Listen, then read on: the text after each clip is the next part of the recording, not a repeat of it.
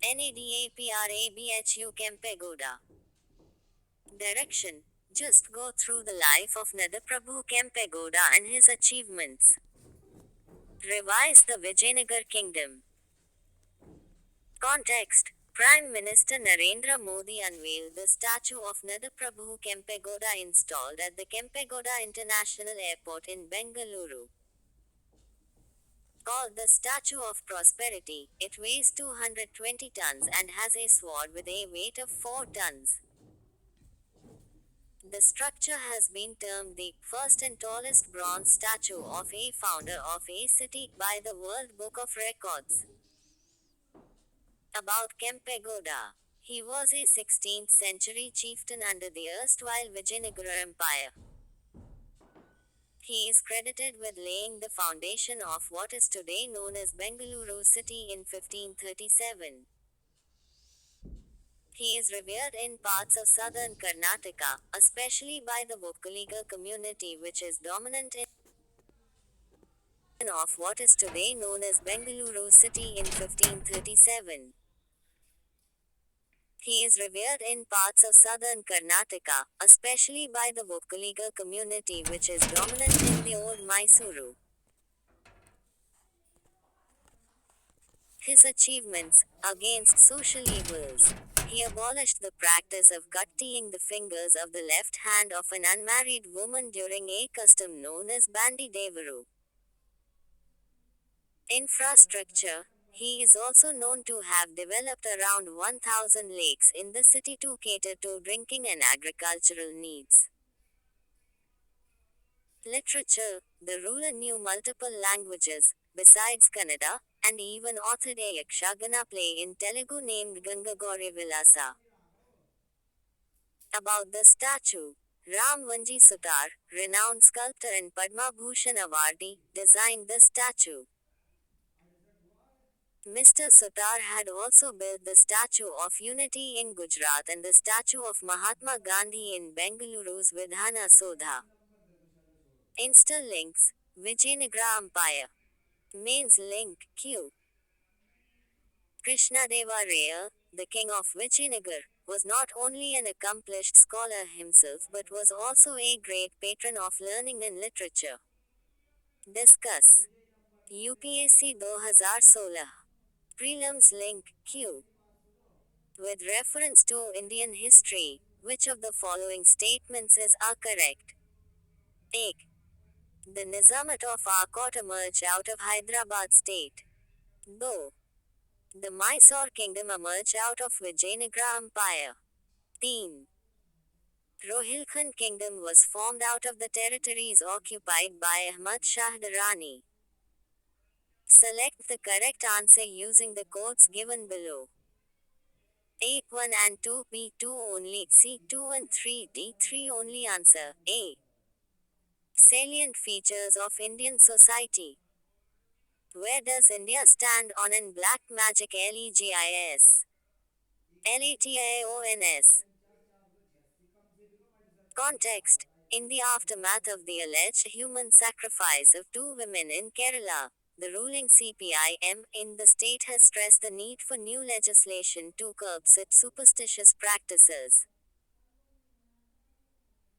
Prevalence of superstitious killings in India. NCRB data. According to NCRB data for 2021, 6 deaths were linked to human sacrifices, while witchcraft was the motive for 68 killings. Legal provisions against superstitions in India. There are no nationwide legislations to deal with superstitious practices. Certain sections of the Indian Penal Code enlist penalties applicable for such incidents. Article 51A(h) of the Indian Constitution makes it a fundamental duty for Indian citizens to develop a scientific temper, humanism and the spirit of inquiry and reform. Drugs and Magic Remedies Act of 1954 also aims to tackle the debilitating impact of various superstitious activities prevalent in India. State-specific laws. Bihar, the Prevention of Witch Practices Act 1999 or Insights on India. Com9. First state Jharkhand in 2001, the Prevention of Witch Dang Practices Act. Maharashtra Prevention and Eradication of Human Sacrifice and Other Inhuman, Evil and Aghori Practices and Black Magic Act, 2013, which banned the practice of human sacrifice in the state. Karnataka, too affected a controversial anti-superstition law in 2017 known as the Karnataka Prevention and Eradication of Inhuman Evil Practices and Black Magic Act. Judicial precedents. In 2019, a district court in Chandigarh sentenced a man to life imprisonment till his natural death for brutally slitting the throat of a 4-year-old girl in the name of human sacrifice. Need for a countrywide anti-superstition, Black Magic Act, violates right to equality and right to life under Articles 14 and 21 of the Indian Constitution respectively. Negative effects on public order and health of citizens, creates a sense of fear and insecurity. Reasons for such practices: superstitious cultural beliefs and religious practices, unscientific practices such as quackery and faith healing, patriarchal norms, attempts to take land and property, or when women refuse sexual advances. Conclusion: bringing legislation coupled with efforts to increase awareness among the masses through information campaigns, roping in community religious leaders to debunk the myths surrounding such practices. Insta links prelims link Article 51 Fundamental Rights 7th Schedule. Mains links Q. Critically analyze the causes and consequences of the continuing practice of superstitions in India. Thus M. Role of women. Asha workers' vision for India at 100. Context. This article depicts the views of an Asha worker on how she envisions India on its completion of 100 years of independence. Concerns of an Asha worker about rural health services. Lack of information, preoccupied with the fear of separation and quarantine, Asha workers were accused of getting the locals caught during the COVID-19 pandemic. Communication. Channels of communication between the government and the rural population need to be robust.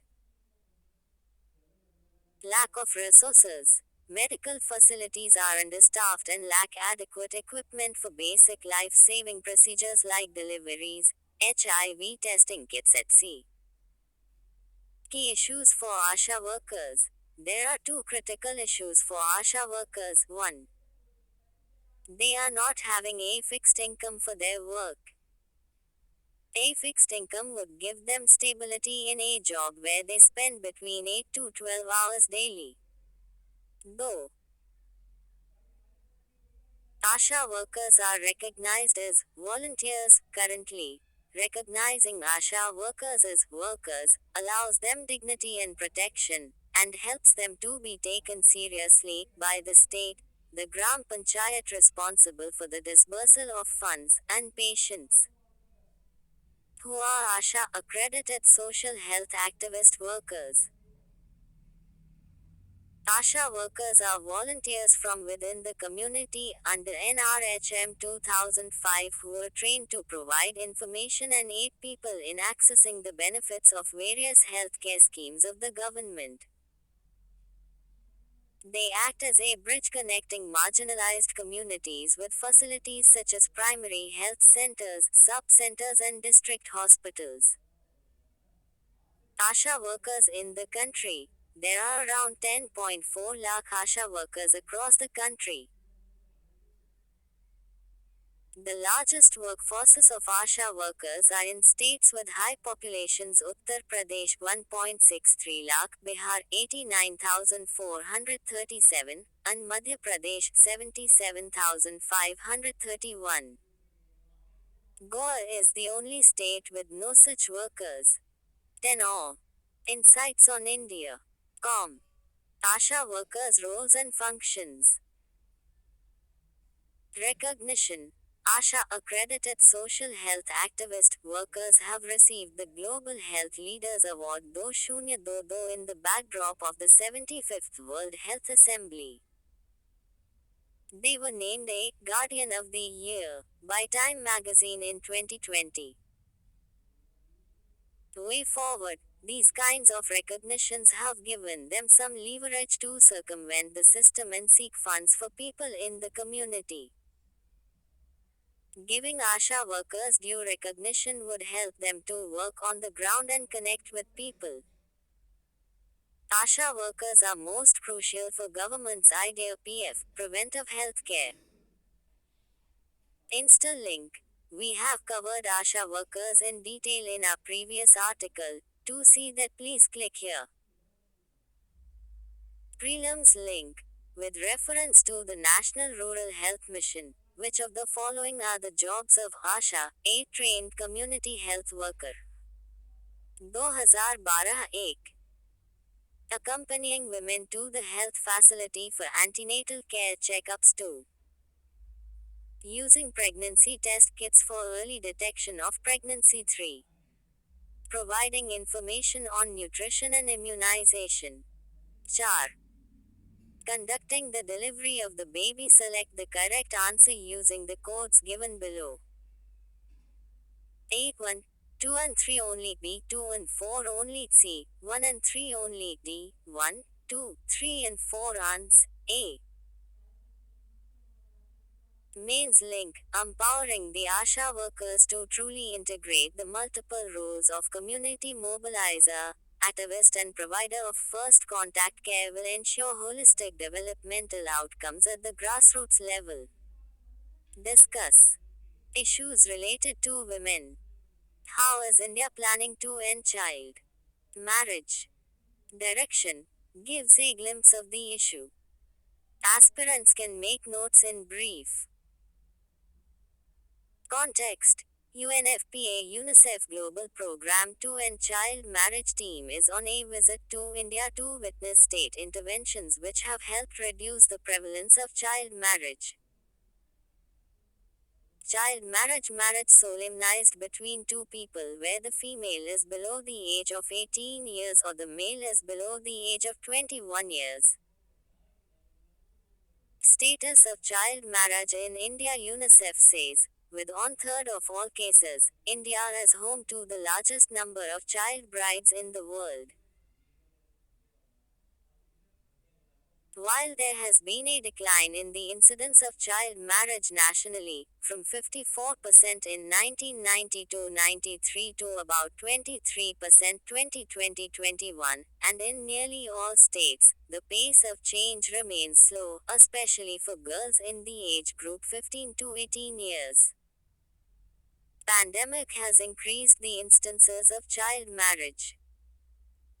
Child marriage is more prevalent in rural areas 48% than in urban areas 29%.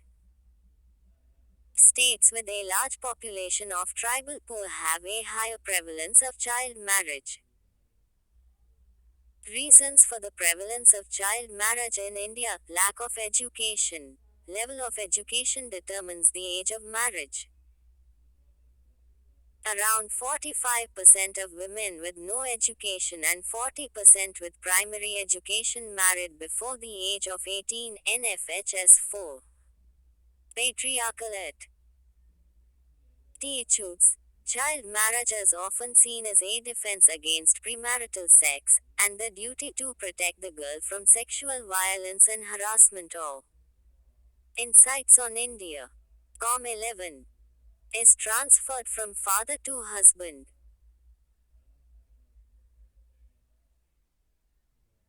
Declining sex ratio. The declining sex ratio has led to the growth of a practice known as Ata Sata, where a daughter is exchanged for a daughter-in-law, irrespective of her age, evident in rural parts of northern states. Ineffective implementation of the law.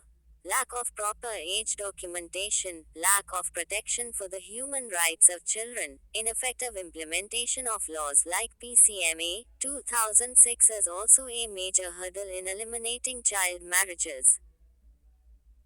Economics of marriage. Girls are often seen as a liability with a limited economic role. In poor communities, marrying off a daughter means one less mouth. Cultural practices. The practice is closely associated with pious occasions such as Akha Teej in Rajasthan when mass child wedding takes place. Other determinants of child marriage. Consequences of child marriage. It violates children's rights, results in more infant and maternal deaths, stunted growth, NFHS 5. Prevalence of child stunting is 35.5% in 2019 to 21.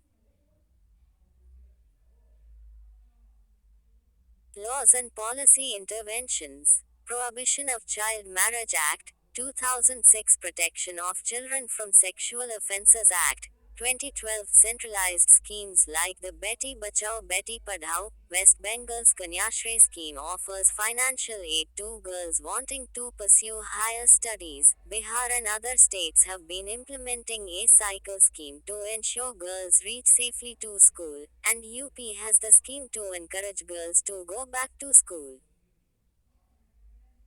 Raising the legal age of marriage as a tool to curb child marriage.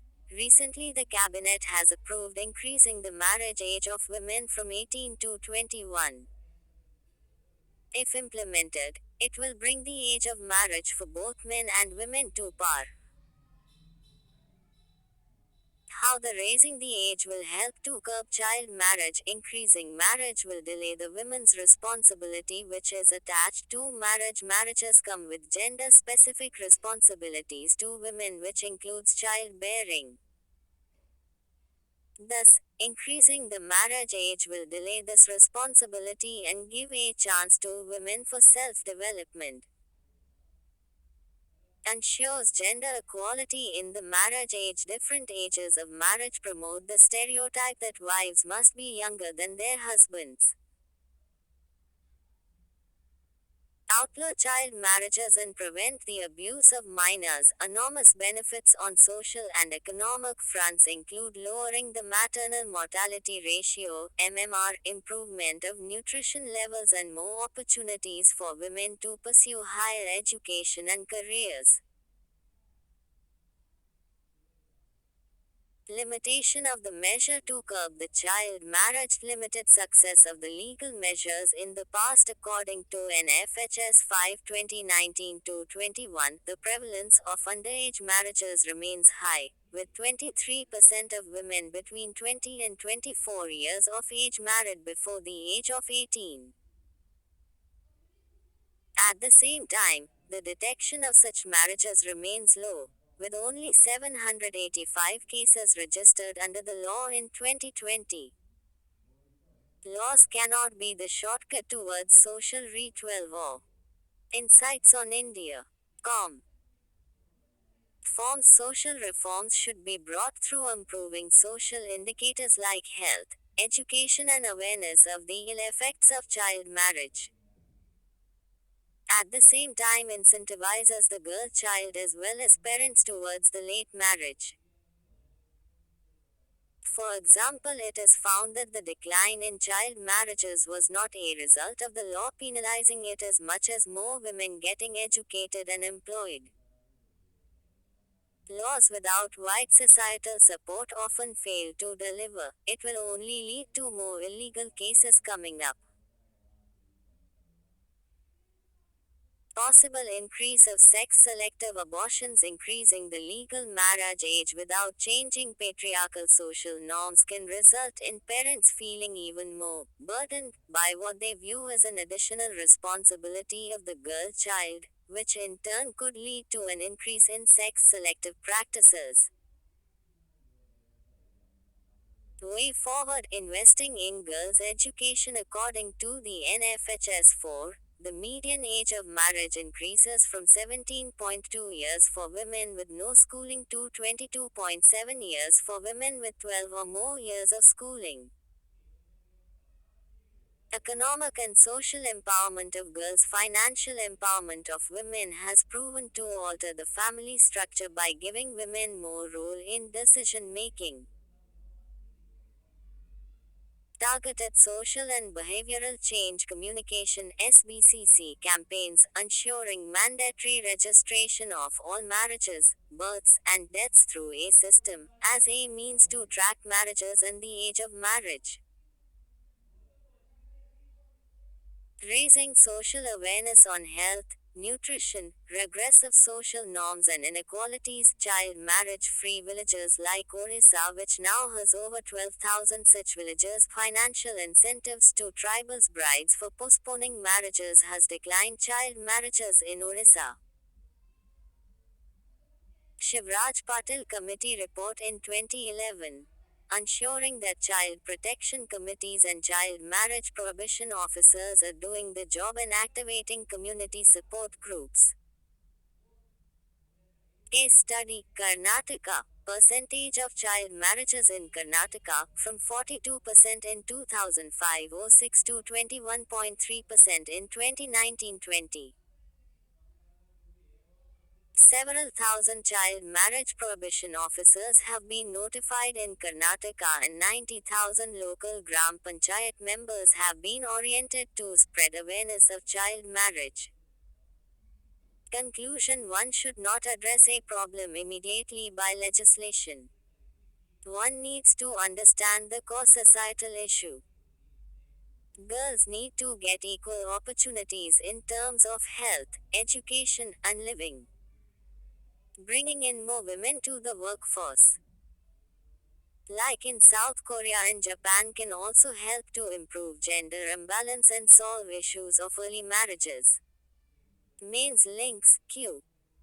Bring out the reasons for the prevalence of child marriages in India. Will the raising of the legal age of marriage for girls help mitigate the issue? Discuss. 15M. Population and associated issues. Changes in demography. Direction, population and related issues can be asked under different themes in multiple papers. Moreover, India is set to surpass China in population as a significant change. Keep notes ready on demography.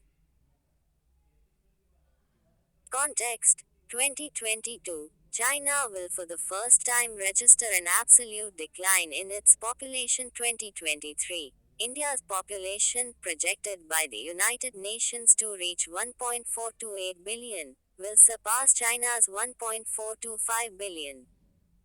What factors are behind this shift? Falling mortality due to increased education levels, public health and vaccination programs, access to food and medical care, and provision of safe drinking water and sanitation facilities. Increasing life expectancy at birth. Between 1950 and 2020, it went up from 43.7 to 78.1 years for China and from 41.7 to 70.1 years for India. A drop in fertility. It has slowed down population growth, ultimately resulting in absolute declines in the case of China. The total fertility rate (TFR), the number of babies an average woman bears over her lifetime, a TFR of 2.1 is considered replacement level fertility. Simply understood, a woman having two children basically replaces herself and her partner with two new lives. Since all infants may not survive to realize their reproductive potential, the replacement TFR is taken at slightly above 2. India's TFR is already below replacement, but it will take a few generations for the absolute population to start declining. Insights on India. Com 13. Chart 1 shows how sharply the TFR has fallen for India in the last 3 decades. Implications of these demographic changes. For China, decline in prime working age population, it creates a vicious cycle wherein the number of working people to support dependent decreases but the number of dependents starts increasing in response. China officially ended its one child policy, introduced in 1980, in 2016. India has an opportunity of reaping a demographic dividend. The working age population's share in the overall population crossed 50% only in 2007 and will peak at 57% towards the mid 2030. See Chart 2. But reaping demographic dividend is contingent upon the creation of meaningful employment opportunities for a young population. Conclusion. Population control measures background going forward. The challenge before India's policymakers is to promote growth that generates jobs outside of agriculture. The surplus labor from farms should find employment in sectors manufacturing and modern services where productivity, value addition and average incomes are higher. In the absence of such structural transformation, the demographic dividend could well turn into a demographic nightmare. Insta-links moving policy away from population control. Mains links. Q. Despite the consistent experience of high growth, India still goes with the lowest indicators of human development. Examine the issues that make balanced and inclusive development elusive. UPSC 2021. Prelims links Q. India is regarded as a country with demographic dividend. This is due to UPSC 2011A, its high population in the age group below 15 years. B. Its high population in the age group of 15 to 64 years. C. Its high population in the age group above 65 years. D. Its high total population. Answers. B. Geography. What is the science behind volcanic eruptions? Context. Mauna Loa, the world's largest active volcano, erupted after 38 years, spewing ash and debris. Why do volcanoes erupt? Chambers, which have the potential to cause volcanic eruptions, are found at a relatively shallow depth, around 6 to 10 kilometers under the surface. As magma builds up in these chambers, it forces its way up through cracks and fissures in Earth's crust. This is what is the volcanic eruption. The magma that oozes onto the Earth's crust is referred to as lava. Why are some volcanic eruptions explosive and some not? Runny magma makes for less explosive volcanic eruptions that are less dangerous. Since the magma is runny, gases are able to escape, leading to a steady but gentle flow of lava out of the mouth of the volcano. X. Mauna Loa. If magma is thick and sticky, it makes it harder for gases to escape consistently. This leads to a buildup of pressure until a breaking point is reached. At this time, the gases escape violently, all at once, causing an explosion. Lava blasts into the air, breaking apart into pieces called tephra. Mount Vesuvius, which obliterated the city of Pompeii, is an example of an explosive volcano. 14 or Insights on India. Com. Insta-links, volcanoes. Mains link, Q.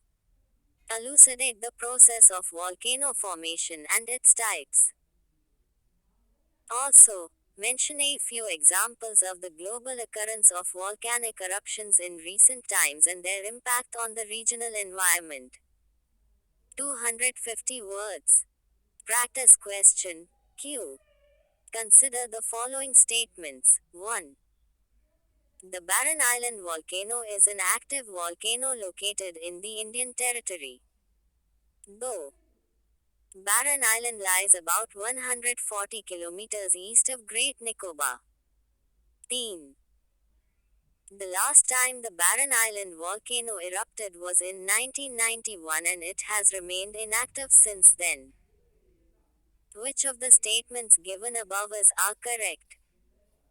A. 1 only, B. 2 and 3, C. 3 only, D. 1 and 3 solution, A. GS though. Indian Constitution. Uniform Civil Code, UCC. Context. Gujarat announces plan to bring in UCC. Meaning of UCC. UCC is one that would provide for one law for the entire country, applicable to all religious communities in their personal matters such as marriage, divorce, inheritance, adoption, guardianship etc., laws based on scriptures and religious texts. Article 44. State shall endeavor to secure a UCC for the citizens throughout the territory of India. From the past, origin traced to Romans, governed themselves based on civil law, not holy texts. Mesopotamia's Nammu, oldest code in history. Lex Loci Report, 1840 it stressed the importance and necessity of uniformity in the codification of Indian law relating to crimes, evidence and contract. However, it exempted the personal laws of Hindus and Muslim personal laws from being codified. Queen's Proclamation, 1859 absolute non-interference in religious matters.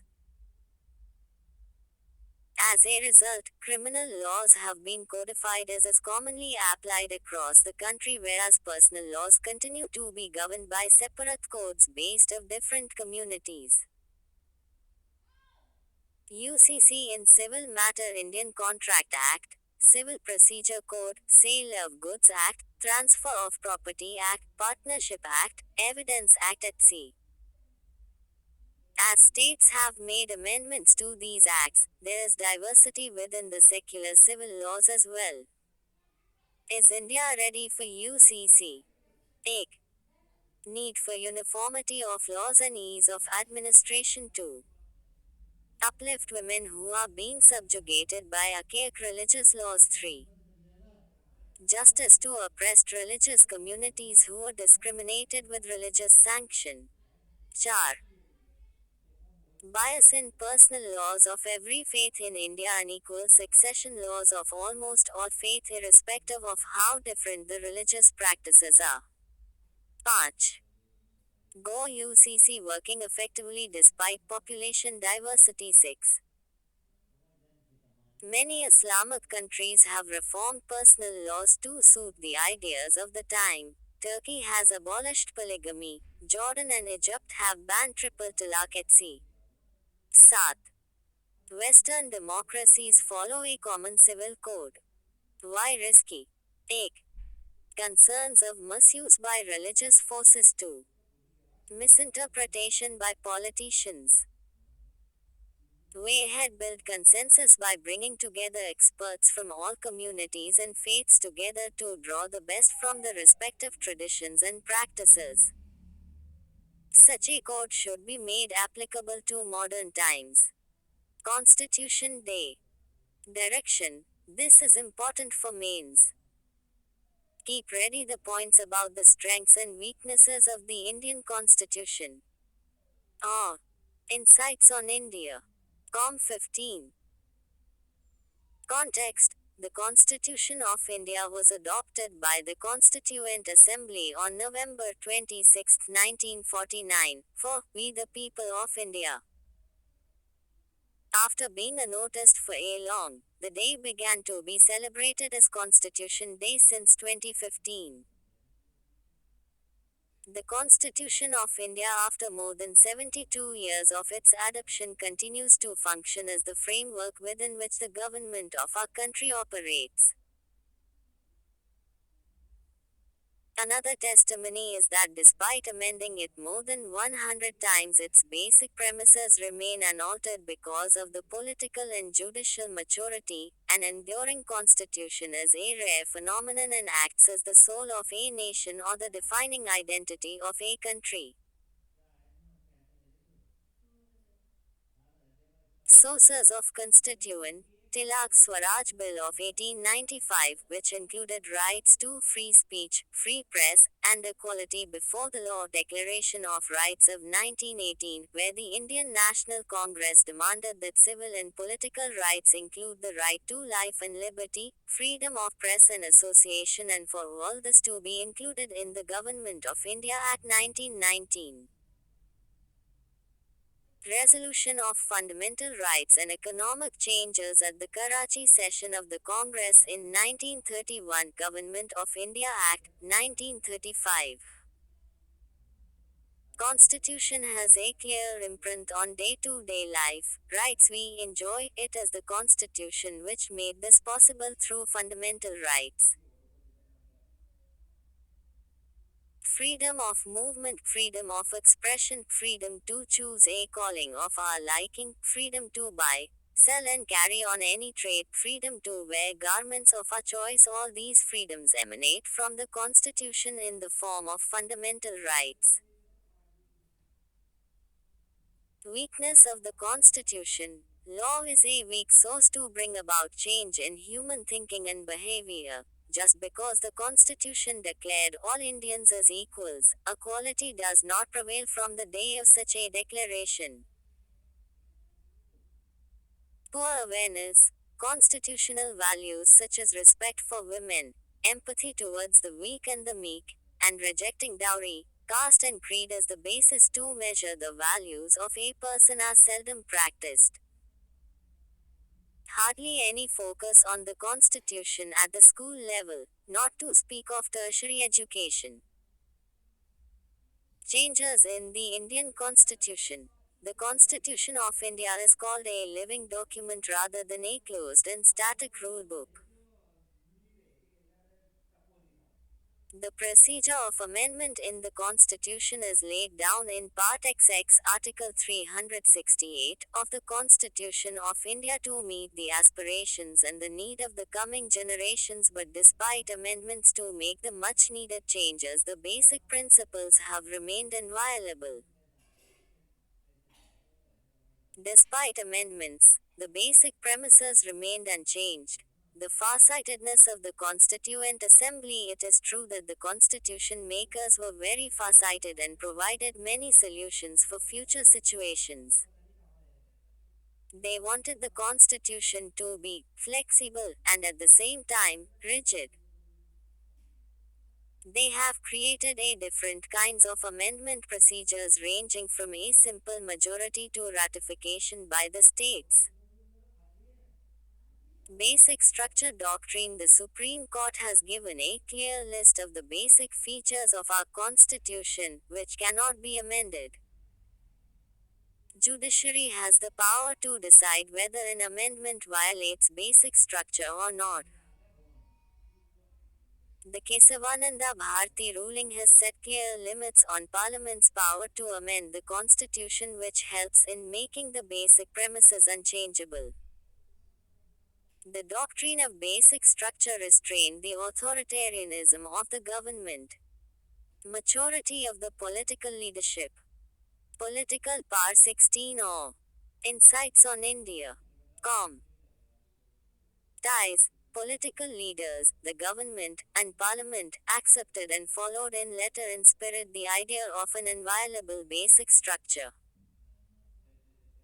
Even when there was talk about a review of the Constitution, that exercise could not cross the limits set by the theory of the basic structure. Judicial efforts and interventions. During the controversy between the judiciary and the parliament, the parliament thought that it had the unchecked power and responsibility to make laws and amendments, but the judiciary insisted that it has to take place within the framework provided by the Constitution, and parliament should not bypass the basic features. For example, after the Supreme Court gave the ruling in the Kesavananda case, some attempts were made to ask the court to reconsider its ruling. When these failed, the 42nd Amendment was made and parliamentary supremacy was asserted. But the court again repeated its earlier stand in the Minerva Mills case, 1980. Indian Constitution accepts the necessity of modifications according to changing needs of society. Even after so many changes in society, the Constitution continues to work effectively because of this ability to be dynamic, to be open to interpretations, and the ability to respond to the changing situation. This is a hallmark of a democratic constitution. There has been enough flexibility in interpretations. In a democracy, practices and ideas keep evolving over time and the society engages in experiments according to these. A constitution, which protects democracy and yet allows for the evolution of new practices, becomes not only durable but also the object of respect from the citizens. Conclusion: the Constitution empowers the people as much as the people empower the Constitution. The framers had realized that no matter how well written and how detailed, it would have little meaning if it failed to establish a symbiotic bond with the institutions and the people. It was the foresight, intellect, and ingenuity of the great men in the Constituent Assembly that helped succeed in framing a constitution whose acceptability has only grown with each passing generation. Mains Links Q. Despite undergoing many amendments, the Constitution of India has remained intact and the basic premises have not changed. Comment. 15 Prelims Links Q. Consider the following statements. UPSC 2022-1. Pursuant to the report of the H.N. Sanyal Committee, The Contempt of Courts Act, 1971 was passed. Though the Constitution of India empowers the Supreme Court and the High Courts to punish for contempt of themselves. 3. The Constitution of India defines civil contempt and criminal contempt. 4. In India, the Parliament is vested with the power to make laws on contempt of court. Which of the statements given above are correct? 8, 1 and 2 only B. 1, 2 and 4, C. 3 and 4 only D. 3 only. Answer B. Q. What was the exact constitutional status of India on the 26th of January 1950? UPSC 2021. A democratic republic. B. A sovereign democratic republic. C. Sovereign secular democratic republic. D. A sovereign socialist secular democratic republic. Answer B. Q. Constitutional government means UPSC 2021 a representative government of a nation with federal structure. B. A government whose head enjoys nominal powers. C. A government whose head enjoys real power. D. A government limited by the terms of the Constitution. Answer D. Parliament. Status of Sri Lanka Tamil Refu. Gs. Context: the Supreme Court will hear petitions challenging the Citizenship Amendment Act (CAA). Background of the issue: for over 4 decades, nearly 30,000 Indian origin Tamils have been classified as stateless persons, based on technicalities. The recent Citizenship Act will need to be amended to include them under it. Insights on India. Com 17. After the Civil War, steps by India for Indian origin Tamils. Welfare, refugee welfare and rehabilitation. Refugee status. To both Indian origin Tamils and Sri Lanka Tamil refugees, illegal migrants, as per the CAA 2003, Indian origin Tamils who arrived after 1983 without authorized channels or proper documentation were declared illegal migrants. Judicial stand, P. Ulaganathan vs. Government of India 2019 continuous period of statelessness of Indian origin Tamils affects their fundamental right under Article 21. The Union government has the power to grant relaxation in conferring citizenship. Abhirami S. vs. the Union of India 2022 Principles of the CAA 2019 would also apply to Sri Lanka Tamil refugees. Global practices. The United States Immigration and the Nationality Technical Corrections Act retroactively grants citizenship to all children born to an alien father and citizen mother. Brazil, through constitutional amendment of 2007 retroactively granted citizenship to children under jus sanguinis ethnicity, nationality of one both parents. Way forward, given their genealogical link to India, the Government of India needs to consider extending citizenship benefits to them in accordance with Indian bilateral obligations and international humanitarian principles and international conventions. Constitutional provisions. Article 5. All those domiciled and born in India were given citizenship.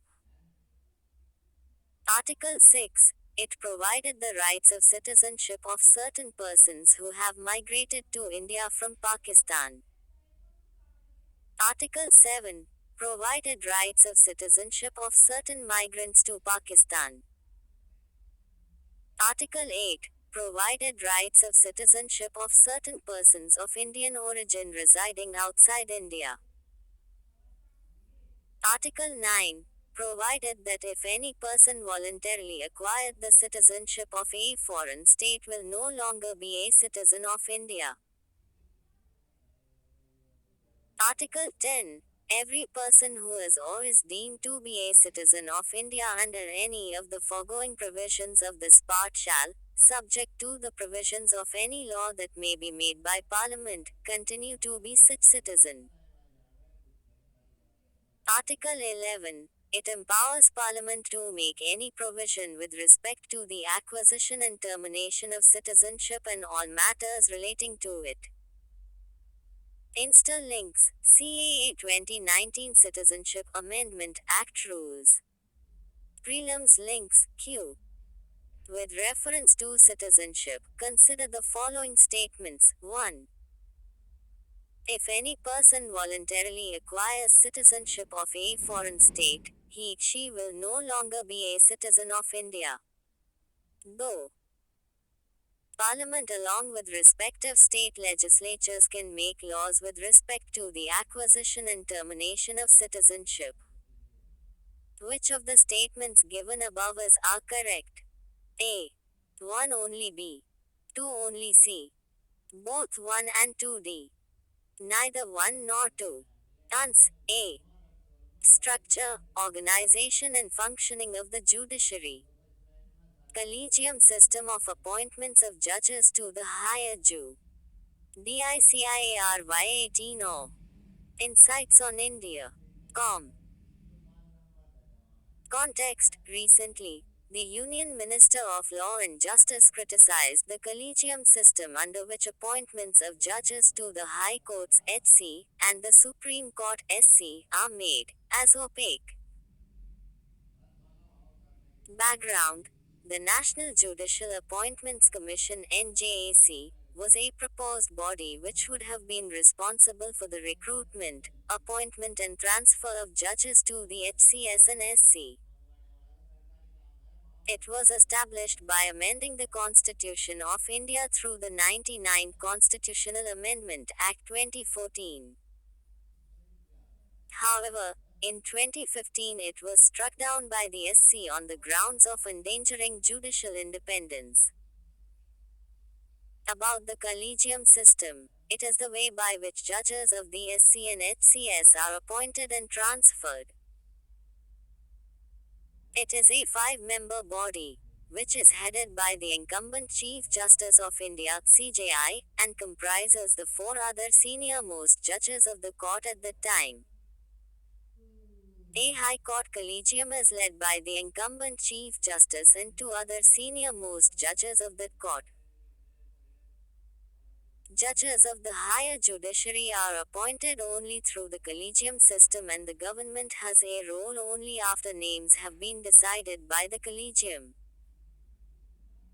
Names recommended for appointment by a High Court Collegium reach the government only after approval by the CJI and the SC Collegium.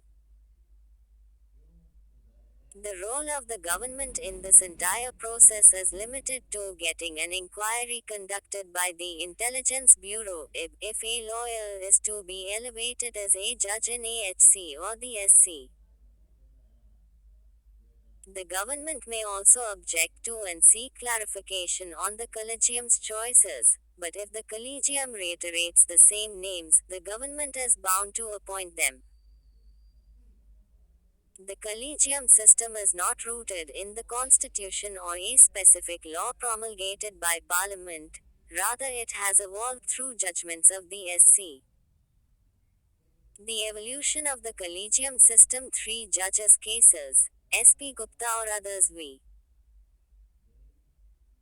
Union of India, 1981, the opinion of the CJI had no primacy over the opinion of the Chief Justice of the HC, thus, both have equal importance in the consultation process. Advocate on Record Association v. UOE, 1993. The court overruled the above case and held that in the matters of appointment and transfer of judges, the view of CJI has the greatest significance. In Presidential Reference Case, 1998, the rake commendation made by the CJI without following the consultation process for appointment of SC and HC judges is not binding on the government. Criticism of the collegium system. According to the critics, the system is non-transparent, since it is seen as a closed-door affair with no prescribed norms regarding eligibility criteria, selection procedure. The system is opaque and not accountable. Judges do not appoint judges all over the world, but in India, they do. Way ahead, the Memorandum of Procedure (MOP), an agreement between the judiciary and the government, came into existence after NJAC was struck down, that outlines the criteria for appointing judges to the SC and HCS, must be followed in letter and spirit. Links, the court and the problem with its collegium. Mains links, Q. Critically examine the Supreme Court's judgment on National Judicial Appointments Commission Act, 2014, with reference to appointment of judges of higher judiciary in India. UPSC 2017. A court of the future, fine-tuning mechanisms of accountability within judiciary. Direction. This was an editorial article. You may take a few points from the way forward as innovative measures. Context. The Supreme Court of India renders ultimate judgment on decisions not only of the High Courts 18 for 28 states Jor 8 UTS but also national and state tribunals operating throughout India. Related constitutional provisions. Article 141. The law declared by the Supreme Court shall be binding on all courts within the territory of India. This means, there is hardly any area of legislative or executive activity that escapes the scrutiny of the highest court. Precautions SC needs to take in the future. Preserve its independence. It is best protected by the judges themselves through institutions established by statutes or judicial decisions. For example, the collegium system. Efficient court case management. It is important for reducing the backlogs of pending cases over 4.5 crores across all courts in India. Ah. Insights on India. Com 19. The SC had drawn up a fine blueprint for case management. For example, fast track, normal track and slow track to be three different tracks. However, most of the HCS have not implemented this blueprint due to their autonomous constitutional status.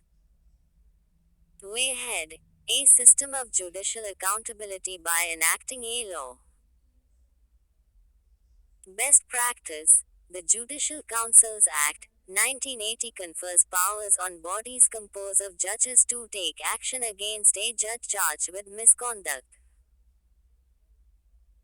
Judicial governance demands judges to be ethical. They must make annual financial disclosure statements public, rather than confidentially to their respective chief justices. It is done by justices of the U.S. Supreme Court. Integrated Court Case Management. It is time that the SC be given direct responsibility for the functioning of the HCS, allowing not just the HCS but also the SC to function as an effective court. Conclusion. As India's highest court, the SC must strive to retain public trust in the established courts. This can be accomplished if judges set an example of the highest moral ethical conduct for all. What a great man does, other men do. The standard he sets up, by which the others move. Annie Besant translation of the third discourse in the Bhagavad Gita. Insta links. Independence of judiciary. Mains links, Q. What do you understand by judicial independence?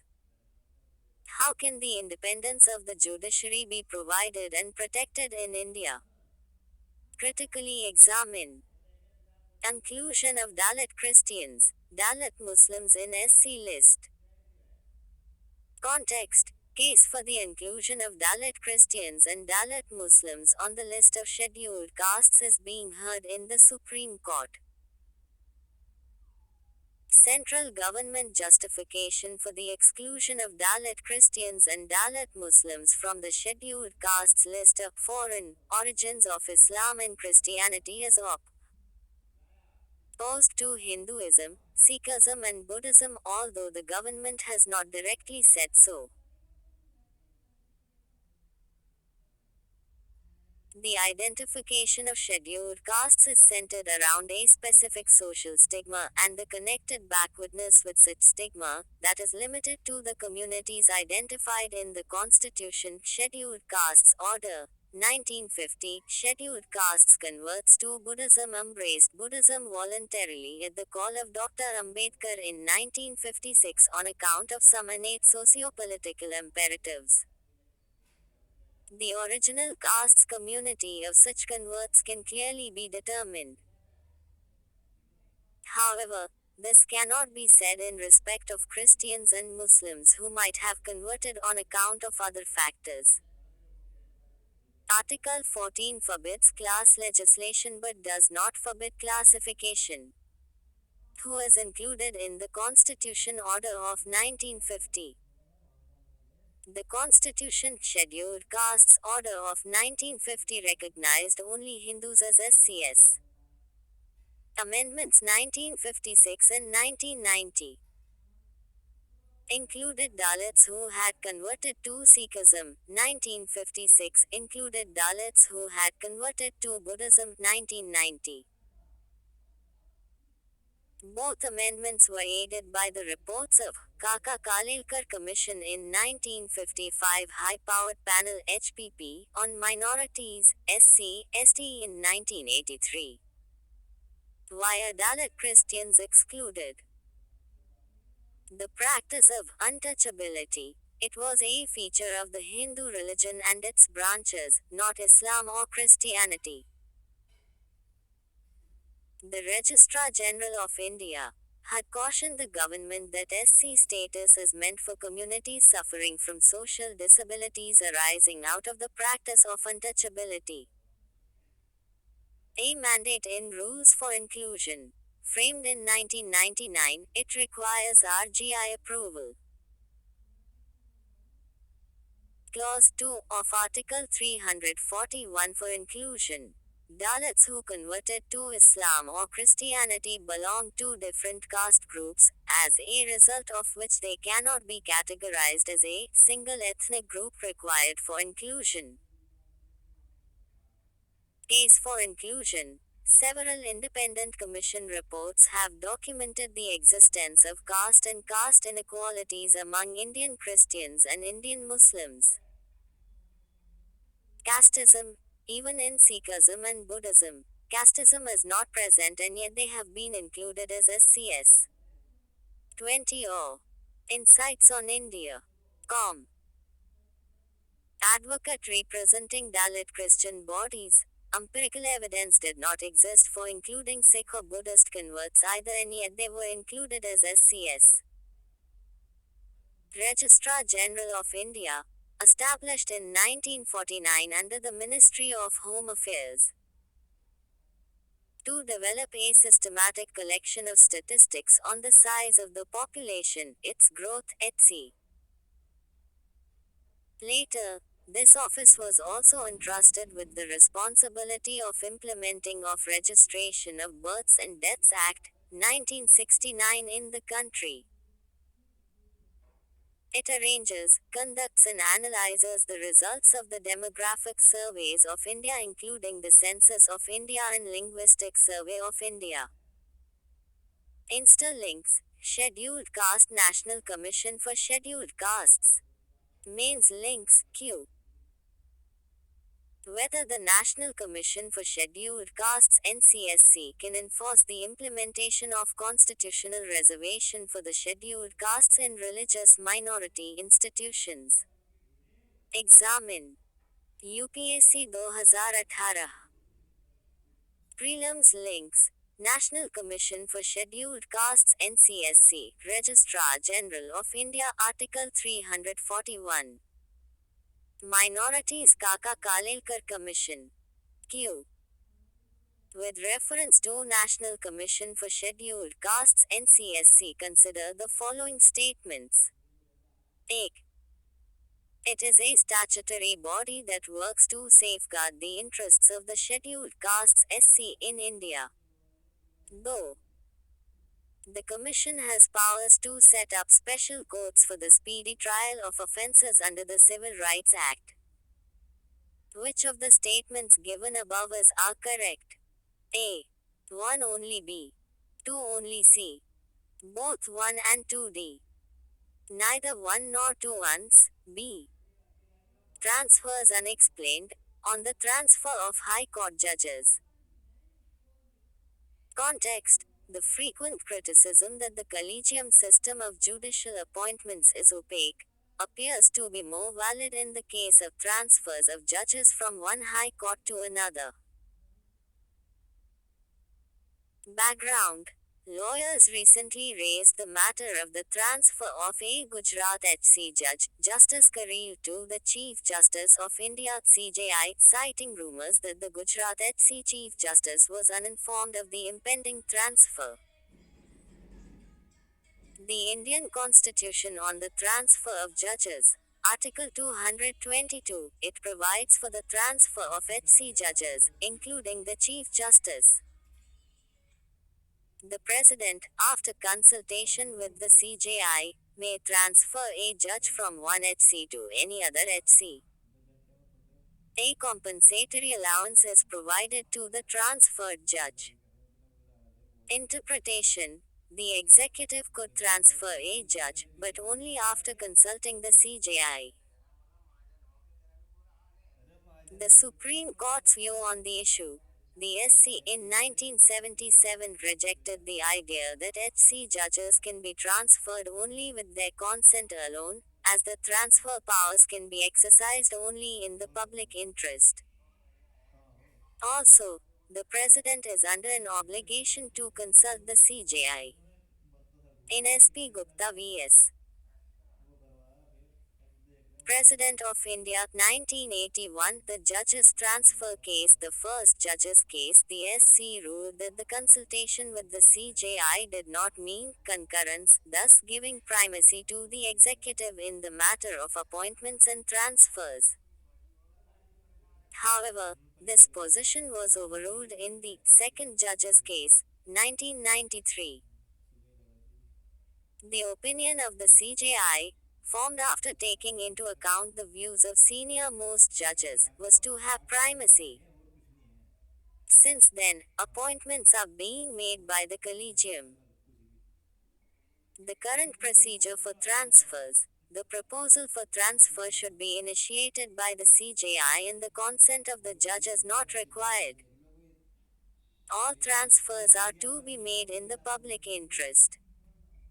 For transferring a judge other than the Chief Justice, the CJI should take the views of the Chief Justice of the court concerned or the Chief Justice of the court to which the transfer is taking place.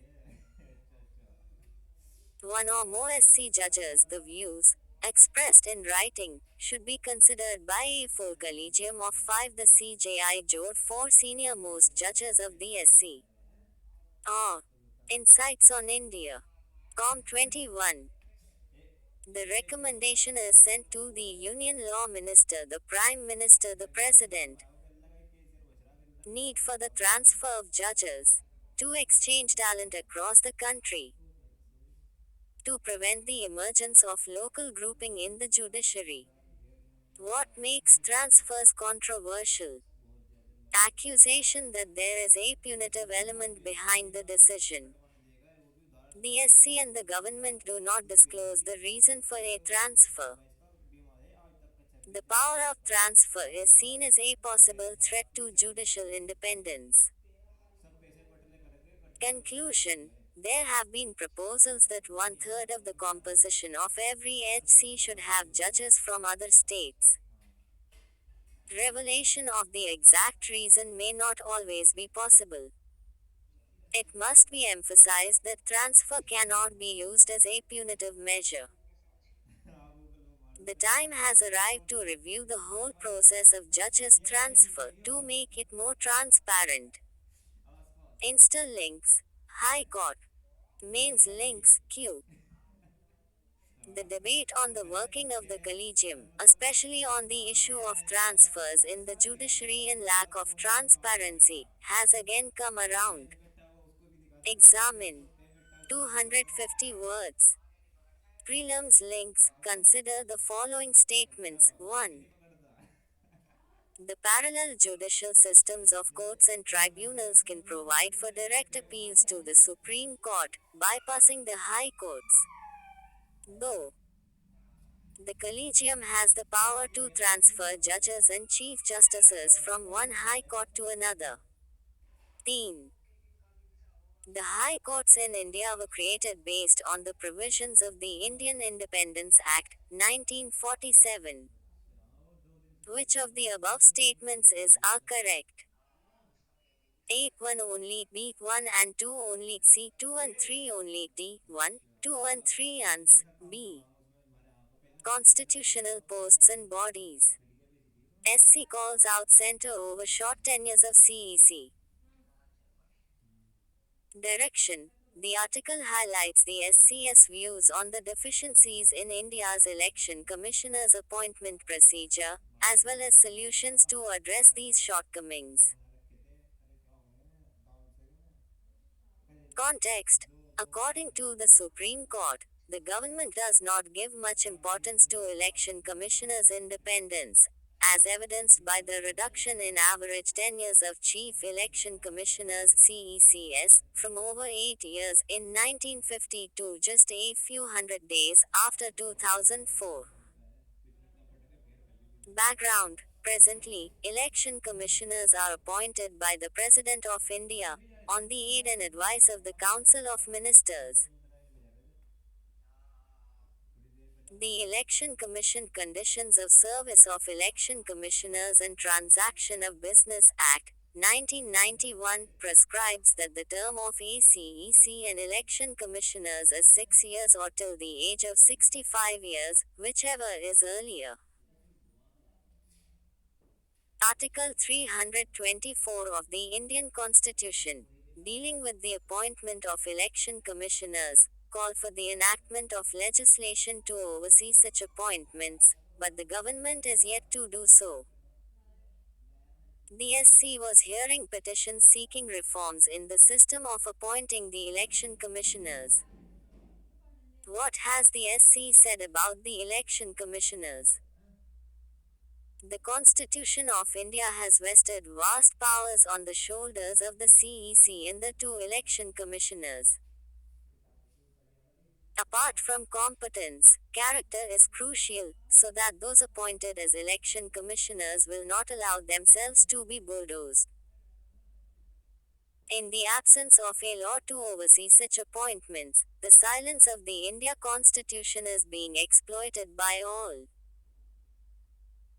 The government assures that the person nominated does not serve the full 6 years by picking someone close to 65, thus undermining independence. An election commissioner should be someone who can take a stand even if it means sacrificing his/her life, rather than a passive yes man. If ECAs become CECS, then there is no independent mechanism to consider persons other than ECAs for 22 or Insights on India. The post of CEC. The court gave the government 24 hours to produce the file of appointment of former IAS officer Arun Goel as a, to know the mechanism followed for making this appointment.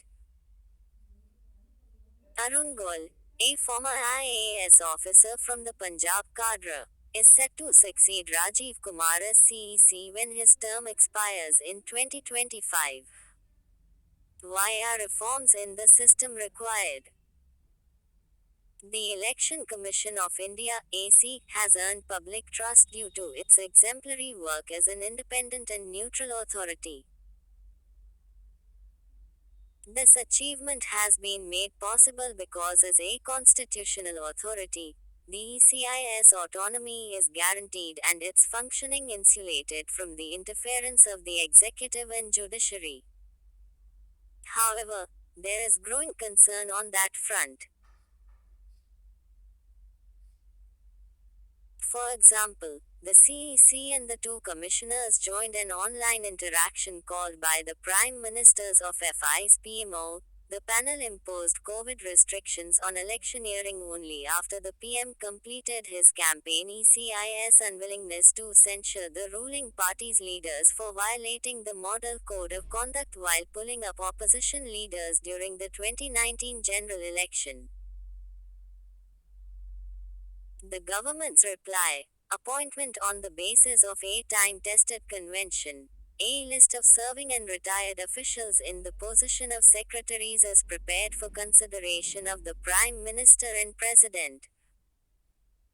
The PM, after considering the names, recommends one name to the President along with a note.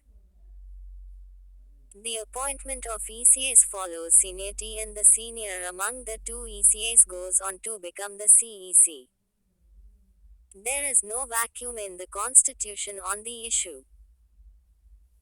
If the Constitution takes a position despite multiple ideas put forward by the original Constituent Assembly, that position cannot be contested.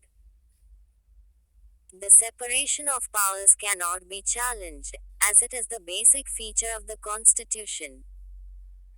This matter is for Parliament to debate and not the court. Except for a few odd cases, there had been no complaints about the Election Commission's independence, and its work had even won worldwide fame. Suggestions given by the SC. An appointment committee including the Chief Justice of India to appoint the election commissioners to ensure neutrality. SC has also advised the government to take a leave from the appointment of ECAs in UK, Pakistan and Nepal. According to experts, though the SC is correct in emphasizing the need for the AC to be protected from political pressure, the CJI's participation on the appointment panel will provide that cover is a questionable assumption. Conclusion: a CEC of the caliber of TN Seshan is required to ensure free and fair elections and to strengthen democracy in India. Though such personalities appear occasionally, appointments without any bias can provide close to one. There is no reason to change the arm's length relationship, which the judiciary has respected and maintained with the AC previously. About the Election Commission of India (AC), it is a permanent constitutional body established in 1950 to conduct and regulate elections in the country. Article 324 of the Constitution provides that the power of superintendence, direction and control of elections to Parliament, state legislatures, the office of the President of India, and the office of Vice President of India shall be vested in the Election Commission. Thus, the Election Commission is an all-India body in the sense that it is common to both the central government and the state governments. It is a multi-member body, 1 CEC or 2 ECAs, and the tenure of election commissioners is not prescribed by Indian Constitution. The CEC of India can be removed from thereof. FIs. In a manner similar to the removal of a judge of the SC of India, while other ECAs can be removed by the President of India on the recommendation of the CEC. ACEC has never been impeached in India. Interlinks, appointment of election commissioners. Mains links, Q. Critically analyze the role and powers of the Election Commission of India (AC) in conducting free and fair elections. 250 words. Prelims links, consider the following statements about the Election Commission of India. 1. Since inception, the Election Commission has been a multi-member body consisting of 3 election Insights on India. Com 23. Commissioners. Though Election Commissioner or a regional commissioner cannot be removed from FIs except on the rake. Commendation of the Chief Election Commissioner. 3. They determine the territorial areas of the electoral constituencies throughout the country. Which of the above statements are correct? A1. 2 only B, 3 only C, 2, 3 only D, 1, 2 only solution, C. Statutory, regulatory and various quasi-judicial bodies. India is losing its cherished right to know. Direction. This is an editorial article. The article highlights how the 2019 amendments to the RTI Act affected the functioning of the Central Information Commission. Context. The Central Information Commission's (CIC) most important role is to decide whether particular information sought by a person should be disclosed or not. However, the Commission appears to have abandoned its core task in matters of greater public importance. Background. Citizens can file applications under the Right to Information (RTI) Act with any public entity and are guaranteed a response from that public body's public information FIs within 30 days. If the citizen does not receive a response or is dissatisfied with the response, he may file an appeal at the departmental level, followed by a second and ultimate appeal with the Information Commission. Each state has its own State Information Commission that handles second appeals involving state agencies. The CIC is in the center. Functioning of CIC as a transparent body. The Commission was an outspoken supporter of transparency in public life. It had issued orders in a wide range of public interest cases. For example, boldly declaring that political parties were subject to the RTI Act and thus accountable to the public. Requiring disclosure of the current Prime Minister's educational qualifications and the Reserve Bank of India's list of willful loan defaulters. The 2019 amendment to the RTI Act. Impact of amendments on the functioning of CIC. Delegating its mandate to the Home Ministry. The Commission has delegated matters of public concern to the Ministry, such as cases demanding disclosure of files related to the COVID-19 national lockdown or data pertaining to phone tapping orders.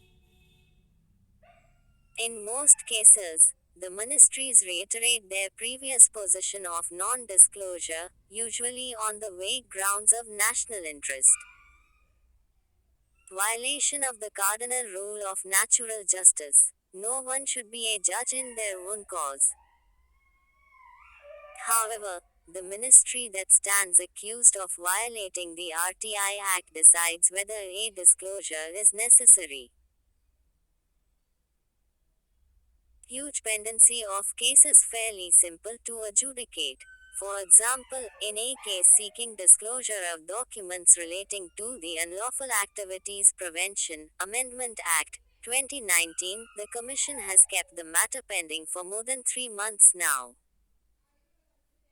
New hurdles to a citizen's demand for accountability. As the disclosure of information in public interest matters is denied. Protection against irritants. Bureaucrats reject RTIS as they are not afraid of facing penal provisions outlined in Section 20 of the RTI Act. Way ahead, citizens must exert intense pressure on authorities to appoint commissioners of integrity. Lawyers must assist willing citizens in taking cases to court and seeking justice. 24 Insights on India. Conclusion. There is a need for civil society and citizens to pressurize authorities to ensure transparency and neutrality of CIC. If they fail to do so, India will lose its cherished right to know. Central Information Commission (CIC), established by the central government in 2005, under the provisions of the Right to Information Act 2005. Members. The Commission consists of a Chief Information Commissioner and not more than 10 Information Commissioners. Appointment. They are appointed by the President on the recommendation of a committee consisting of the Prime Minister as chairperson, the leader of the single largest opposition party in the Lok Sabha and a Union Cabinet Minister nominated by the Prime Minister. Tenure. The Chief Information Commissioner and an Information Commissioner shall hold office for such term as prescribed by the central government or until they attain the age of 65 years, whichever is earlier. They are not eligible for reappointment. Power and functions of CIC. It is the duty of the Commission to receive and inquire into a complaint from any person regarding information requested under RTI 2005. The Commission can order an inquiry into any matter if there are reasonable grounds suo motu power.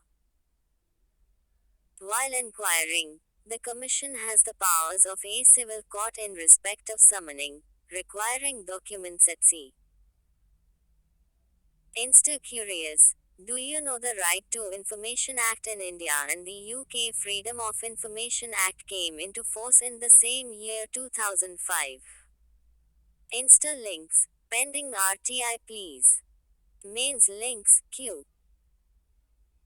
The Central Information Commission, the apex body under India's transparency regime, must take urgent steps to remove hurdles in the citizens' quest for accountability. Examine. 250 words. Government policies and interventions. Guidelines for UPLINKING and DOWNLINKING of satellite TELEVI. Cyan channels in India, 2022. Context: the Union Cabinet has approved the Guidelines for Uplinking and Downlinking of Television Channels in India, 2022. Key highlights: ease issue of permissions to the companies, LLPs registered in India for uplinking and downlinking of TV channels. Setting up of teleports, teleport hubs, use of digital satellite news gathering, DSNG, satellite news gathering, SNG, electronic news gathering, ENG, systems, uplinking by Indian news agencies, temporary uplinking of a live event companies, LLPs having permission to uplink and downlink a channel. Mandatory encryption. The TV channels uplinking in frequency bands other than C-band are mandatorily required to encrypt their signals. Net worth requirement for companies LLPs holding permissions to be as per the guidelines at the time of renewals. Security deposit to ensure payment of dues. Themes for public service broadcasting: education and spread of literacy, agriculture and rural development, health and family welfare, science and technology, welfare of women, welfare of the weaker sections of society, protection of the environment and of cultural heritage, national integration. Importance of guidelines: ease compliance. New guidelines ease compliance for television channels, no prior permission for live telecast of events, uplink foreign channels. Indian teleports may uplink foreign channels, obligation to telecast content in national public interest. Advantages emanating from the revised guidelines: ease of compliance for the permission holder. Only prior registration of events to be telecast live would be necessary. No prior permission for change of language or CONO. Insights on India. COM25.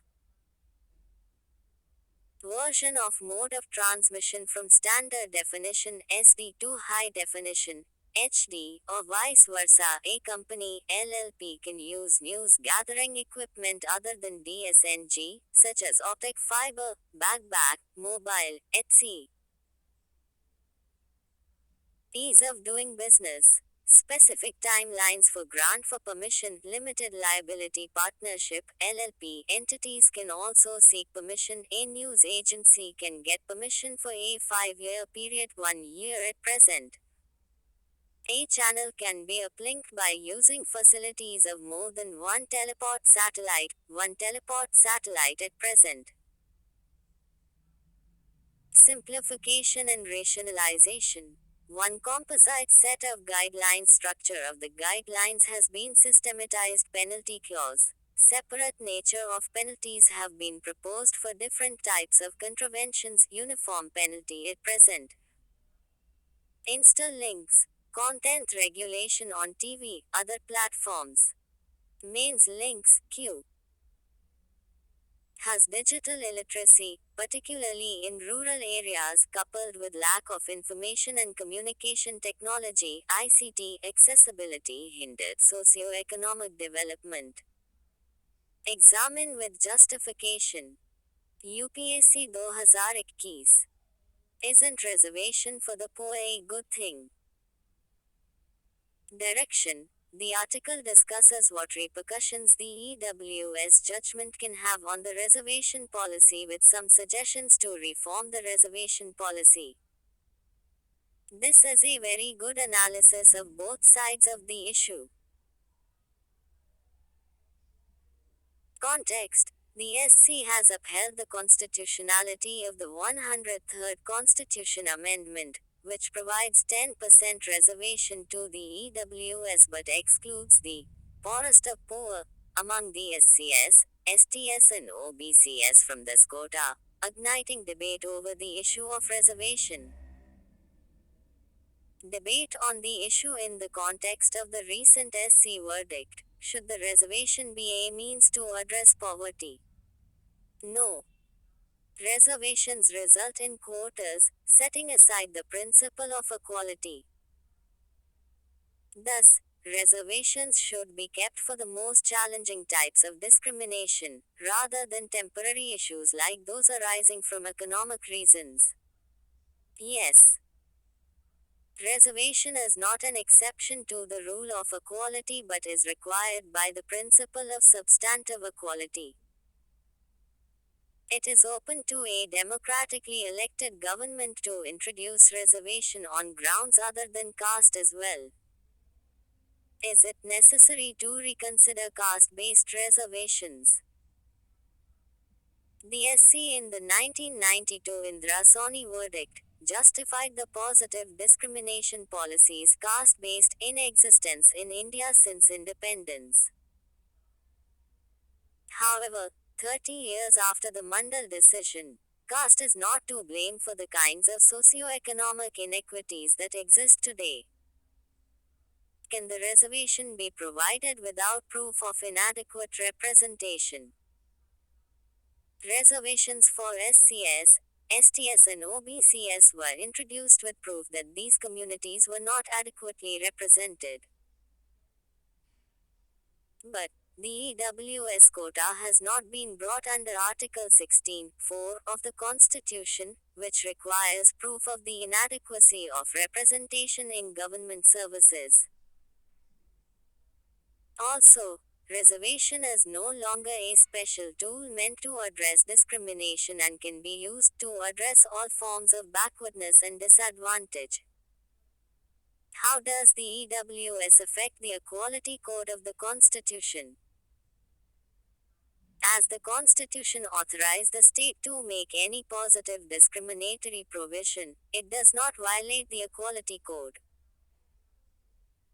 This is a consequentialist movement in Indian social justice discourse because it is changing the nature of reservations in the country. Way ahead, a comprehensive debate on reservation policies involving all stakeholders is needed. Certain reforms like subclassification of beneficiaries are necessary to enhance equal access to quotas which have been cornered by certain castes for generations. If a class can be used to determine beneficiaries, why not religion?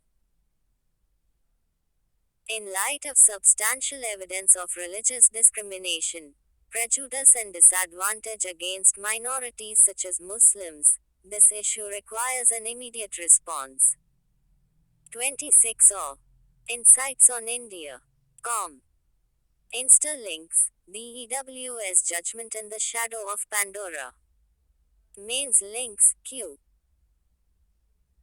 The economically weaker sections EWS judgment fails to uphold the constitutional values meant to end the perpetuation of discrimination against the SCS, STS and other backward classes. Critically examine. 250 words. New draft Digital Data Protection Bill tabled for comments. Direction. The article highlights the key provisions of the new draft and where it falls short in protecting citizens' rights. Context. The draft Digital Personal Data Protection Bill, 2022, was recently opened by the Union Ministry of Electronics and MeitY for public comments. About the new draft, the bill seeks to establish a comprehensive legal framework governing digital personal data protection in India, recognizing both the rights of citizens, digital Nagrik, societal rights to protect their personal data, a strict user consent regime for data processing.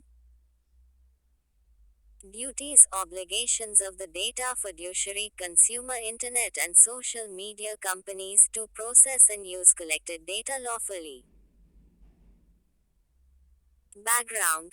The revamped draft was released after the government withdrew an earlier version, the Personal Data Protection Bill, 2019, that sparked outrage from big tech and civil society. The 2019 bill was prepared by former Supreme Court Judge B.N. Srikrishna to guarantee the protection of persons' personal data and to establish a data protection authority. The government has decided to come up with a fresh bill that fits into the comprehensive suggestions made by the Joint Committee of Parliament (JCP) on the 2019 bill. The JPC had submitted many recommendations such as broad data protection in line with Case Puttaswamy judgment of 2017 to the 2019 bill in 2021. Key provisions of the Digital Personal Data Protection Bill, 2022. Data Protection Board. It will act as the adjudicating body to enforce the provisions of the bill. Data protection of FISA and Independent Data Audit. TOR. They will be appointed by businesses of significant size based on the volume of data they process to evaluate compliance with provisions of the law. Easing cross-border data flows. The new bill relaxes data localization rules and permits data to flow to certain global destinations, based on their data security landscape. The previous bill mandated enterprises to keep a copy of sensitive personal data within India and prohibited the transfer of critical personal data from the country, the most important concern expressed by its firms. Right to correction eraser. Users will have the right to have their personal data in the custody of enterprises corrected and erased. Duties of companies. Companies will not be obligated to keep user data that no longer serves a business purpose. Companies should not process personal data that could harm minors less than 18 years of age. Promoting startup ecosystem. The government may also exclude certain enterprises from bill's restrictions based on the volume of users and personal data handling.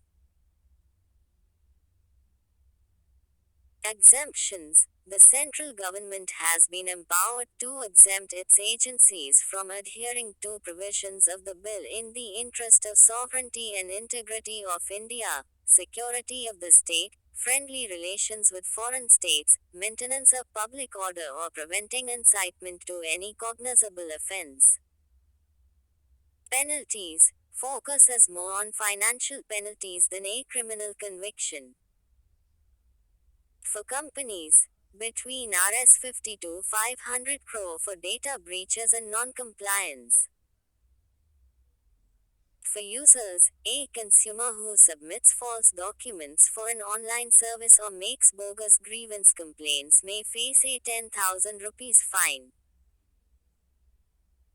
Significance. Based on global best practices, the government says that it has reviewed the personal data protection laws of Singapore, Australia, the European Union and the US. Economic benefits. The bill draft also considers the country's $1 trillion digital economy goals and the rapidly growing innovation and startup ecosystem. Insights on India. COM27. TEM. Concerns. State agencies are granted broad vague exemptions.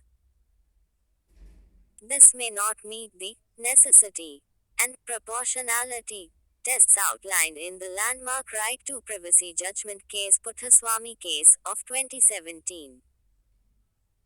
The independence of a proposed regulator, the Data Protection Board, has been reduced. Unlike the Data Protection Authority, which is envisioned as a statutory body under the 2019 bill, the appointment of the chairperson and members of the board is entirely up to the discretion of the central government. Relaxing data localization requirements will make it difficult to detect and investigate non-compliance and breaches. Conclusion. Though the bill is significantly simpler this time excluding non-personal data, it will require several modifications before it is practical. Install links. Data Protection Bill. Mains links Q. Critically analyze the provisions of the Data Protection Bill. Mention the changes suggested by various committees on the Data Protection Bill. The need to have full disclosure electoral bonds and political funding. Direction. This article demonstrates how electoral bonds have concealed funding to political parties even more, its impacts, way ahead and a best practice in the conclusion. Context. According to an RTI reply, electoral bonds worth 10,246 crore rupees have been sold by the State Bank of India (SBI) since the instrument was launched in March 2018. Background in which electoral bonds were introduced, political parties violating FCRI. In 2014, the Delhi HC found the leading political parties guilty of illegally accepting donations from a foreign company, in contravention of the Foreign Contribution Regulation Act (FCRA) 1976. Amending FCRI. Following this, the two parties came together to amend the FCRI to retrospectively legalize the violations, bringing in full anonymity to corporate and foreign political donors. Old vs new provisions. Previously, only profit making domestic companies could contribute to political parties, now, loss making can as well. Foreign companies could not previously contribute. A foreign firm operating in India or a foreign entity through a shell company may fund Indian political parties now. Capping cash donations. In 2017, the anonymous cash donations to political parties were reduced from 20,000 rupees to 2,000 rupees to ensure greater transparency in political funding. Introduction of electoral bonds. The Electoral Bond Scheme (EBS) announced in the 2017 Union Budget was notified by the central government in 2018. These bonds can be purchased from select SBI branches by any Indian person or corporation incorporated in India under the scheme. The introduction of electoral bonds brought a new form of anonymity to thousands of crores of donations. 28 or Insights on India. Com. How did electoral bonds introduce a new type of anonymity? By reducing public and legislative oversight. For example, only the ruling party via the SBI has a full account of all donations being made via electoral bonds. Political parties do not disclose electoral bond donors. The only requirement is the annual audit reports with all donations received via electoral bonds. However, these reports are submitted with great delays. Impact of anonymity dilutes one voter, one vote principle. This is because electoral bonds give political power to companies, wealthy individual donors, and foreign entities to influence public policies. Undue advantage to the ruling party, whether at the center or in a state. Suggestions given by the SC. In 2021, in response to a DRPIL challenging EBS as unconstitutional, the SC refused to stay the sale of electoral bonds and suggested matching the following between the purchaser of the bond and political party to bring in transparency. Problems with the match the following approach. No ordinary person has the time or money to go through documents on government websites or go through income tax returns. The total number of registered companies is unknown, and many do not report political donations even if they file annual financial statements. All private companies' annual reports are not easily accessible on the government's website since they are not mandated to produce them aside from filing annual returns. Way ahead, the information regarding donors and donations should be accessible to the Parliament, the Election Commission of India, and the opposition via SBI. The RTI must be strengthened, as only RTI petitions filed with the SBI provide insight into the millions of dollars spent on political parties. Conclusion: companies and political parties can show moral leadership by voluntarily disclosing the identities of recipients and donors, as the Jharkhand Mukti Morcha did recently. Insta-links, opaque political financing could cost democracy dear. Mains links, Q. Trace the changes witnessed in political funding with the introduction of the electoral bond scheme. Critically analyze the potential of electoral bonds in fulfilling the goal of transparency in political fundraising. 250 words. 8 of a law to prevent cruelty to animals. Need and concerns.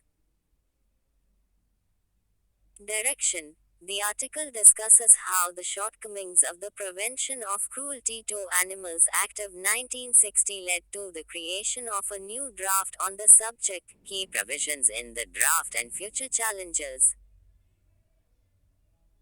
Context. The Union Ministry of Fisheries, Animal Husbandry and Dairying have opened a draft Prevention of Cruelty to Animals Amendment Bill 2022 for public comment. Background. The draft is an attempt to overhaul the Prevention of Cruelty to Animals PCA Act 1960, introducing 61 amendments to the law. Along with animal welfare organizations, the Supreme Court in a Nagaraja case 2014 asked the Parliament to amend the PCA Act to provide an effective deterrent. In 2020, a group of MPs cutting across party lines wrote to the then Animal Husbandry Minister, urging that the punishment in the 1960 Act be increased. The main changes proposed in the 1960 law: 5 freedoms to animals. Every person in charge of an animal must ensure that the animal has freedom from thirst, hunger, and malnutrition. Discomfort due to environment, pain, injury, and diseases, fear and distress, and the freedom to express normal behavior for the species defining gruesome cruelty, any act involving animals that causes extreme pain and suffering and is likely to leave the animal disabled for life. It proposed to include bestiality as a crime under gruesome cruelty. Several offenses have been made cognizable. This means offenders can be arrested without an arrest warrant. Responsibility of local governments. In the case of a community animal, the local government municipality panchayats shall be responsible for taking care of such animals in a manner developed by the state government or by the board. Or Insights on India. Com 29. More stringent punishments. The draft proposes fines from Rs 50,000 to 75,000 or the cost of the animal, whichever is more, or with imprisonment of 1 to 3 years, or with both, for the offense of gruesome cruelty. It suggests a maximum of 5 years imprisonment for killing an animal. Need for strengthening the law, increasing instances of cruelty to animals in India. Poor deterrence for potential offenders. First-time offenders under the PCA Act are punished with a fine of Rs 10 to 50, otherwise a fine between Rs 25 to 100, a jail term of 3 months, or both. Concerns. Simply increasing the quantum of punishment may not be enough to stop cruelty against animals. Some already marginalized communities like Madras and snake charmers may be disproportionately affected. SC on cruelty to the animal. While recently hearing the Jallikattu case, prevention of cruelty is not an absolute idea. The Constitution commands us to be compassionate to all living creatures, but it should have a balance. Should we, for example, be compassionate if a mosquito lands on us? Animals should be treated as friends and brothers, and they have the same rights as human beings. The Constitution recognizes liberty, which is inherent in every living being, whether it be in any form of life. Way ahead. Behavioral changes through sensitization programs. Steps are needed to mitigate the larger issues of vanishing animal habitats and climate change exacerbating man-animal conflict. Insta links. Prevention of Cruelty to Animals Act, 1960. Mains links, Q. Critically comment on the center's move to notify new rules to regulate livestock markets under the Prevention of Cruelty to Animals Act, 1960 PCA. 200 words. New Draft Digital Data Protection Bill. How it compares with the older version and laws elsewhere. Direction. Previously we have seen the key provisions of the new bill. These are extra points and will help in understanding how the new bill differs from its older version and data protection laws around the world. Context. The draft Digital Personal Data Protection Bill, 2022, was recently opened by the Union Ministry of Electronics and MeitY for public comments. How the 2022 bill differs from its older version. 2022 Bill 2019 Bill Conclusion. Personal data completely inapplicable to data processed manually. Only excluded data processed manually specifically by small entities. The new bill provides a lower degree of protection. Data localization relaxes data localization rules and permits data to flow to certain global destinations based on their data security landscape. Mandated enterprises to keep a copy of sensitive personal data within India and prohibited the transfer of critical personal data from the country. The new bill made the changes to address the concerns expressed by its firms. Regulation of social media and non-personal data. Drops provisions to regulate non-personal data information that does not reveal the identity of an individual, and social media. Included. The right to post-mortem privacy. Included no such provision. It would allow the data principal users to nominate another individual in case of death or incapacity. 30 Insights on India. Com. Territorial application of the law. AXCLUDAS data processing by Indian Data FIDUCIARIAS that collect and process PARSONAL data outside India, of data PRINCIPALS who are not located in India. Included impact statutory protections available for clients of Indian startups operating overseas, thus impacting their competitiveness. Penalty. The focus is more on financial penalties. Criminal conviction. Data protection laws in other geographies. EU model. In the EU, the right to privacy is enshrined as a fundamental right, protecting an individual's dignity in her right over the data she generates. The General Data Protection Regulation, GDPR, a comprehensive data protection law, has been criticized for being stringent, but it serves as the model for most legislation produced globally. US model. Privacy protection is largely defined as liberty protection, focused on the protection of the individual's personal space from the government. China model.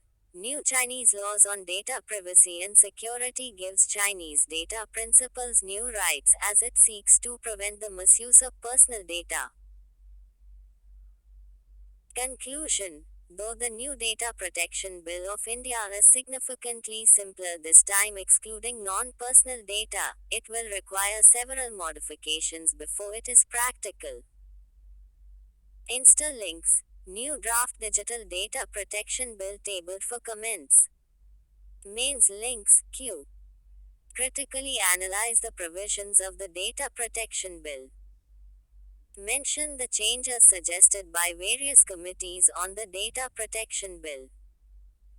Role of political finance in the politics of India.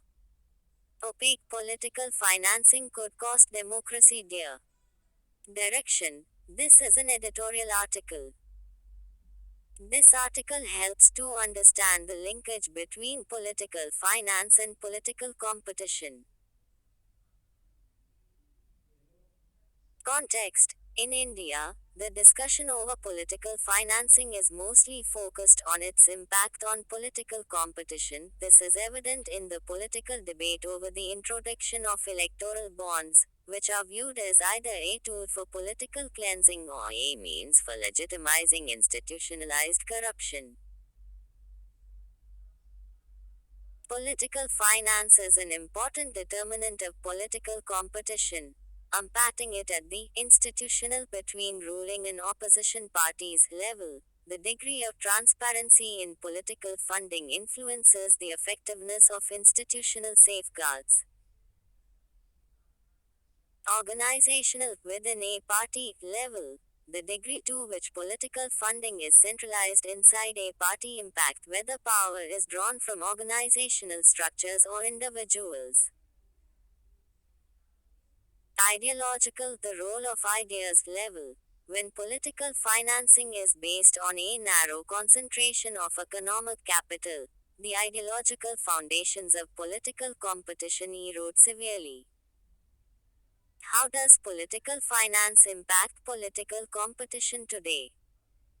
Electoral bonds. For example, undue advantage of the ruling party. For example, BJP in 2019-20 got over 75% of the total electoral bonds sold. Disadvantages to regional parties. As a reply to an RTI, out of the 5,851 crore rupees of electoral bonds sold in 2018-19, 80% of the bonds were redeemed in Delhi. Thus, it reverses the concept of transparency and openness. Centralization of power. The concentration of political power appears to be even more commanding at the moment. For example, the central government commands unquestionable authority over states. Also, the union government possesses the autonomy to bring in measures such as demonetization and goods and services tax (GST). Insights on India. Com 31. Way ahead, independent institutions such as the AC and the Supreme Court of India step in to provide institutional safeguards. Otherwise, reforms like electoral bonds may result in a democratic decline. Insta links. Should elections be state funded? Mains links, Q. Trace the changes witnessed in political funding with the introduction of the electoral bond scheme. Critically analyze the potential of electoral bonds in fulfilling the goal of transparency in political fundraising. 250 words. Governance. Are data LOCALIZATION requirements necessary in proportion? 8. Context. The value and importance of data in today's technologically driven society underline the demand for data localization. Data localization. Data localization refers to policy initiatives that limit data flows by restricting the physical storage and processing of data inside the boundaries of a specific jurisdiction. The need for data localization strengthens the protection of personal data. For instance, the European Union's General Data Protection Regulation (GDPR) obligates businesses in the EU to keep their data secured within the boundaries of the EU. Protect the privacy of citizens. Exercise control of the data for law enforcement purposes. Drive their economy. Case of India. Data localization is critical, as India is a powerful market in data creation. The long-awaited Personal Data Protection (PDP) Bill, 2019, was recently withdrawn by the Government of India in order to be replaced by a new bill with a comprehensive framework and contemporary digital privacy laws.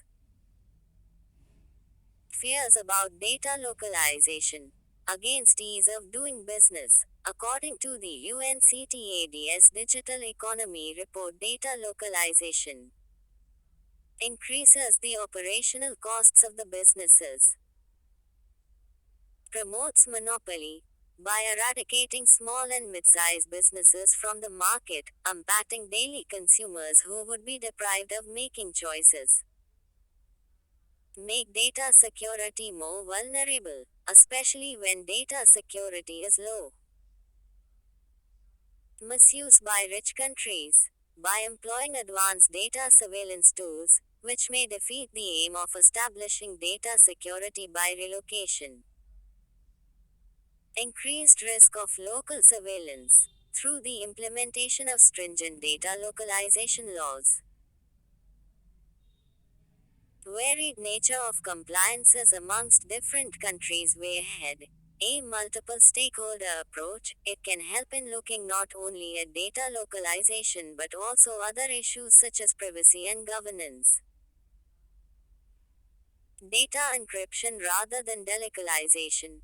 In this age of rapid technological growth, governments should shift to alternate standards of data encryption. Globalization approach, wherein laws can be harmonized globally, but by paying attention to local interests. Assess the security of domestic systems for storing sensitive data. Conclusion. Data as the enabler of businesses and digitization has been essential for growth and innovation. There must be a balance between the sovereignty-based model for data localization and the need for data to be independent and autonomous. Interlinks. Data localization. Means links, Q. Data localization policies, while allowing government agencies to regulate the data efficiently, hinder the growth of global trade and investments. In this context, analyze the pros and cons of data localization for India. Issues relating to children. The Protection of Children from Sexual Offences (POCSO) Act. Context. The POCSO Act brings tribals in the Nilgiris into conflict with the law, as youth under the age of 18 in 32 Insights on India. Relationships within or outside marriage are subject to the Act's stringent provisions. In another case, the High Court of Karnataka recently stated that the Law Commission of India will have to rethink the age criteria in the POCSO Act for having consensual sex. About the Protection of Children from Sexual Offences POCSO Act, the Union Ministry of Women and Child Development led the introduction of the POCSO Act in 2012. The act was designed to protect children from sexual assault, sexual harassment and pornography offences, as well as to provide for the establishment of special courts for the trial of such offences. The Act was amended in 2019 for enhancing the punishments for specific offenses in order to deter abusers and ensure a dignified childhood. Salient features: a gender-neutral law. The POCSO Act defines a child as any person under the age of 18. Not reporting abuse as an offense. Any person except children in charge of an institution who fails to report the commission of a sexual offense relating to a subordinate is liable to be punished. No time limit for reporting abuse.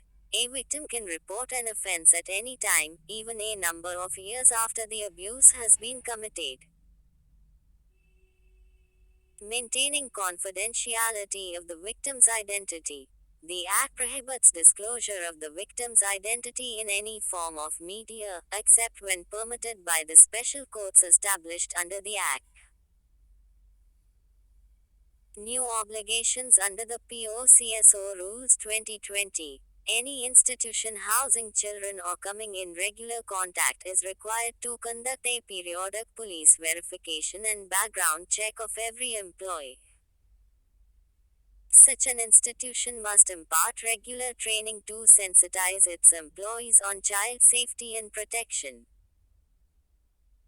The institution has to adopt a child protection policy based on the principle of zero tolerance for violence against children. POCSO Act's performance in comparison to global standards. A 2019 Economist Intelligence Unit report ranked India's legal system for safeguarding children from sexual abuse and exploitation as the best of the countries surveyed. On this metric, India outranked the United Kingdom, Sweden, and Australia. Concerns. Despite the existence of such comprehensive child sexual abuse law, the scale of such abuse is staggering. According to a recent survey, 1 in every 2 children is a victim of sexual abuse in India. In the vast majority of cases, the perpetrators are known to the victim, causing the victim to be hesitant to approach authorities for redress. Incidents of child abuse have also risen exponentially since the COVID-19 pandemic, with the emergence of new forms of cybercrime. The general level of awareness or knowledge on the part of minor girls and boys of the POCSO Act remains severely inadequate in the country. Child marriage is common among certain tribal groups in the country, resulting in the criminalization of 17 to 18 years old youths due to a lack of knowledge of the POCSO Act. Way ahead recently, the Karnataka HC has directed the State Education Department to set up a mechanism for educating students, at least from Class IX onwards, about the Act and its provisions. Interlinks, expanding the scope of the POCSO Act. Mains links, Q. To put an end to child sexual abuse, the scope of the POCSO Act must be enhanced, not narrowed. Critically comment in the light of recent judicial rulings on POCSO. Issues relating to education, where no child is left behind. Context. As the National Education Policy (NEP) 2020 emphasizes the need for a national mission on foundational literacy and numeracy (FLN) to achieve universal FLN in all primary schools, it is necessary to explore how we can accomplish this ambitious goal. Foundational literacy and numeracy FLN is the ability of children by the time they enter class 3 to read with meaning and perform basic math calculations, which serves as the foundation for all future learning. Insights on India. Com 33. Global National Local efforts towards FLN over the years. Global National Local GOMTIAN Conference एक 9 World Declaration on ADUCATION for All. Unni Krishnan v. State of Andhra Pradesh, 1993, the SC ruled that the right to education for children up to age 14 is central and fundamental. The District Primary Education Program, 1994, to universalize and transform the quality of primary education. Sarva Shiksha Abhiyan, 2001, aimed at the universalization of elementary education. The Shiksha Karmi Project, 1987, to tackle teacher absenteeism in remote villages in Rajasthan. The Bihar Education Project, the 1990, to give a fillip to the universalization of primary education. The Lok Jambish or People's Movement for Education for All, 1992, in Rajasthan. Concerns. Poor education indicators. India ranks 132 out of 191 countries in the 2021 Human Development Index, which measures a country's health, average income, and education. According to an NCERT survey, 11% of Indian children in class 3 do not have fundamental math skills when compared to the worldwide benchmark competency level. Poor governance, absence of a systematic way of recruiting good teachers and establishing teacher development institutions. Government's recent initiatives. The National Education Policy 2020, it proposes a three-language formula, two of which are indigenous to India, and states that the medium of instruction should be in the mother tongue until at least class V. The Nipan Bharat, the Union Ministry of Education launched the National Initiative for Proficiency in Reading with Understanding and Numeracy (NIPAN) in 2021 to enable all children at the end of class 3 to achieve foundational skills by the year 2026-2027. Way ahead. Direct funds to schools, fewer non-teaching tasks, and a vibrant community and panchayat connection and parental involvement for accountability. The recruitment of teachers, educators, and administrators has to become a priority if a difference needs to be created. For this, the central, state, and local governments need to transform governance to ensure that everyone delivers their best. Best practices. Sampark Foundation, a civil society initiative. The foundation uses technology, audio battery operated sound boxes, and innovative teaching learning materials, and has also launched a TV for teacher development. Pratham's Read India campaign and the Azim Premji Foundation are working to improve government schools by providing district, block level support to schools and teachers. Conclusion. The time between preschool and class 3 can be transformative for individuals, and FLN is required to prepare a generation of learners who will secure high rates of economic success and human well-being for India. Insta links. Primary education in India means links, Q. To achieve the objective of foundational literacy and numeracy in all primary schools, we need to especially focus on community connections and parental involvement. Analyze. Welfare schemes for vulnerable sections. GOVT. Forms panel to look into MGNREGA's efficacy. Direction. There have been demands from several quarters in India to scrap the MGNREGA. The article emphasizes that, while the scheme has flaws, it is not useless. This is why the government has established a committee to reform the scheme. Background. The Mahatma Gandhi National Rural Employment Guarantee Act (MGNREGA) was enacted in 2005, and the demand-driven scheme promises 100 days of unskilled work to every rural household that wishes to participate. It was launched as a poverty alleviation instrument for the rural region, providing them with a safety net in the form of guaranteed work and wages. The scheme now has 15.51 crore active workers enrolled. However, it was felt that states like up in Bihar, where there is a higher level of poverty, haven't 34 or insights on India. Com. Been able to utilize the scheme optimally. The scheme has also been criticized by economists like Jagdish Bhagwati and Arvind Panagaria as an unfair efficient instrument of shifting income to the poor.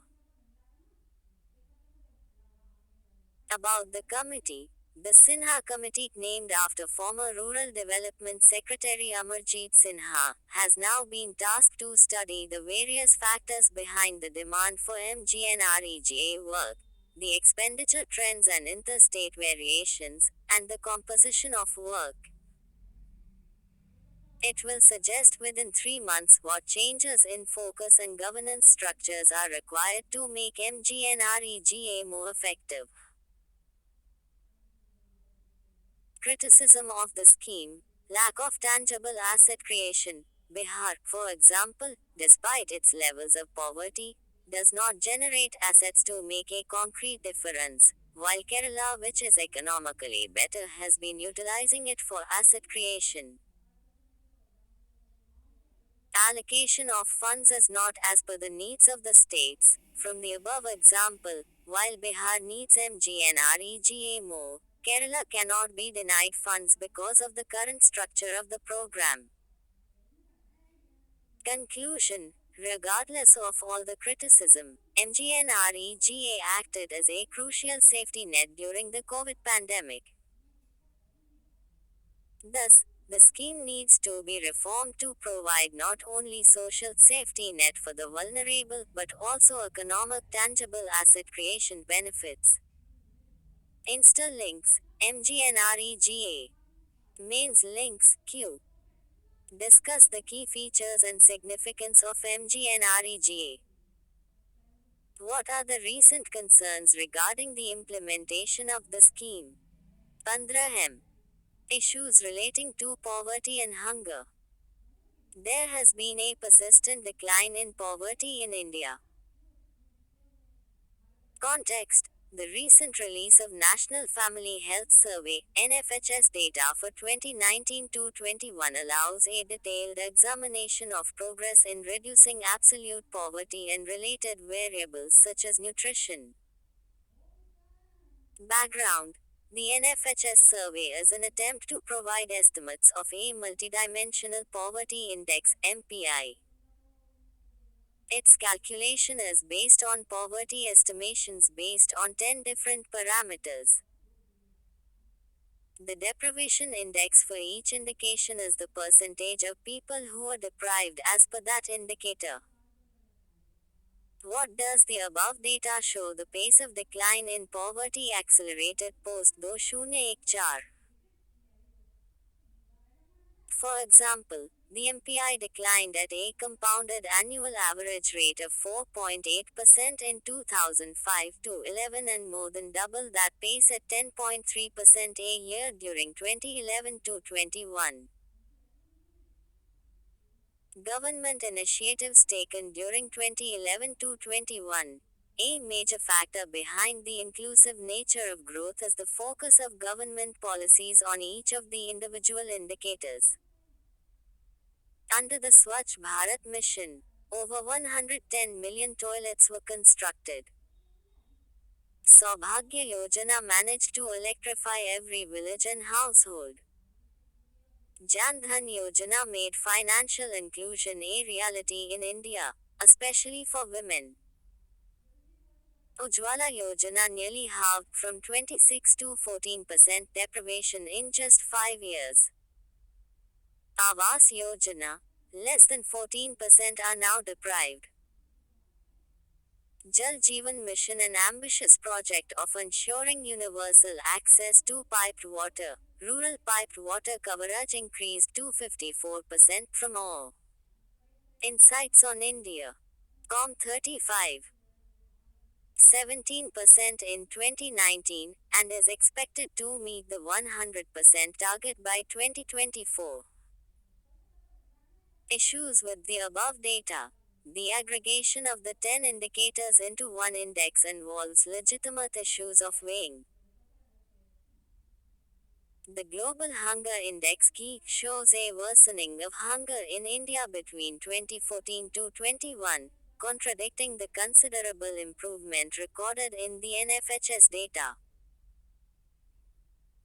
Way ahead. A proactive use of fiscal policy combined with effective targeting will ensure that the benefits of growth are more equitably distributed across a wider class of citizens. A rights-based approach rather than an entitlements-based approach will help the government in delivering a dignified standard of living to all. The National Family Health Survey, NFHS, it is a multi-round, large-scale survey done in a representative sample of households across India to collect reliable and up-to-date information on fertility, family planning, mortality and maternal and child health. Ministry of Health and Family Welfare designated the International Institute for Population Sciences (IIPAS) as the nodal organization in charge of providing coordination and technical guidance for the NFHS. NFHS was funded by the United States Agency for International Development (USAID) and the United Nations Children's Fund (UNICEF). Fifth Survey NFHS 5. The NFHS 5 National Report, which began in 2019, documents the transition from NFHS 4 2015-16 to NFHS 5 2019-21. Insta links. Poverty and unemployment. Mains links. Q. Why does poverty continue to remain a massive challenge in India? Examine the various measures taken by the government to achieve Sustainable Development Goal 1. 15M. Bilateral, regional and global groupings and agreements. Economic CORRI. Though the bumpy road traveled so far. Context. In reference to the China-Pakistan Economic Corridor (CPEC), India's External Affairs Minister recently reiterated that connectivity projects should respect sovereignty and territorial integrity. About the China-Pakistan Economic Corridor (CPEC). CPEC is a sea and land-based corridor started in 2013, with a collection of infrastructure projects, hydroelectric nuclear projects, railways, highways, economic corridors that are under construction throughout Pakistan. It is intended to link Kashgar in China's Xinjiang province to Gwadar deep sea port close to Pakistan's border with Iran. Significance of the project. For Pakistan, it intends to build modern transportation networks, various energy projects and SEZs in order to rapidly modernize Pakistan's essential infrastructure and strengthen its economy. For China, energy security. It is aimed to secure passage for China's energy imports from the Middle Eastern countries. Gwadar lies close to Strait of Hormuz by avoiding existing routes from the Straits of Malacca. Strengthening trade ties with Europe. By developing Gwadar port in the Arabian Sea, as well as connecting this port to Xinjiang province, national security and economic development of the Xinjiang region, thus reducing militant influence on Muslim separatists. Geopolitical aspirations. The CPEC is part of China's larger regional transnational Belt and Road Initiative (BRIC), formerly known as One Belt One Road (OBOR) initiative. Land-based New Silk Road and the 21st century Maritime Silk Road. Concerns for India. Impinges on India's sovereignty and territorial integrity. CPEC passes through the dispute 36 or Insights on India. Com. Ed area of POC, thus threatening the sovereignty of India. Participation of other countries. Decision to extend CPEC to Afghanistan. Chinese dominance. A dominant China in neighborhood and world would go against India in gaining a permanent chain in UNSC and other matters of international concern. Dilemma to participate or not, given the hype surrounding the benefits that the CPEC will bring to the region. Several experts argue that India must engage with China and Pakistan creatively. Way ahead. At this moment, India must develop a holistic outlook based on a serious reassessment of the possible benefits and drawbacks of the CPEC project. India could expedite work on its own strategic projects, such as the BCIM, Bangladesh, China, India, and Myanmar Economic Corridor, Chabahar Port, and the Asia-Africa Growth Corridor. Score. It is an 8-member multilateral political economic security organization, established in 2001 in Shanghai, China by the leaders of China, Kazakhstan, Kyrgyzstan, Russia, Tajikistan and Uzbekistan. In 2017, at the historic summit in Astana, India and Pakistan officially joined SCO as full members. Insta links. Prelims link 1. What is Shanghai 5? Go. When was SCO Charter signed and when it entered into force? 3. SCO founding members. 4. When did India join the group? 5. Observers and dialogue partners of SCO. 6. Permanent bodies under SCO.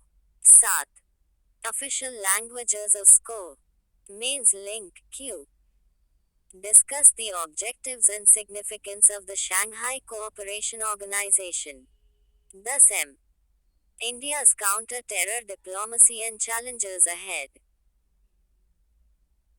Context. The decision to host the United Nations Security Council's Counterterrorism Committee, UNSCCTC, is one of several events planned by the Government of India to strengthen its counter-terror diplomacy.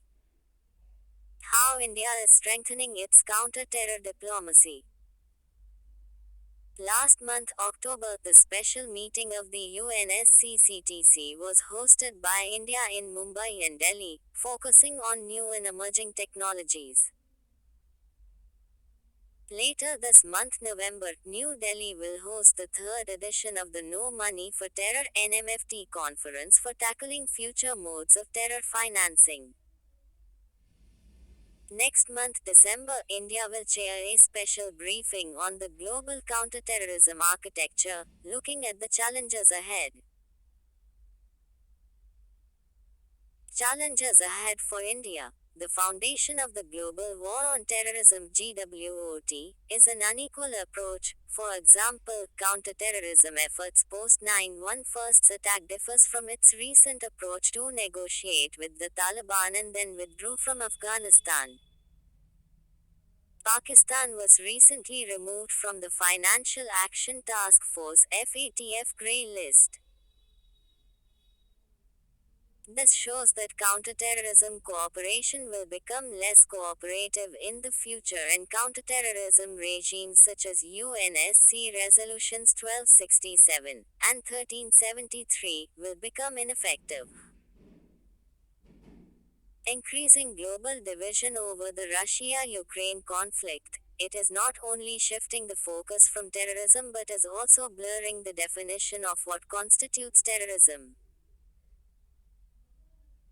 For example, drone attacks by Yemeni Houthis on the UAE's oil infrastructure were condemned as terrorist attacks while drone attacks on Russian ships in a port used for loading grain were not. This division has rendered the UNSC unable to pass any meaningful resolutions as they are vetoed either by Russia, Western members or China. Insights on India. Com 37. For example, India's proposal for the Comprehensive Convention on International Terrorism (CCIT) has made very little progress due to a lack of consensus over the definition of terrorism. Emerging technologies used for terrorism purposes. Drones, biowarfare and gain-of-function research to mutate viruses and vectors, artificial intelligence AI systems and robotic soldiers makes it easier to perpetrate mass attacks while maintaining anonymity. Terror financing uses bitcoins and cryptocurrency, and terror communications use the dark web. Way ahead, terrorist acts of the future will grow more and more lethal.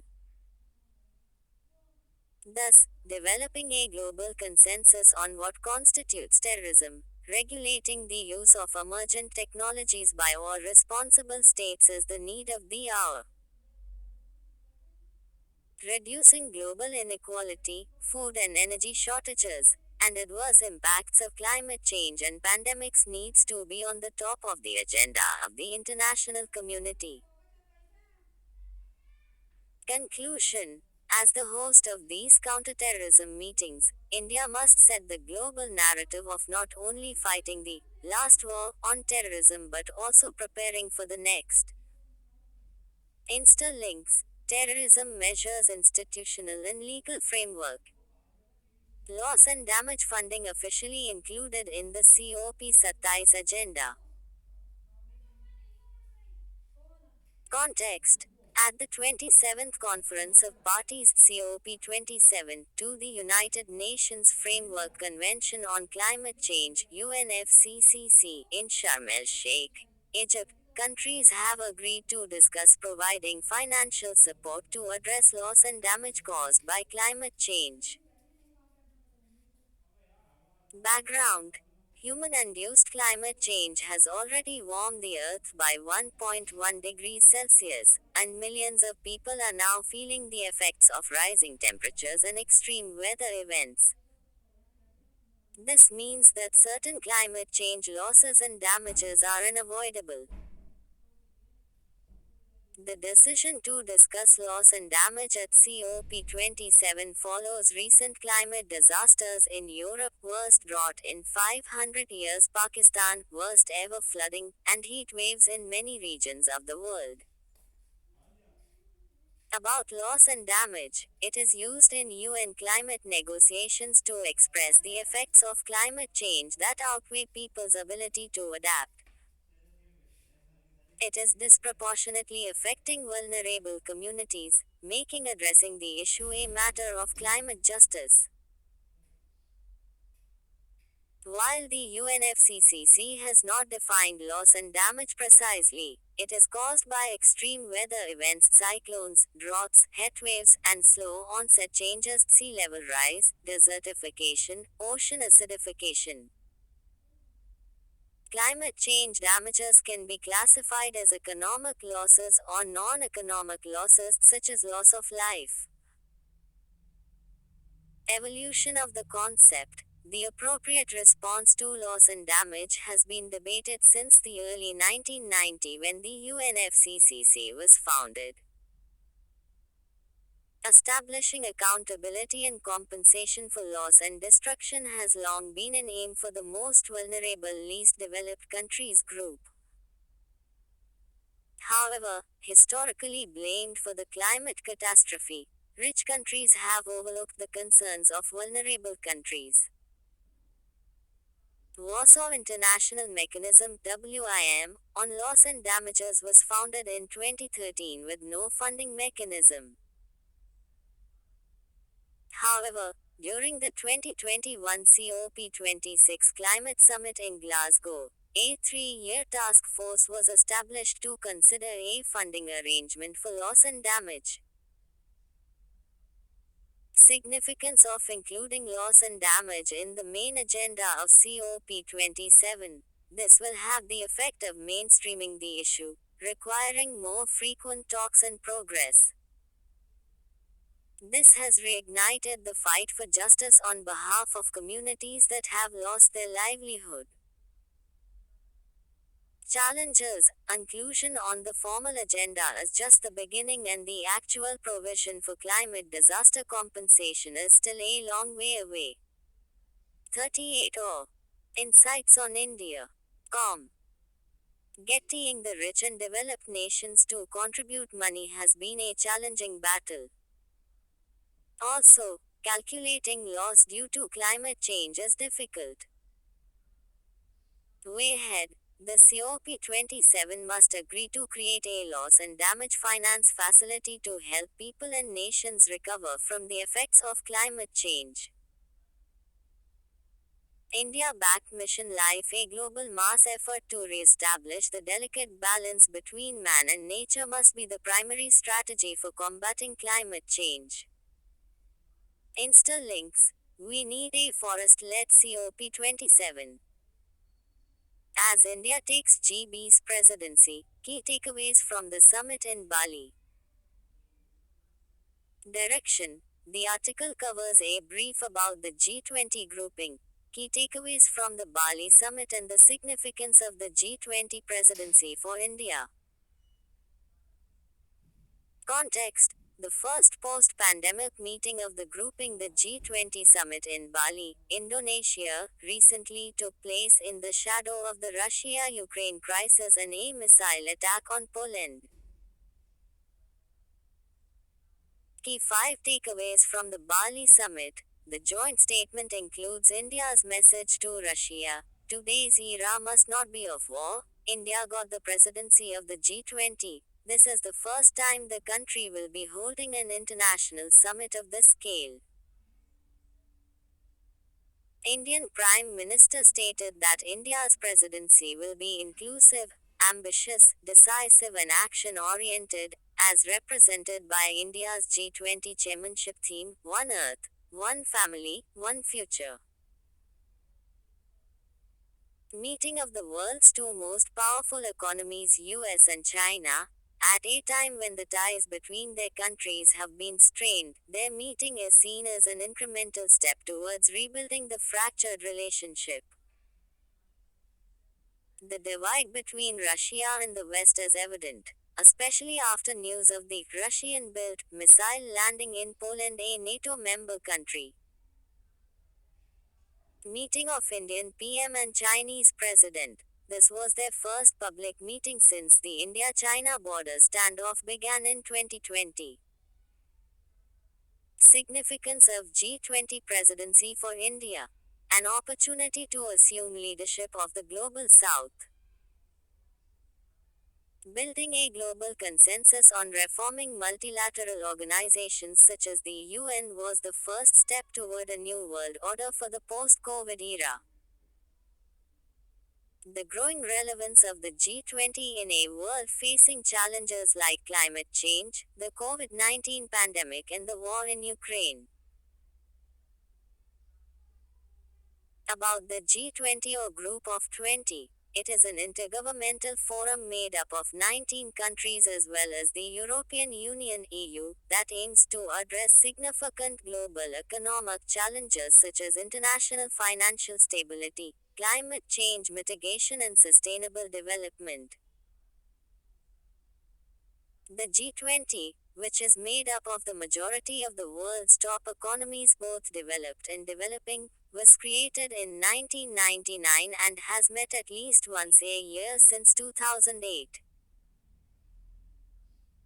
Because the group has no permanent staff secretariat, each year in December, a G20 country from a rotating region assumes the presidency, which is in charge of organizing the following summit. Insta-links.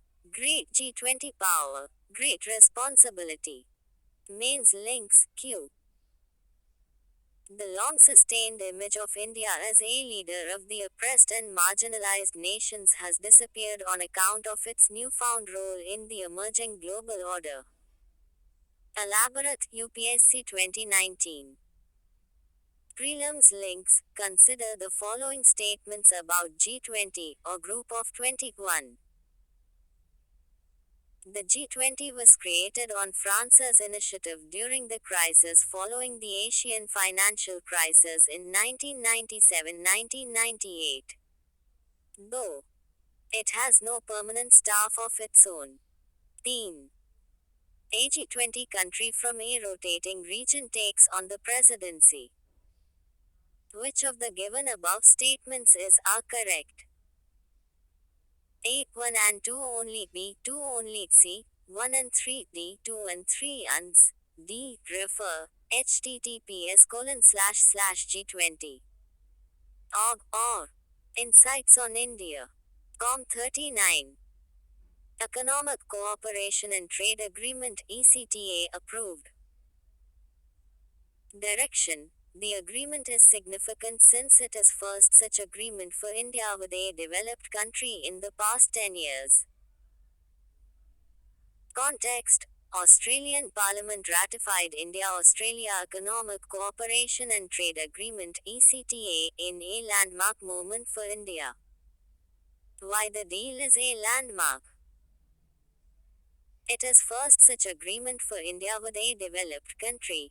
India has free trade deals mostly with South Asian countries and hardly served India's trade interests.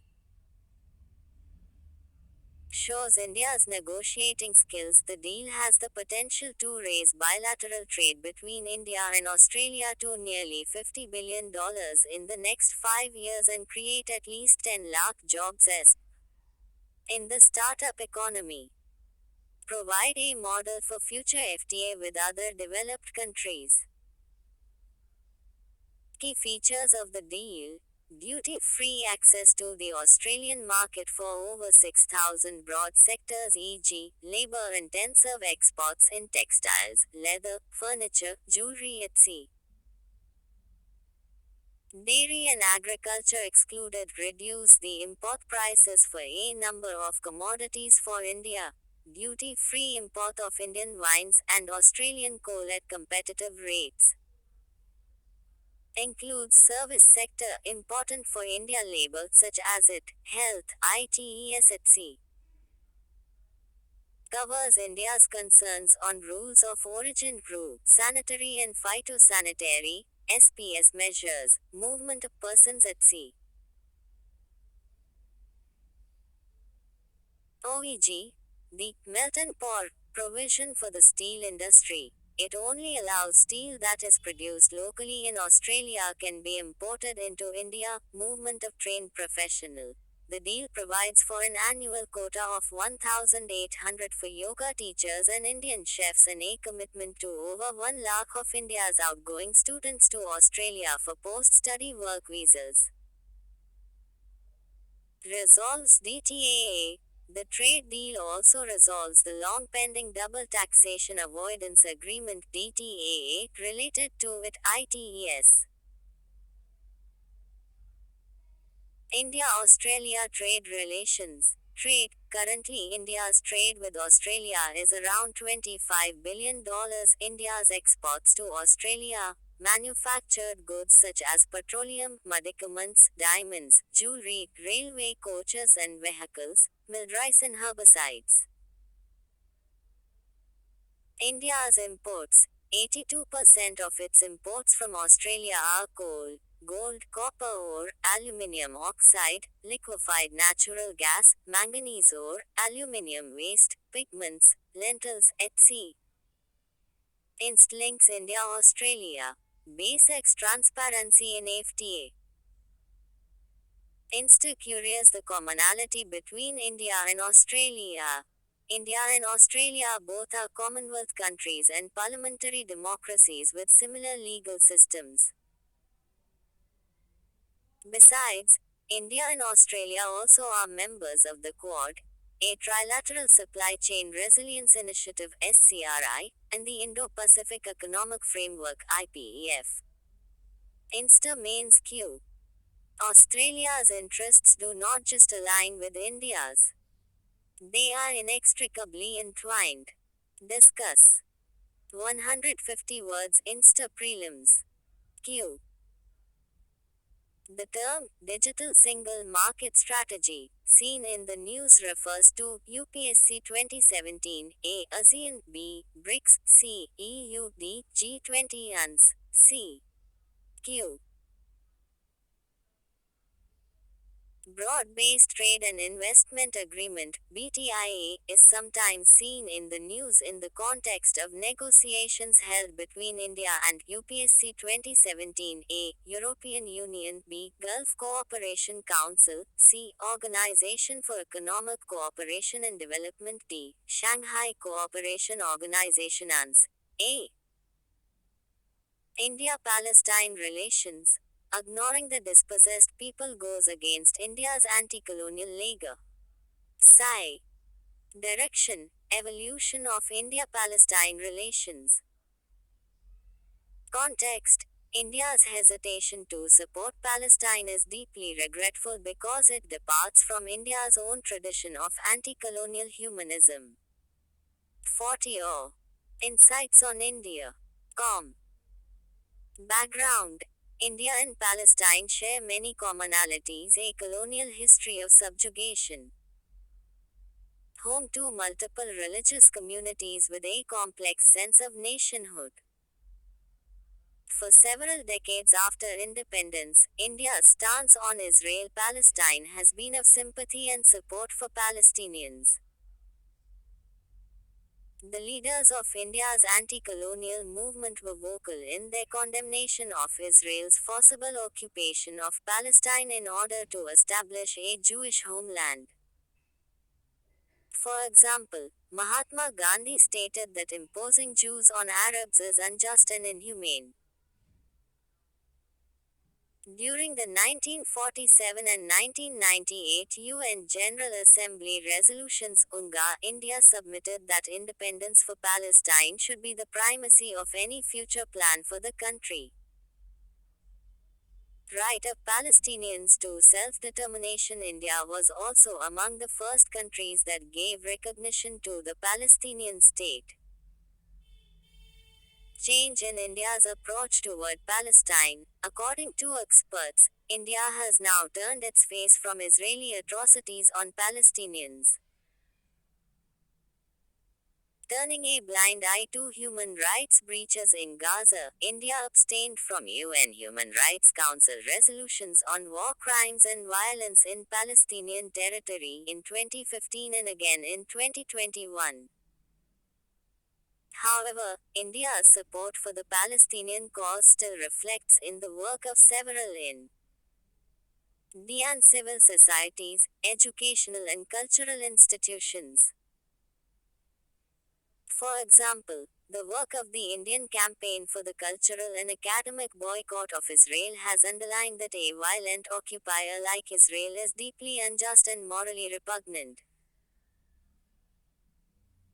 India's current approach towards the Israel-Palestine conflict is driven by pragmatism. The hyphenation careful balancing act, meaning dealing with two countries, having adversarial relationship between them, in an independent manner. Examples. In 2018, the PM of India became the first Indian Prime Minister to visit Israel who skipped visiting the Palestinian Authority. Improving ties with Israel and Arab countries is some Arab states themselves are trying to improve ties with Israel. Meaning, choosing sides based on facts rather than emotions. For instance, India opposed the Trump administration's recognition of Jerusalem as the Israeli capital. It abstained from a UNHRC report on the human rights situation in Palestine. Conclusion. Not only India, but the entire globe, must acknowledge that Palestine is a moral issue. Global solidarity for Palestine is justified by the universal principle of Justitia Nemini Neganda, as justice should be denied to no one, regardless of their faiths or beliefs. Interlinks. India-Palestine. Mains links, Q. India-Palestine relations are old and time-tested. India's development assistance to Palestine has been consistent and has grown over the years. Discuss. What are the irritants in the relationship? What are the measures needed to strengthen ties? Insights on India. Com 41. Effect of policies in politics. Could India be a mediator between Russia and Ukraine? Context. During his first visit to Moscow since Russia's invasion of Ukraine, India's External Affairs Minister expressed strong support for dialogue and diplomacy to restore peace. India's reaction to the conflict expressed concern without openly condemning Russian actions. Emphasized the importance of the UN Charter, the sanctity of territorial sovereignty.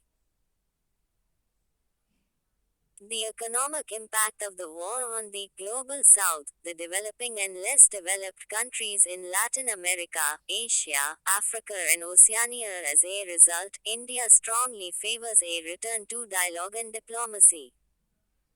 Why is India regarded as the best mediator? Neutral player. As India has walked the diplomatic tightrope, it has won credibility on both sides. Successful diplomatic involvement earlier, preventing the attack on the nuclear power station at Zaporizhzhia in eastern Ukraine. During the Black Sea grain shipment, discussions to intervene with Russia. Leader of Global South, Mexico had suggested that the PM of India, Pope Francis, and the UN Secretary General should mediate the Russia-Ukraine crisis. Good relations with Moscow and the West. India can use this unique leverage to put pressure on Russia to end its war in Ukraine. Geopolitical aspirations. Peacemaking might help India gain a permanent seat on the UN Security Council. Challenges ahead for India to be a mediator. Understanding the dynamics between Russia and Ukraine, Russia and the European players, Ukraine and European partners, and move ahead cautiously. Experience. India has effectively negotiated in bilateral and multilateral formats, but negotiating in a crisis is a different question. Risk-taking ability in its immediate region is proven. Surgical strikes in Pakistan, but entering a geopolitical crisis of this size is different. Credibility. The West sees India as closer to Russia, as India keeps buying Russian oil at discounted prices despite the West's criticism. Cannot afford a slide in relations with Russia. Both India and Russia has strategic ties in nuclear, space, defense, energy, and connectivity sectors. Also, India cannot afford a closer strategic relationship between Russia and China. Conclusion. The Russia-Ukraine crisis has entered a new phase, in which Indian diplomacy could aid in a range of realistic ways to address the stated challenges. Interlinks. Globe-changing reverberations of the Ukraine war. Mains link, Q. The Ukraine conflict seems to have reached a deadlock. How can Indian diplomacy participate and contribute to the peace efforts in the Russia-Ukraine war? Examine. 15M. GS theme. Indian economy. Problems in India's growth story. Context. COVID-19 pandemic is receding and economies are on the path of regrowth with similar bullishness for the Indian economy, but the worrisome issue is that the slowdown in India began much before the pandemic. Indicators of structural issues. Probable reasons. Economic disruptions prior COVID era like demonetization and GST reforms. Economic Survey 2020-21 also points out the debt forbearance by RBI and other regulators after the 2008 global financial crisis that led to NPA non-performing assets crisis. Forbearance is a form of repayment relief involving the temporary postponement of loan payments, typically for home mortgages or student loans. The NPA crisis also had the cascading effect of low credit supply. Youth employability is low due to a lack of skills and vocational training in formal education. Low manufacturing base, decline of agriculture led 42 Insights on India. Com. To gross rural to urban migration. However, this youth could not be absorbed into higher productivity due to a lack of skill needed in the service sector and industrial base. The investment rate in the economy fell from nearly 40% in FY14 to 32.2% in FY20. Needful measures shift the policy focus from a few rich corporations to small businesses, farmers, and ordinary laborers. Focusing on the skilling of youth and reskilling of employed workers to increase employment as well as productivity. Capacity building and welfare measures to provide basic amenities. Improving credit supply by rationalization of public sector banks and pushing for last mile reach of formal credit via institutions like NABARD. Leveraging diplomatic might to include India in global supply chains, attract FDI and long-term credit from global development finance institutions World Bank, AIIB, NDB, et al. Conclusion. Recent steps like the PLI production linked incentive scheme for the manufacturing sector and various skilling programs paired with COVID led welfare measures have the potential to turn around growth and make the India story a reality. India's current already outpaces most developed and developing economies, and hence, it has the potential. Insta-Link's growth matters, but income level matters more. Mains Link Q. Economic growth is a precondition for inclusive growth, do you agree? Analyze. Prelims Link Q. With the reference to the Indian economy after the 1991 economic liberalization, consider the following statements, UPSC 2021. Worker productivity per worker at 2004-05 prices increased in urban areas while it decreased in rural areas. Though the percentage share of rural areas in the workforce steadily increased. 3.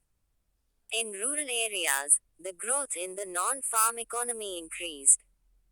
4. The growth rate in rural employment decreased. Which of the statements given above are correct? 8 1 and 2 only B, 3 and 4 only C, 3 only D, 1, 2, and 4 only answer B. After the LPG reforms of 1991, it is inevitable that the rural agriculture workforce would start shifting towards urban, non-agri sectors. So, 2 is wrong and 3 is correct. The steady transition to urbanization over the years is leading to the decline in the rural share of the population, workforce and GDP of the country. 4 is correct. Importance of agri-exports. Context. India's agricultural exports this year are on track to surpass the $50 billion mark achieved in 2021-22. However, rising imports have reduced the agricultural trade surplus. Reason for this increase. This is mainly due to an increase in shipments of commodities whose exports have been restricted: wheat, rice and sugar. Agri-trade trends in India. Signs of concern. Growth in exports is offset by imports. The agricultural trade surplus fell from $7.86 billion to $7.46 billion between April to September 2021 and April to September this year. Main agri-commodities imported by India. Vegetable oils. After petroleum, electronics, gold and coal, vegetable oils are now the country's fifth largest import item. Cotton. India has turned into a net cotton importer primarily due to lower domestic production. In 2021-22, only 307.05 lakh bales, 1 bale equals 170 kilograms, are predicted. More. Insights on India. 43. Compared to 353 and 365 lakh bales in the preceding years. Spices. Exports have been driven mostly by chili, cumin, turmeric, ginger, etc. In pepper and cardamom, the country's imports and exports are equal. Cashew. In 2021-22, the country's cashew exports were valued at $453.08 million, compared to imports of $1.26 billion. Why is a surplus in agricultural trade matter? Because, apart from software services, this is one sector in which India has a comparative advantage at a lower opportunity cost than its trading partners. Steps taken by the government: raising the minimum support price of mustard, granting environmental clearance for commercial cultivation of genetically modified GM hybrid mustard DMH11. Way ahead, the Barnes Buster GM technology, which gives high yields, better disease resistance or oil quality traits than DMH11, can be used to develop new mustard hybrids. Cotton may require a similar approach to enhance domestic output and yields. For example, the GMBT technology helped nearly treble India's cotton production to 398 lakh bales in 2013-14. It demonstrates the necessity of focusing on domestic output and productivity while not restricting the development of technology that enables these. Insta links. From plate to plow. How sustainable are our agricultural exports? Mains links. Q. Examine how the government's agriculture policies impact the Indian economy in the short and long term, with a special emphasis on the agricultural sector. 15. RBI, banks discuss lagging deposit growth, asset quality.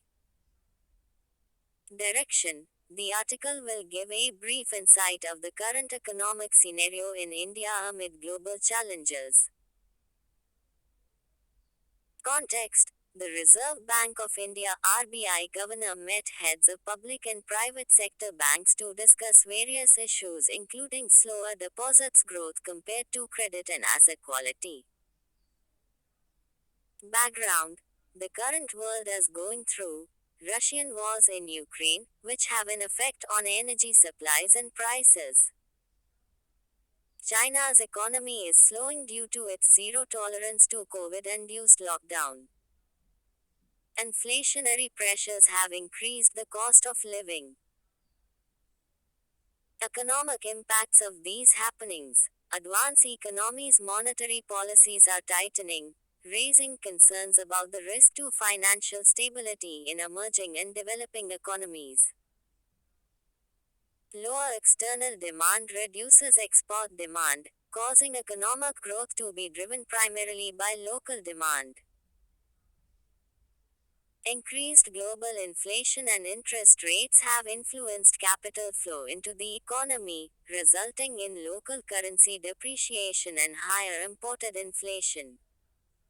Current economic scenario in India. Credit demand deposit growth. In relation to credit growth. Asset quality. Credit demand rises in sync with economic activity. CREDIT growth has increased as economic activity, domestic demand has returned to normal. SARVICAS, personal loans, agriculture and industry have led commercial bank credit growth, indicating a rising desire for bank borrowing to meet working capital needs. According to the recent RBI data for SCHADULADCOMMARCIAL banks, aggregate deposits rose by 8.2% year-on-year YoY versus 11.4%, while credit offtake increased by 17% versus a 7.1% YoY increase. DPOSIT growth has not slowed much, but it has slowed in comparison to credit growth. As a result, banks' net interest margins have improved, but their ability to disburse loans has not increased. According to the RBI, the bank's net non-performing assets (NPAs) have fallen to 1% of total assets. Though MSME NPAs, about 15% of banks' loan books, are predicted to rise, overall NPAs for banks are expected to reduce as the corporate category, approximately 45% of loan books, drives the downward trend. The increase in asset quality on the corporate loan book is attributed to the leveraging, lowering debt levels and improving credit profiles, and the establishment of the National Asset Reconstruction Company Limited. Take over some of the legacy corporate loan NPAs still held by banks. However, the MACROECONOMIC scenario raises concerns about corporate lending. 44 O. Insights on India. Com. Insta-links. Indian economy in the present times. Why is it essential to contain domestic inflation? Direction. This article throws light on the basic economic concept of rupee depreciation, its impacts and how to curb it, in the context of the present scenario in India. The article is important as it is an analysis by C. Rangarajan. Context, according to former RBI Governor C. Rangarajan, containing domestic inflation is critical to halting the rupee depreciation. Inflation, it is a rise in prices, which can be translated as the decline of purchasing power over time. Depreciation, it reduces the value of a country's currency when compared with the currency of other countries, say dollar, measured by an exchange rate of the local currency with respect to dollar. The value of the currency and its depreciation. The current account, export and import of goods and services, and capital account, inflow and outflow of funds in the balance of payments are important elements to determine the value of the currency. The value of a currency can be strong despite the high current account deficit because there is enough capital flowing from outside into the country. Therefore, the supply of foreign currency increases not because of trade but because of the decision to invest or because of the decision to keep deposits in the country. The main reason for the rupee depreciating in its value against the dollar is because of the capital account, the outflow of funds, and the lack of funds coming from outside. That is because the US Fed, with a view to controlling inflation in the US, rarely raised the rate of interest. Therefore, investors find the US more attractive. Impact of depreciation of rupees. An undervalued currency is better because it is more attractive for exports and reduces the current account deficit. It discourages imports because the imported goods become more expensive due to the reduction in the value of the rupee, and which leads to rising inflation. Because India imports more than it exports, the steady deterioration in the value of the rupee is not helping the economy. So long as inflation in India is higher than the inflation in other countries, the value of the rupee will continue to depreciate. Steps to be taken to stabilize the rupee's exchange rate. Must reduce inflation rate. the RBI and the government must work together to keep the inflation rate in the margins set under the inflation targeting scheme, 4 jod ya ghatav 2%. Raising the rate of interest, it helps to control inflation while also having an impact on the value of the rupee. Challenges ahead for India. Poor outlook for exports. This is mainly due to the global slowdown driven by the confluence of stubbornly high inflation, rising borrowing costs, and geopolitical tensions. Rising risks of stagflation. Stagflation is a period when slow economic growth and joblessness coincide with rising inflation. Some relief for the Indian economy. Resilient domestic demand and a revived investment cycle will propel the economy's growth and create more jobs in the coming months. Interlinks, currency depreciation. Mains links, Q. Examining the current account balance of a country's BOP can provide a good idea of its economic activity. Discuss. Prelims links. Consider the following statements. 1. When the value of the currency is made cheaper by the central bank, it is called the devaluation of the currency, and when the market forces bring down the value of the currency due to falling demand, it is called depreciation of the currency. Though, in the balance of payments, the movements of money without an exchange for goods or services and charities are part of the capital account. Insights on India.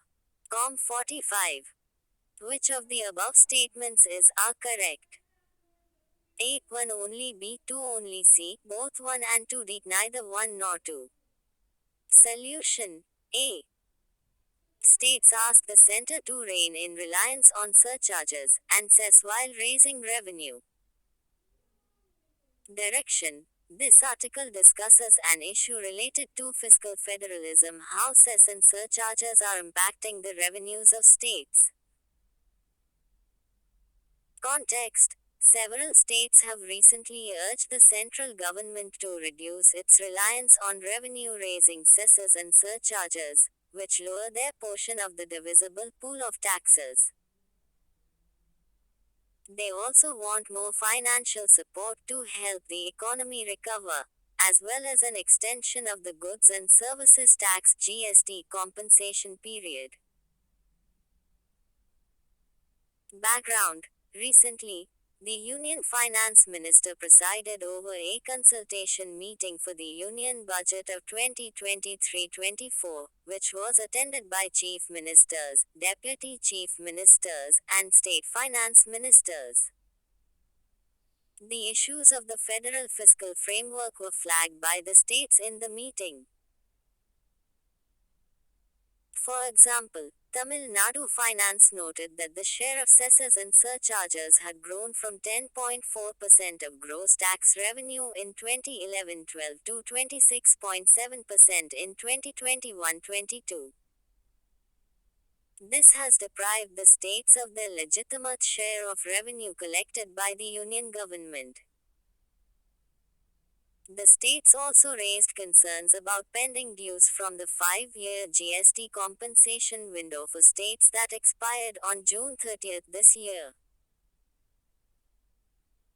Revenue sharing between center states. The Indian Constitution grants the union government more revenue-raising powers while the states are tasked to undertake most of the development and welfare-related responsibilities. This allocation of taxation powers and expenditure responsibilities results in an imbalance. Therefore, the Constitution provides for sharing of the union government's revenue with the states. Although the 14th and 15th FC raised the share of states in gross taxes to over 40%, the actual share never reached this mandated level. For example, during the pandemic, as the gross tax revenues took a hit, the states' share of the union government's taxes recorded a steep fall of 15% and 9% in FY20 and FY21, respectively. However, the union government's share increased due to the center increasing its revenue by imposing cesses and levies that are not shared with the states. Why is levying cesses a cause of worry? The union government has the authority to collect revenue through a variety of levies, such as taxes direct and indirect, surcharges, fees, and cess. Unlike traditional taxes and duties, a cess is a tax on tax, that is levied as an additional tax on top of the existing tax, to raise revenue for a specified purpose. It is added to tax basic tax liability.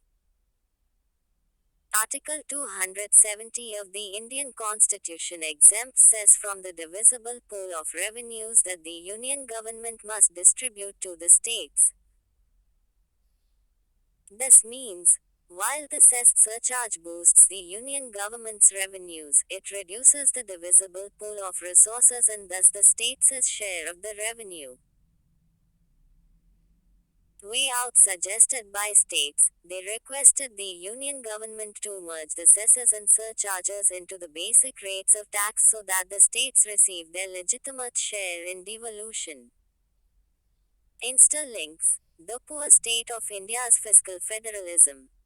Mains links, Q. While fiscal federalism in India has a long history, its practice has grown increasingly opaque over the years. Serious attention is required to improve its principles and practices. Analyze. 250 words. Digital Rupee Pilot Project Launch 46 or Insights on India. Com. Ing. What is it and how will it work? Context. Reserve Bank of India (RBI) has announced the launch of India's much-awaited central bank digital currency (CBDC), a sort of official cryptocurrency, for retail users from December 1st. About CBDC. CBDC is the legal tender issued by a central bank in digital form. This means, it is the same as a fiat currency and is exchangeable one tune with the fiat currency, but different in its form. Private cryptocurrencies Bitcoin, Ether come with a threat of being used for money laundering, terror financing, and tax evasion. The introduction of RBI's own CBDC is a means of bridging the benefits and risks of digital currency. Advantages of the e-rupee: reduces operational costs involved in physical cash management. Foster financial inclusion. Improve transparency in money flows and aid currency substitution brings resilience, efficiency to the settlement system, and innovation in cross-border payment space. In the payment system provide the public with the same benefits as private virtual currencies offer, but without the risks. The launch of Retail Digital Rupee, a pilot project. The launch December 1st is the first phase of a pilot project that will cover select locations and banks in a closed user group (CUG) comprising participating customers and merchants. About the Retail Digital Rupee. It will be potentially available for use by all the private sector, non-financial consumers, and businesses, and will provide safe secure payment and settlement, as it will be the direct liability of the central bank. Working. The e-rupee would be in the form of a digital token legal tender, and will be issued in the same denominations as paper currency and coins, and will be distributed through intermediaries, i.e., banks. Users will be able to transact with e-rupee through a digital wallet offered by the participating banks and stored on mobile phones and devices. Transactions can be both person to person P2P and person to merchant P2M. Unlike cash, it will not earn any interest and can be converted to other forms of money, like deposits with banks. Other type wholesale. Earlier November 1st, the RBI launched the digital rupee for the wholesale segment to settle secondary market transactions in government securities.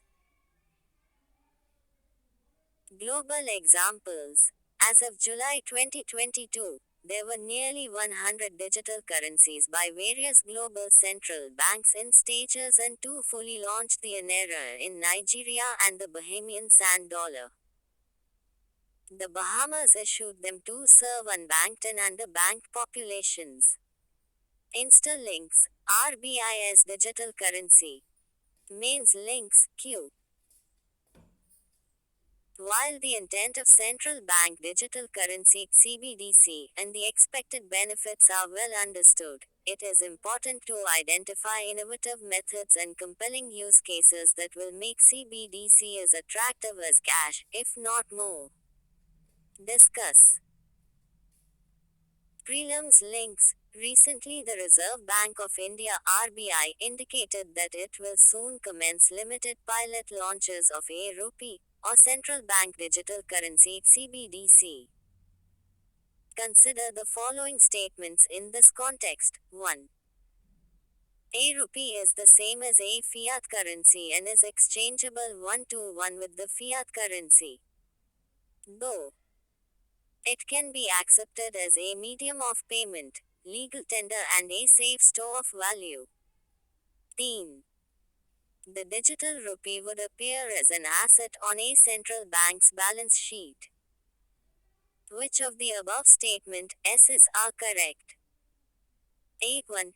2B2 only C2, 3D1, 3 solution, A or. Insights on India. Com 47. Farm subsidies and minimum support prices. Why DBT schemes need to fix the problem of tenant farmers.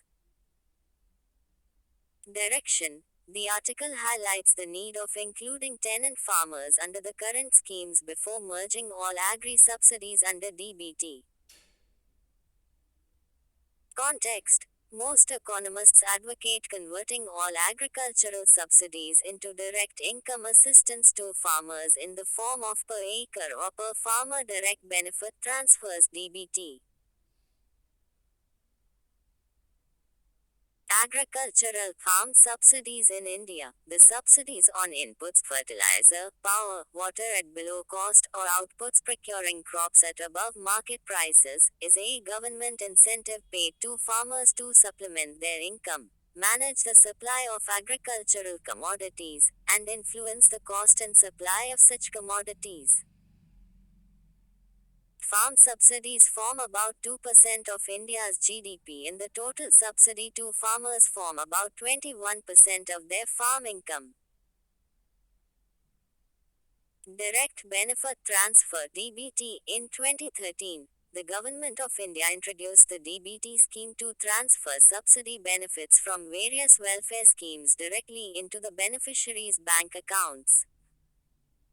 It was introduced to streamline the transfer of government-provided subsidies, to improve the delivery system and redesign the existing procedures in welfare schemes. Benefits of DBT subsuming farm subsidies: transparent and simple to administer. It is crop neutral. Does not cause distortions in input-output markets. Some of the current agri-DBT schemes in India. The center's Pradhan Mantri Kisan Samman Nidhi PM Kisan, an annual income support of 6,000 rupees to all landholding farmer families in India. The Telangana government's Right to Bandhu extends financial assistance of 10,000 rupees per acre, again to all farmers owning land and without any size limit.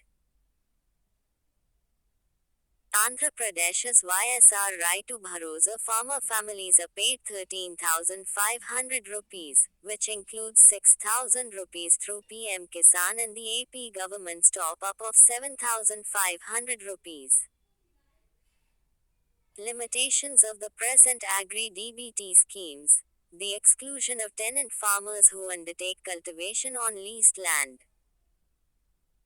According to the National Statistical Office's NSO 2018-19 assessment, 17.3% out of the total estimated 101.98 million operational holdings in rural India were on leased lands.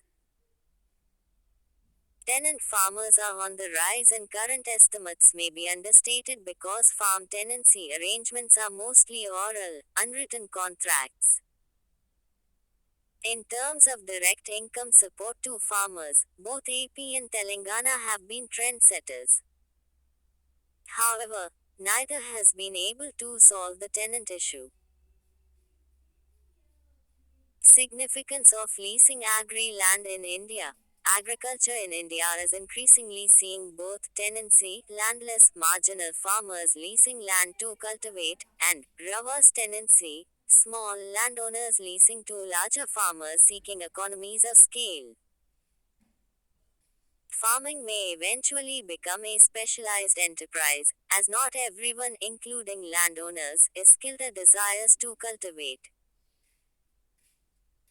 Leasing can assist both tenant and reverse tenant farmers in operating consolidated holdings while allowing owners to pursue non-agricultural work without fear of losing their properties. Way ahead. Fixing the tenant problem by expanding the scale and scope of current Agri-DBT schemes. Subsuming all existing input and output subsidies under them. 48 or Insights on India. Com. Insta links. Understanding subsidies in India. Mains links. Q.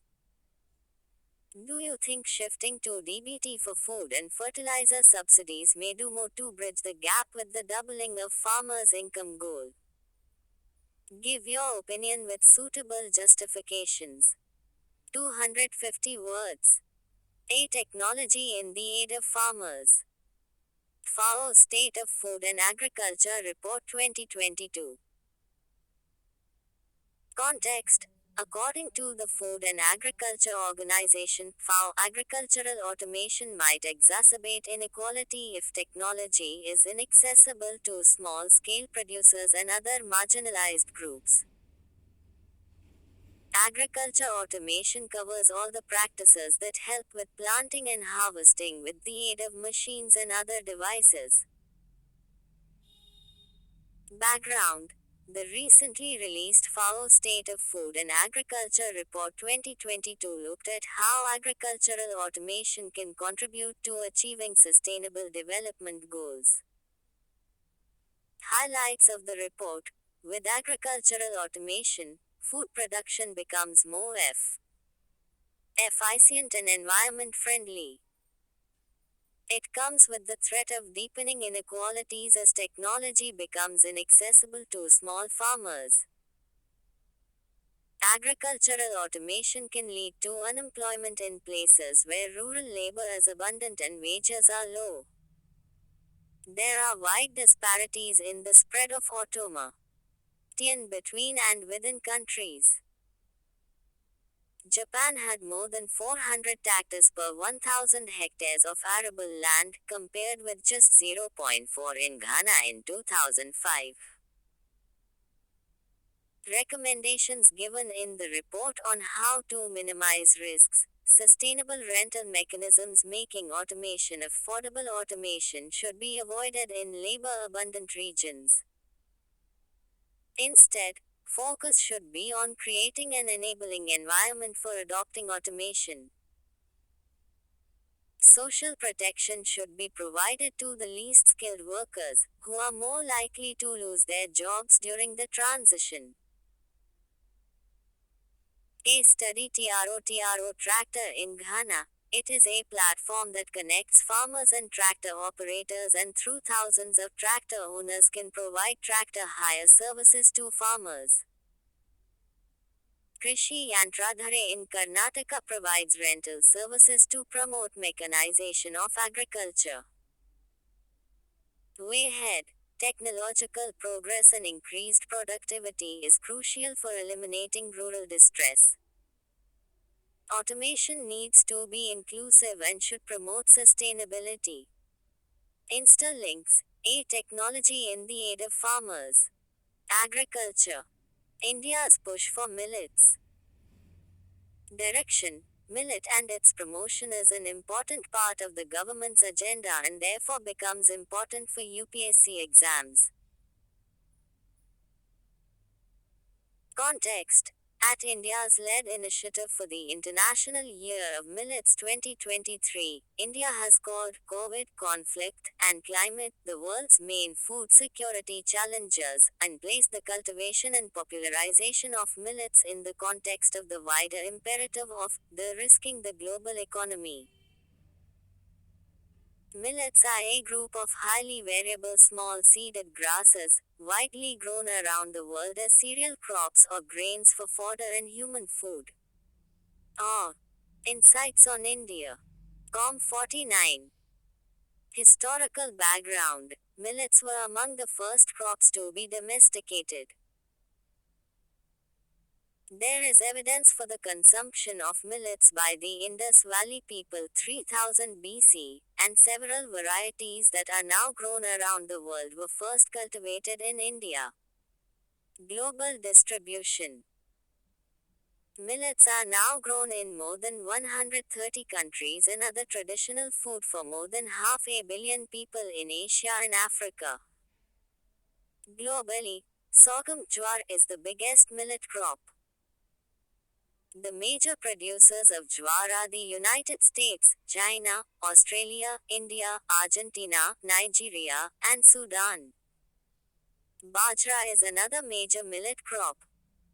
India and some African countries are major producers. Benefits of millets. Nutritional security, cheap and more nutritious. Forage ragi has the highest calcium content and high iron content and can fight the high prevalence of anemia. Climate resilient. They are known as hardy and drought resistant crops. They require much less water than rice and wheat and are mainly grown in rain-fed areas. Economic security. Low investment for inputs against health issues. Millets are gluten-free and have a low glycemic index glucose level, and therefore can help in tackling lifestyle problems and health challenges such as obesity and diabetes. Millets have antiaging and antioxidant. Millets are considered to be powerhouses of nutrition. In 2018, the Agriculture Ministry declared millets as nutri-cereals. Challenges, preference for wheat and rice as staple food government policies, e.g. National Food Security Act promotes wheat and rice, lack of awareness about the benefit of millet, negligible distribution in PDS MSP challenges, the government declares AMSP for jowar, bajra, and ragi only. Low consumption. In the latest available NSSO Household Consumption Expenditure Survey, which is more than a decade old, less than 10% of rural and urban households reported consumption of millets. Other challenges. Lack of input subsidies and price incentives, unchanging consumer preferences. Initiatives in India. Government declared in 2018 millets as nutri-cereals considering their high nutritive value and also anti-diabetic properties. The 2018 National Year of Millets. Increase in MSP for millets. The government has included millets in the 50-o. Insights on India. Com. Public Distribution System PDS and Poshan Abhiyan. Millet Mission under the National Food Security Mission. It will help develop farm gate processing and empower farmers using FPOS. Kerala State Agriculture Department, Millet Village Scheme, Millet Startup Innovation Challenge, a contest for designing a comic story, with the theme, India's Wealth, Millets for Health. Other initiatives for millets. Score. India proposed to organize the Millet Food Festival.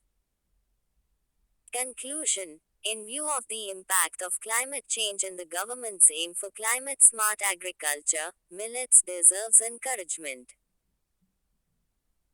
It can also help in providing nourishment to people across all income categories and supporting climate adaptation of rain-fed sustainable farming systems. Mains links Q. Millets have enormous potential to form a core component in climate smart agriculture whilst offering nutritional and food security benefits. Elaborate. 15 Prelims link. Consider the following crops of India. UPSC 2012. 1. Groundnut. 2. Sesamum. 3. Pearl millet. Which of the above are predominantly rain-fed crops? A. 1 and 2 only. B. 2 and 3 only. C. 3 only. D. 1, 2 and 3. Answer D. Among the following, which one is the least water-efficient crop? UPSC 2021. A. Sugarcane. B. Sunflower. C. Pearl millet. D. Red gram. Answer A. Infrastructure. What the Vande Bharat train says about the lopsided priorities of Indian modernity. Context. With the latest edition of the Vande Bharat train, India made a huge leap into the future of mass transportation. However, it has also raised questions, as the poor may not be able to afford these trains.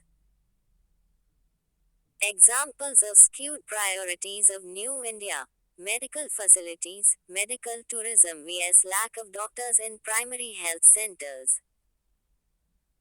Education, prestigious universities vs inability of school children to read and understand the curriculum. Food security, overflowing FCI godowns vs millions of hunger and stunted children. Road safety. The most basic rules of road safety such as braking a red light are not enforced. Sports. Rich sports leagues vs dismal global performance at global competitions. Infrastructure. Ultra-modern infrastructure on river banks vs pollution toxicating rivers to slow death. Reasons behind these mismatches. Conflict in choosing between modernization vs universal access to basic things. Way ahead realizing the journey to development. Prioritize investment in high quality primary health care and primary education, and basic infrastructure like sanitation and public transportation. Focus on simple and fundamental things that India overlooks. Ah. Insights on India. Com 51. About Vande Bharat Express. The Vande Bharat Express Train 18 is a semi-high speed, electric multiple units no separate locomotive trains launched in 2019 and is operated by the Indian Railways on 5 routes as of November 2022. It was designed and manufactured by the Integral Coach Factory, ICF Chennai under the Make in India initiative. Superior features of this new age train: reclining seats, automatic fire sensors, CCTV cameras, Wi-Fi with on-demand content, etc. Insta links, infrastructure. Mains links, Q. Investment in infrastructure is essential for more rapid and inclusive economic growth. Discuss in light of India's experience. UPSC Mains 2021.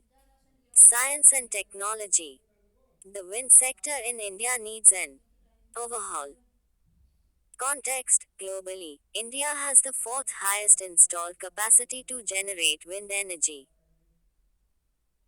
Key facts. The country's total installed capacity was 41.67 gigawatts as on September 30, 2022.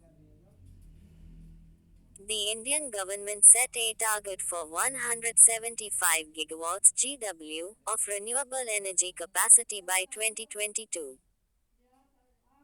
The goal included achieving 60 gigawatts of onshore and 5 gigawatts of offshore capacity for wind energy. What is wind energy? Wind energy is the kinetic energy associated with the movement of atmospheric air. Wind turbines transform the energy in the wind into mechanical power, further converting it to electric power to generate electricity. India's potential for wind energy. According to estimates by the National Institute of Wind Energy (NIWE) and the World Bank Group, the country has the potential for more than 602 gigawatts of onshore wind energy at 120-meter hub height and 100 gigawatts of fixed and floating offshore.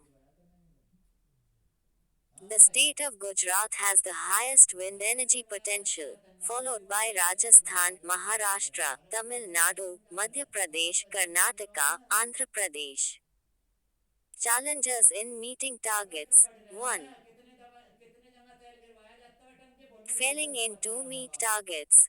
With 37.5 gigawatts of onshore wind power installed at the end of 2019, India may fall short of its 2022 targets due to pricing, payment risk mitigation, transmission capacity, and land use challenges. Though issues with the bidding process. Current bidding is based on tariffs derived from the site plant load factor, the ratio of average power generated by the plant to the maximum power that could have been generated in a given time. 3. Policy issues.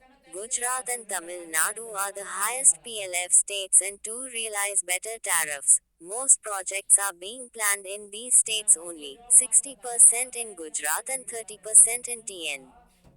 4. The issue of land availability. In Gujarat, this issue may have been covered, but the greater issue of grid planning persists. 5.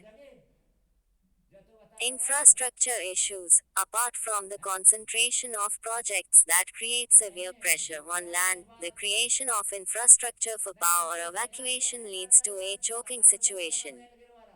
6.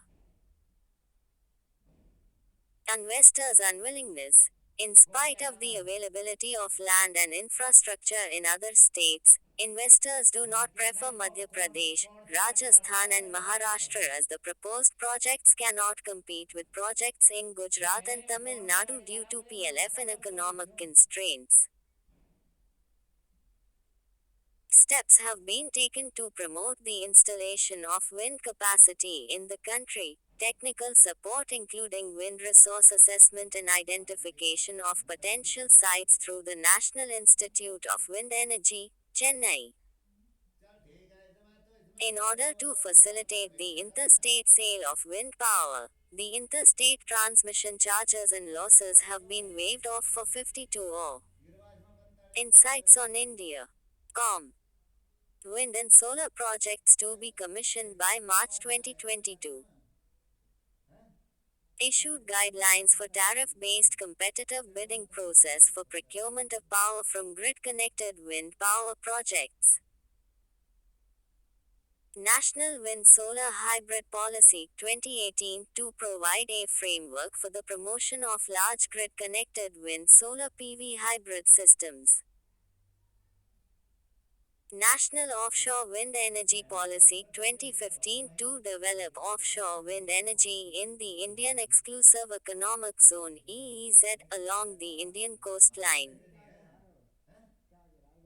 Way forward. Under the circumstances, major original equipment manufacturers have resorted to exporting turbines and components as the domestic market is going down south. Encouragement of captive and group captives with annual banking and interstate trading under green open access will accelerate capacity addition.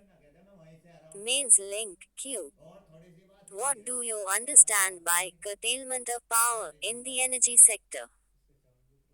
How is it affecting the generation of renewable energy in India? 250 words. New hope for malaria vaccine. Context: the World Health Organizations, who recently approved RTS, SAS-08 Mosquirix developed by GlaxoSmithKline for immunizing children against malaria was a big milestone after decades of gradual progress. About malaria disease. Malaria is a mosquito-borne infectious disease that affects humans and other animals. It is caused by the bite of the female Anopheles mosquito that is infected with a malarial parasite. There are 5 kinds of malarial parasites, out of which Plasmodium falciparum parasite is responsible for 70% of cases in India and Plasmodium vivax globally, the commonest ones. Need to develop vaccine. According to the WHO's World Malaria Report 2021, globally, there were an estimated 241 million malaria cases in 2020 in 85 malaria endemic countries. India 1.7% of malaria cases and 1.2% of deaths globally. Most of this increase came from countries in the WHO Africa region, which accounted for 95% of cases. Malaria deaths increased by 12% globally in 2020 compared with 2019, the majority of whom are children under the age of 5. Given the parasite's very complex life cycle that correlates with protective immunity has been difficult. About the RTS, SAS-08 Mosquirix vaccine. Decoding the name of the vaccine, RTS. It was engineered using genes repeat R. Anticell of the protein of the Plasmodium falciparum malaria parasite together with a viral surface antigen S of the hepatitis B virus Hapsag. This protein was then mixed with additional Hapsag to improve purification, hence the extra S. To boost immune responses, all protein-based recombinant vaccines rely heavily on a strong adjuvant. Help vaccines work better. RTS S is formulated with an adjuvant called AS08 developed at GSK. Insights on India. Com 53. Case of India. Why hasn't India been more successful in developing such vaccines? There is a significant gap in the establishment of safe and scientifically robust control human infection models for diseases such as malaria or influenza. What is required? Touted as the pharmacy of the world, India should be able to lead the world in vaccine development and production. Long-term funding and regulatory and logistic processes is required for hassle-free working of scientists. Insta links. RSTV. In-depth malaria vaccine. Mains link. What is Mosquirix, the first malaria vaccine to get the WHO's backing? New electric vehicle batteries. Direction. No few key initiatives related to EV batteries. Understand how these batteries work. However, no need to get into the technicalities of the working of batteries. Context: Non-profit Center for Science and Environment (CSE) has collaborated with the Department of Science and Technology DST to create a platform for supporting the development of new electric vehicle F batteries to suit Indian requirements. Outline of the collaboration. an expert industry platform for the development of new electric vehicle EV battery technologies, assessing India's need and climate stress for batteries, application-specific batteries e.g., lithium titanate for public transport, sodium ion for e-rickshaws, recycling of batteries, developing regulations for the in-use performance and durability of EVs and databases on performance and safety parameters. Initiative for EV safety. New safety tests for EVs, infrastructure for testing and certification by the Automotive Research Association of India. BIS issues performance norms for Li-ion batteries. Government steps for new batteries, faster adoption and manufacturing of hybrid or electric vehicles in India. FAME India 1 and 2 scheme to promote the manufacturing of electric and hybrid vehicles. Department of Heavy Industry for implementation of the Production Linked Incentive PLI scheme. National Program on Advanced Chemistry Cell ACC Battery Storage. NITI Aayog released the draft battery swapping policy for electric vehicles EVs. The current deployment of lithium-ion batteries (LIBs) in India is dominated by consumer electronics, which comprises smartphones, laptops, notebooks, and tablets. 54 Insights on India. Com. Insta curious, did you know? By 2030, the demand for batteries is expected to grow fourfolds to reach an annual rate of 3,100 gigawatt hours. InstaLink's National Program on Advanced Chemistry Cell Battery Storage. Mains links Q. Lithium-ion batteries are the edifice of the wireless technology revolution. In this context, discuss the significance and challenges facing these rechargeable lithium batteries. 250 words. Prelims links Q. With reference to fuel cells in which hydrogen-rich fuel and oxygen are used to generate electricity, consider the following statements. UPSC 2015-1. If pure hydrogen is used as a fuel, the fuel cell emits heat and water as byproducts. Though fuel cells can be used for powering buildings and not for small devices like laptop computers. Theme.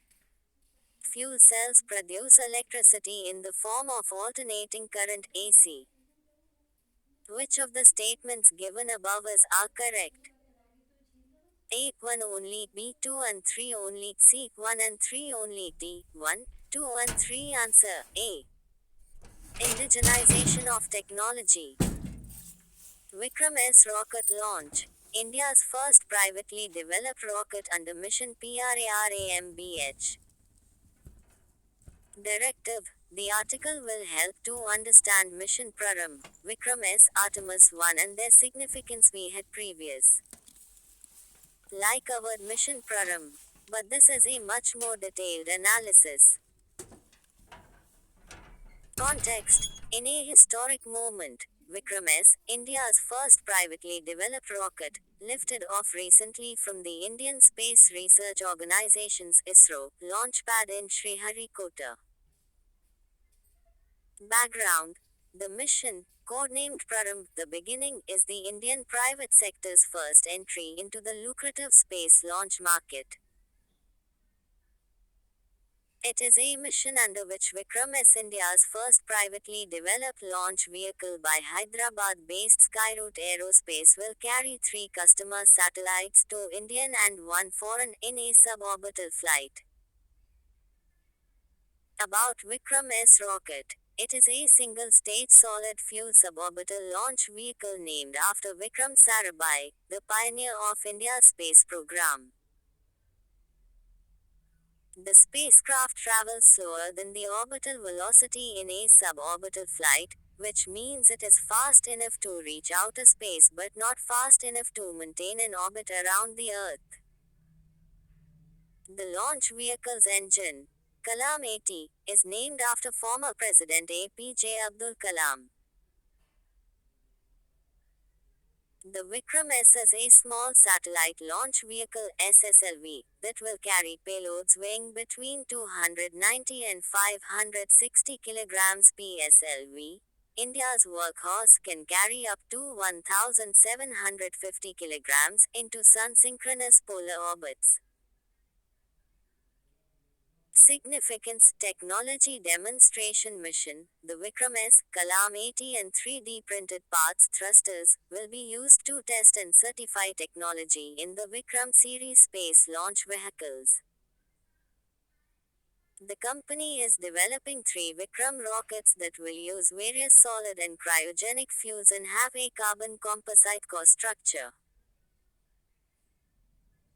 More private sector missions on the way. Agnikul Cosmos, for example, whose semi-cryogenic Agnilet engine was recently tested at ISRO's vertical testing facility at Thumba TERLS Thiruvananthapuram.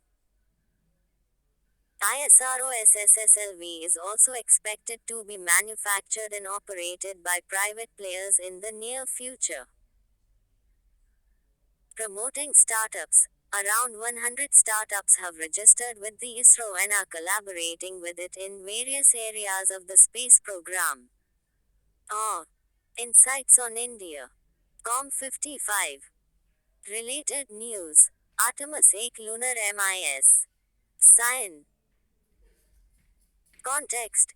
NASA recently launched the Artemis 1 mission, heading to the moon on board Orion with the intention of carrying out tests ahead of future manned missions to the moon and beyond.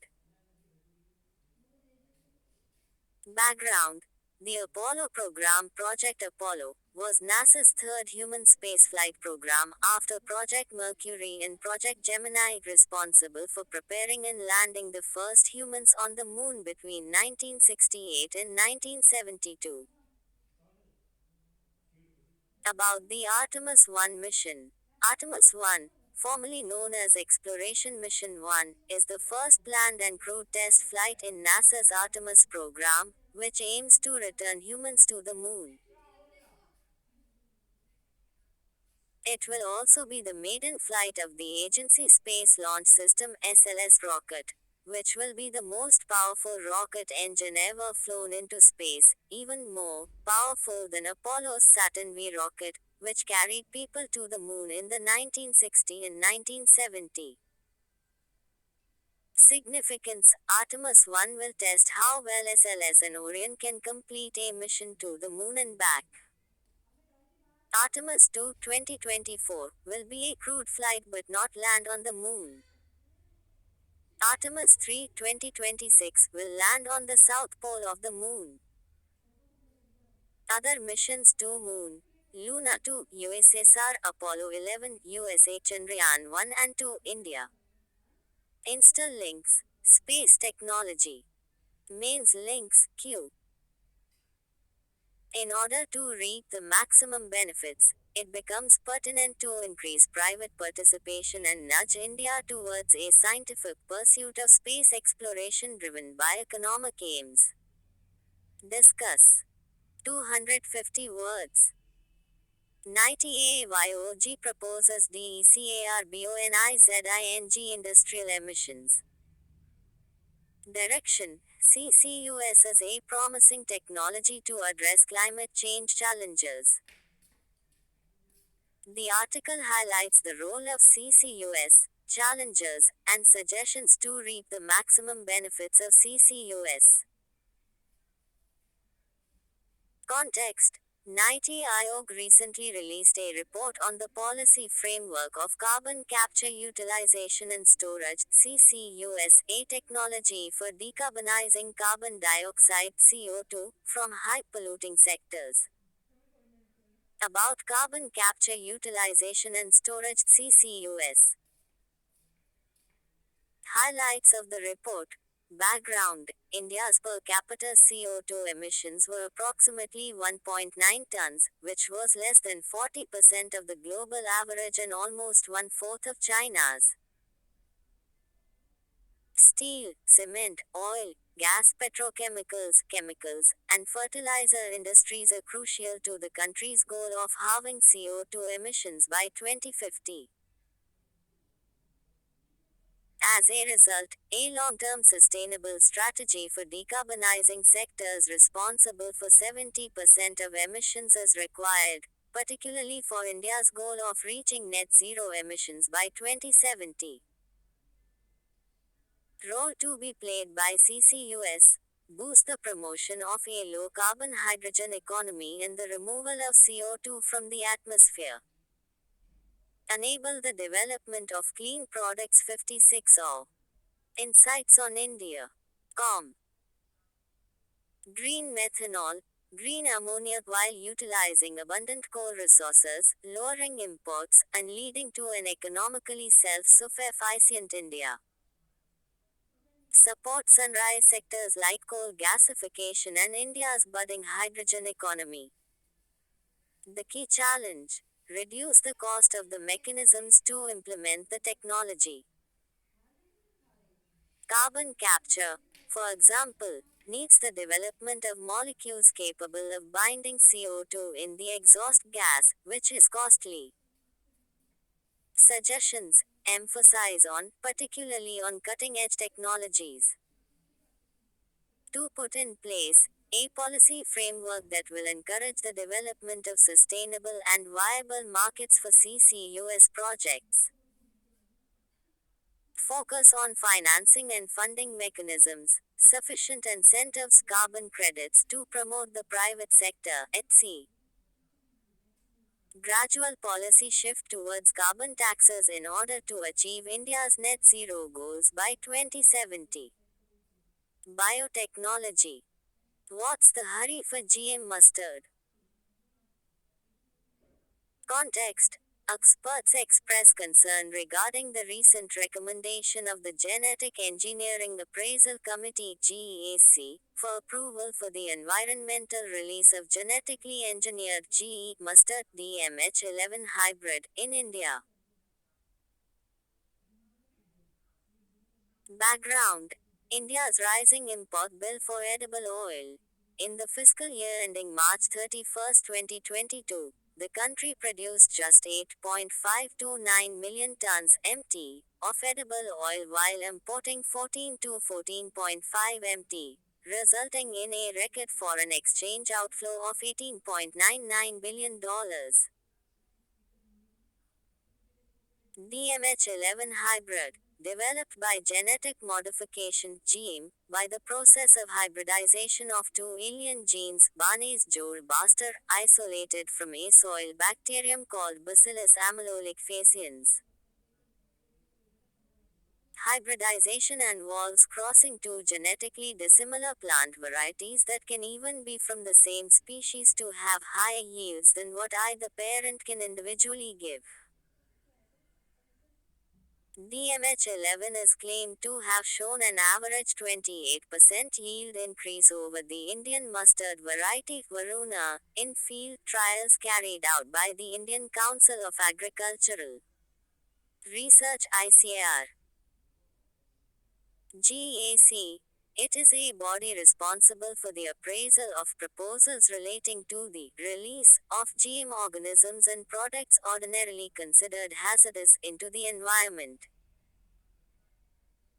In the case of the DMH11 hybrid, it has recommended the environmental release of DMH11 for its seed production and testing prior to commercial release. Concern raised by experts: the potentially harmful long-term ecological and economic consequences of DMH11. Details of the mandatory trials to ensure food environmental safety, a prerequisite before environmental release, have not been made public. A detailed long-term assessment of the potential social and economic benefits of using DMH11 remains to be made. Threat of displacement of manual labor engaged in weeding as the GM mustard is weed tolerant. Concerns regarding impact on the population of honeybees as mustard flowers are a source of nectar for honeybees. Disastrous effect of the spread of herbicide resistance HT gene on the normal crop. Way ahead, the following requirements for environmental release have been proposed by GEAC. Usage of any formulation of herbicide is recommended only under controlled and specified conditions. Usage of any formulation of herbicide is not permitted for cultivation in the farmer's field. The applicant CGMCP should conduct field demonstration studies with respect to the effect of GM mustard on honeybees. Conclusion: a great deal of time, effort, and resources have gone into the development and testing of DMH11 mustard. However, the existing investment should not discourage us from doing a thorough examination of the risks posed by GM mustard. Insights on India. COM57. Insta links. GM mustard. Mains links. Q. The decision to remove the unscientific ban on genetically modified GM crops reflects the determination of the government to move towards Atmanirbhar Bharat. It also meets the aspirations of our scientific community, and farmers can derive the benefits of innovative technology. Critically analyze. 250 words. Prelims links. Consider the following statements. 1. Genetic Engineering Appraisal Committee is the apex regulator of GM crops in India. Though India does not permit the commercial cultivation of GM rice. 3. GM seed companies must mandatorily obtain permission from the Genetic Engineering Appraisal Committee for conducting field trials of GM crops in India. Which of the above statements are correct? A 2 only, B 1 and 2 only, C 1, 2 and 3, D 2 and 3 only, ans, B. Explanation: India does not permit the commercial cultivation of GM rice, but research groups are testing varieties of such rice in trial plots. Though the Genetic Engineering Appraisal Committee is the apex regulator of GM crops, it is mandated that trials of GM crops obtain permission from states. Refer https://www. Insights on India. Com. The 27th of October 2022. GM mustard. Environmental conservation. Air pollution in context. Delhi pollution. Reasons for Delhi NCR region facing extreme particulate pollution. Geographical reasons. Location of Delhi. It lies to the northeast of the Thar Desert, to the northwest of the Central Plains, and to the southwest of the Himalayas. As winds arrive from the coasts, bringing with them pollutants picked up along the way, they get trapped right before the Himalayas. Cold temperature during winter facilitate trapping of pollutants at ground level.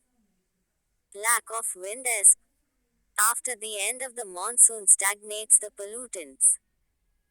Dust storm that originate in Middle East contribute to 40% of dust. Anthropogenic factors, stubble burning, in neighboring state to prepare field for next crop cycle. Manufacturing activity, power generation, construction, and transport. Lack of citizen activism. Regulation is limited to banning industrial activities but is not focused on hand-holding the transition to green energy choices. Impact on adult. 12.5% of deaths in India occurred due to air pollution. On children, more than 116,000 infants in India died within a month of birth in 2019 due to air pollution. On mother, impacts placenta and fetus. On education, lost hours due to the closure of schools. On economy, closure of industries, limits on the construction activity at sea. Steps taken by the Government Graded Response Action Plan (GRAPC). Mehta vs. Union of India 2016 for implementation under different Air Quality Index AQI categories.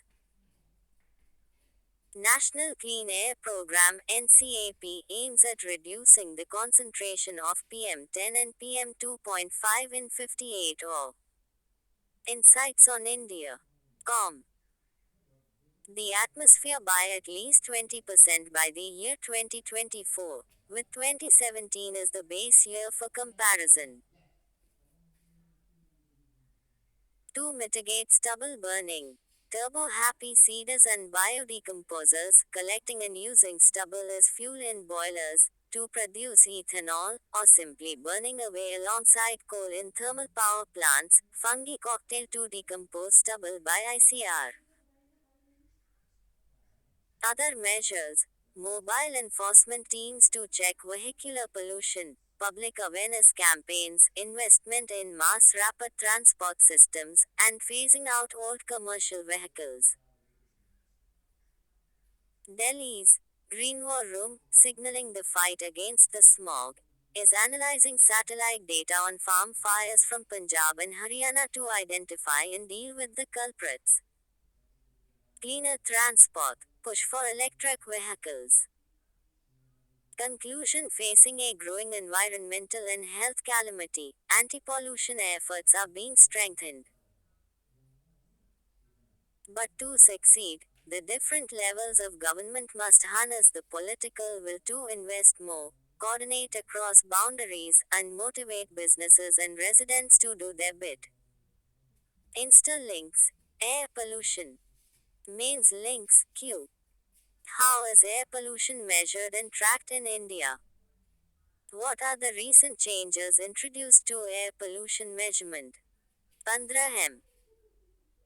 Prelims links: in the context of air quality guidelines, consider the following statements. UPSC 2022-1. The 24-hour mean of PM2.5 should not exceed 15 ug and the annual mean of PM2.5 should not exceed 5 ug. Though, in a year, the highest levels of ozone pollution occurred during periods of inclement weather. 13. PM10 can penetrate the lung barrier and enter the bloodstream. 4. Excessive ozone in the air can trigger asthma. Which of the statements given above is correct? 8.1. 3 and 4 peak 1 and 4 only. C2. 3 and 4 peak 1 and 2 only. Answer B. Q. Which of the following are the reasons, factors for exposure to benzene pollution?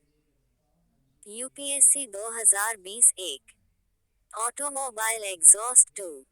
Tobacco smoke 3. Wood burning 4. Using varnished wooden furniture 5. Using products made of polyurethane. Select the correct answer using the code given below. A. 1, 2 and 3 only. B. 2 and 4 only. C. 1, 3 and 4 only. D. 1, 2, 3, 4 and 5. Answer D. Government notified Management Rules 2022. Context: the government has notified Waste Management Rules 2022, which will come into force from the 1st of April next year and apply to every manufacturer, producer, refurbisher, dismantler and recycler of waste. Key provisions of the rules restricted the use of hazardous substances in manufacturing electrical and electronic equipment having adverse impact on human health and the environment. Increased the range of electronic goods. Targets fixed. Producers of electronic goods have to ensure at least 60% of their electronic waste is collected and recycled by 2023. Companies will report these on an online portal. Extended producer responsibility certificates. This will allow the offset teeing of waste responsibility to a third party. Environmental compensation to be imposed on companies that don't meet their target. Role of state governments. Earmarking industrial space for e-waste dismantling and recycling facilities, undertaking industrial skill development and establishing measures for protecting the health and safety of workers engaged in the dismantling and recycling facilities for e-waste. Role of manufacturers. Make the end product recyclable. Role of Central Pollution Control Board. Conduct random sampling of electrical and electronic equipment placed on the market to monitor and verify the compliance of reduction of hazardous substances provisions. Impact of e-wastes. Toxins' harmful health impact on humans includes damage or insights on India. COM59. To the brain, heart, liver, kidneys and skeletal system. They can also have a significant effect on neurological and reproductive systems, resulting in sickness and birth abnormalities. E-waste refers to all items of electronic and electrical equipment (AE) and its parts that have been discarded by their owner as waste without the intent of reuse. India is the third largest e-waste generator in the world after China and the USA. Global E-Waste Monitor 2020. 95% of e-waste in India is recycled by the informal sector. Background of the issue.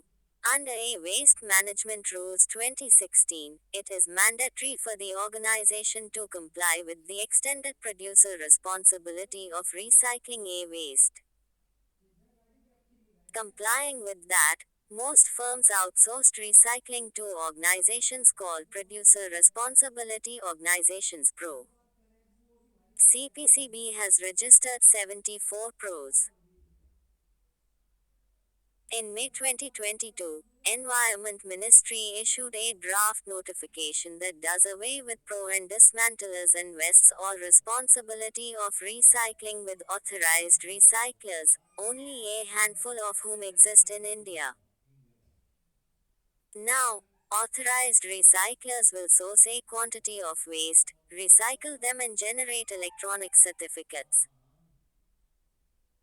Companies can buy these certificates equivalent to their annual committed target and thus do not have to be involved with engaging pros and dismantlers.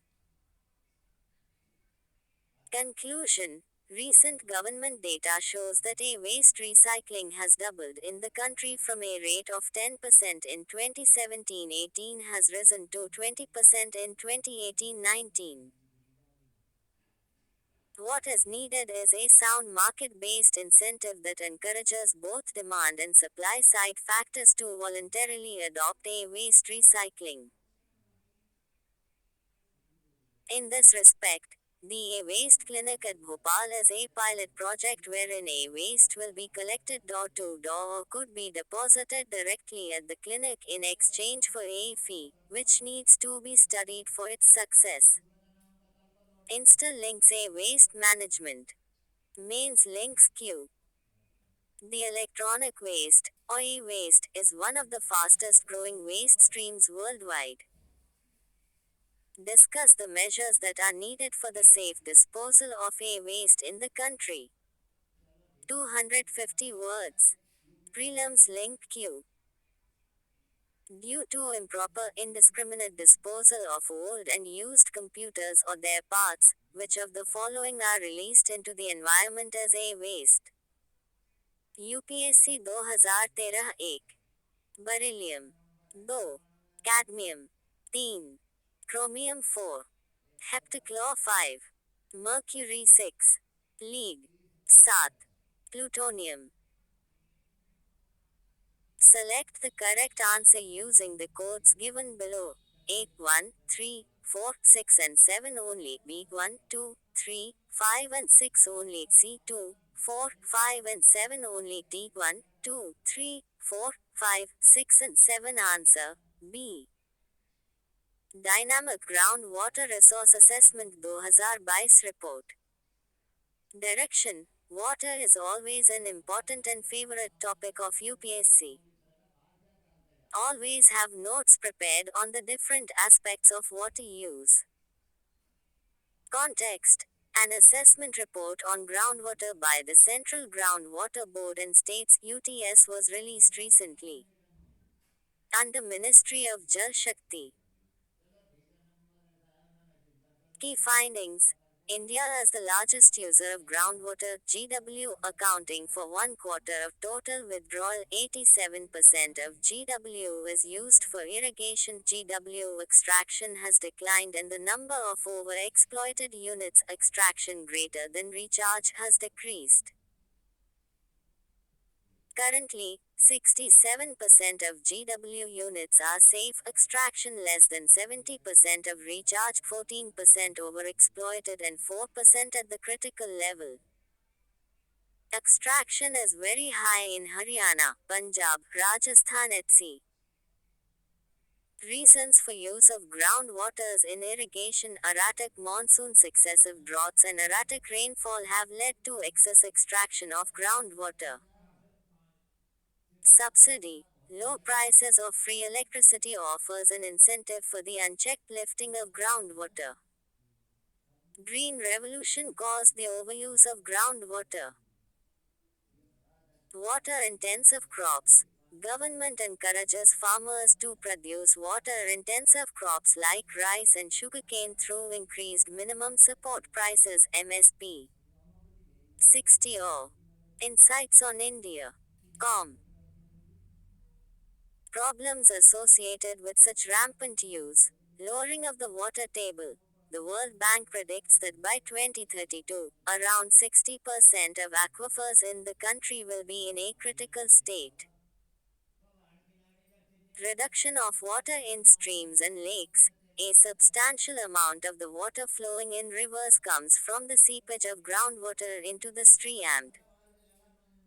Depletion of groundwater levels may reduce water flow in such streams. Land subsidence. A lack of groundwater limits biodiversity and dangerous sinkholes result from depleted aquifers. Increased costs for the user. As the depleting groundwater levels lower the water table, the user has to delve deep to extract water. This will increase the cost of water extraction. Deterioration of water quality. Groundwater that is deep within the ground often intermingles with saltwater that we shouldn't drink. Saltwater contamination can occur. Western Indian states interrupts water cycle. Groundwater depletion interrupts the natural water cycle, putting disproportionately more water into the sea. Impacts food security. As large aquifers are depleted, the food supply and people will suffer. Additional points. Concept of Participatory Irrigation Management (PIM). PIM is hinged around developing cooperation with an involvement of farmers in the operation, management, and maintenance of the irrigation systems at secondary and tertiary levels through the Water User Associations (WUAS). One Water Approach. Conclusion: the effective answer to the groundwater crisis is to integrate conservation and development activities, from water extraction to water management, at the local level. Making communities aware and involving them fully is therefore critical for success. Interlinks growing water crisis and one water approach over. Mains links Q. Bring out the problems associated with groundwater irrigation in India. Critically analyze the role of participatory irrigation management (PIM) in improving agricultural production on a sustainable basis. 15 Prelims link. Consider the following statements. UPSC 2015 1. The Accelerated Irrigation Benefits Program was launched during 1996-97 to provide loan assistance to poor farmers. Though the Command Area Development Program was launched in 1974-75 for the development of water use efficiency. Which of the statements given above are correct? A. 1 only, B. 2 only, C. Both 1 and 2, D. Neither 1 nor 2. Answer B. Health is the focus of APOLLU. TN policy. Direction. This is from an editorial article. A few unique points can be noted down. Context. The deterioration of winter air quality in North India has once again brought to light the negative impacts of air pollution on health, particularly among the most vulnerable in society. Negative impacts of air pollution on health. According to the Lancet, excessive levels of pollution are responsible for 17.8% of all deaths and 11.5% of respiratory, cardiovascular and other related diseases in India in 2019.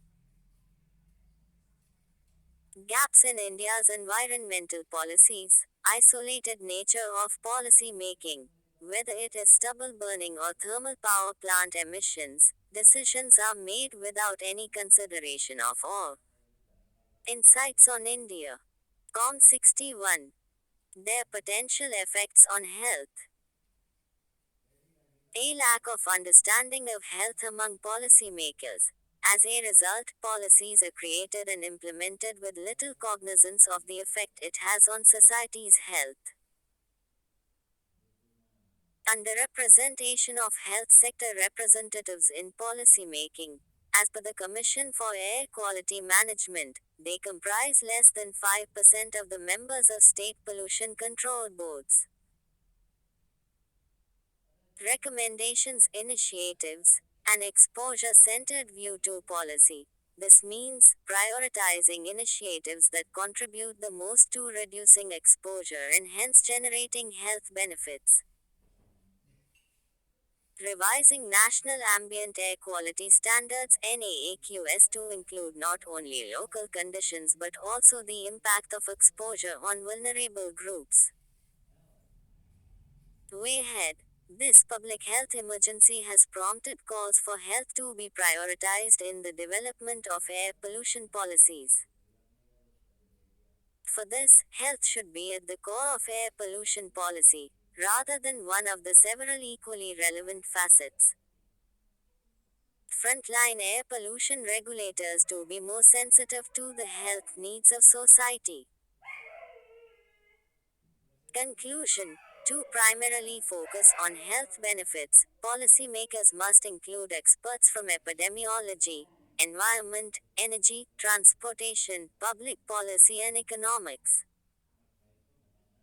This approach will accelerate climate and air quality measures to limit emissions from the industries that cause the most health damage. I. Insta links. Air pollution. Mains links. Q. The worsening winter air quality in North India has yet again brought into public focus the harmful effects of air pollution on our health. This public health emergency has resulted in calls for health to be made central to air pollution policy making. Critically analyze. Prelims links. Q. Consider the following statements. 1. The National Clean Air Program aims for a reduction in particulate matter concentrations in cities that don't meet the National Ambient Air Quality Standards (NAAQS). Though India's National Ambient Air Quality Standards (NAAQS) meet the WHO's existing standards. Which of the above statements are correct? A. 1 only, B. 2 only, C. Both 1 and 2, D. Neither 1 nor 2. Solution. A. The World Health Organization, who has tightened global air pollution standards in a recognition of the emerging science in the last decade that the impact of air pollution on health is much more serious than earlier envisaged. The move doesn't immediately impact India as the National Ambient Air Quality Standards (NAAQS) don't meet the WHO's existing standards. The government has a dedicated national clean air program that aims for a 20% to 30% reduction in particulate matter concentrations by 2024 in 122 cities, keeping 2017 as the base year for the comparison of concentration. These are cities that don't meet the NAAQS when calculated from 2011 to 2015. Is climate change affecting global health? Direction. This is taken from the explained section of the Hindu. Previously we covered it as FFP, but here we are providing analysis. Context. As countries gather in Egypt for the ongoing COP27, a recent Lancet report traces in detail the intimate link between climate change and its influence on people's health. Highlights of the 2022 Lancet Countdown on Health and Climate Change. Overview. Climate change is not an isolated incident, but a global phenomenon, leaving its impact on almost every aspect of life. While countries are still dealing with the COVID-19 pandemic, Russia's invasion of Ukraine and continued reliance on fossil fuels has driven the world into global energy and cost of living issues. The world's reliance on fossil fuels increases the risk of disease, food insecurity, and other illnesses related to heat. As these crises develop, climate change accelerates, altering the foundations of human health and welfare. Health and climate change. The rapidly increasing temperatures exposed people, especially vulnerable populations, to more heatwaves in 2021 than annually between 1986 to 2005. 62 or Insights on India. Com. The changing climate is affecting the spread of infectious diseases, food security, and climate change. Higher temperatures threaten crop yields directly, with the growing season shortening for many cereal crops. Extreme weather events disrupt supply chains, thereby undermining food availability, access, stability, and utilization. Way ahead, the pace and scale of climate change adaptation, planning, and resilience need to be increased. An accelerated transition to clean energy forms, balanced and more plant based diets. Spreading awareness through media campaigns. The government's commitment to assess and address the threats from climate change. Conclusion. A health centered response through global coordination, funding, transparency, and cooperation to reduce the vulnerabilities that the world is otherwise exposed to is the need of the hour. Insta links. Climate change amplifying health impacts. Mains links. Q. Analyze the growing impacts of climate change on India. Are the steps taken so far adequate enough to tackle climate change? Who should pay for climate dam? Age. Direction. This article will help to understand why developed countries are bound to compensate poor countries for climate damage and whether India is eligible to get this compensation.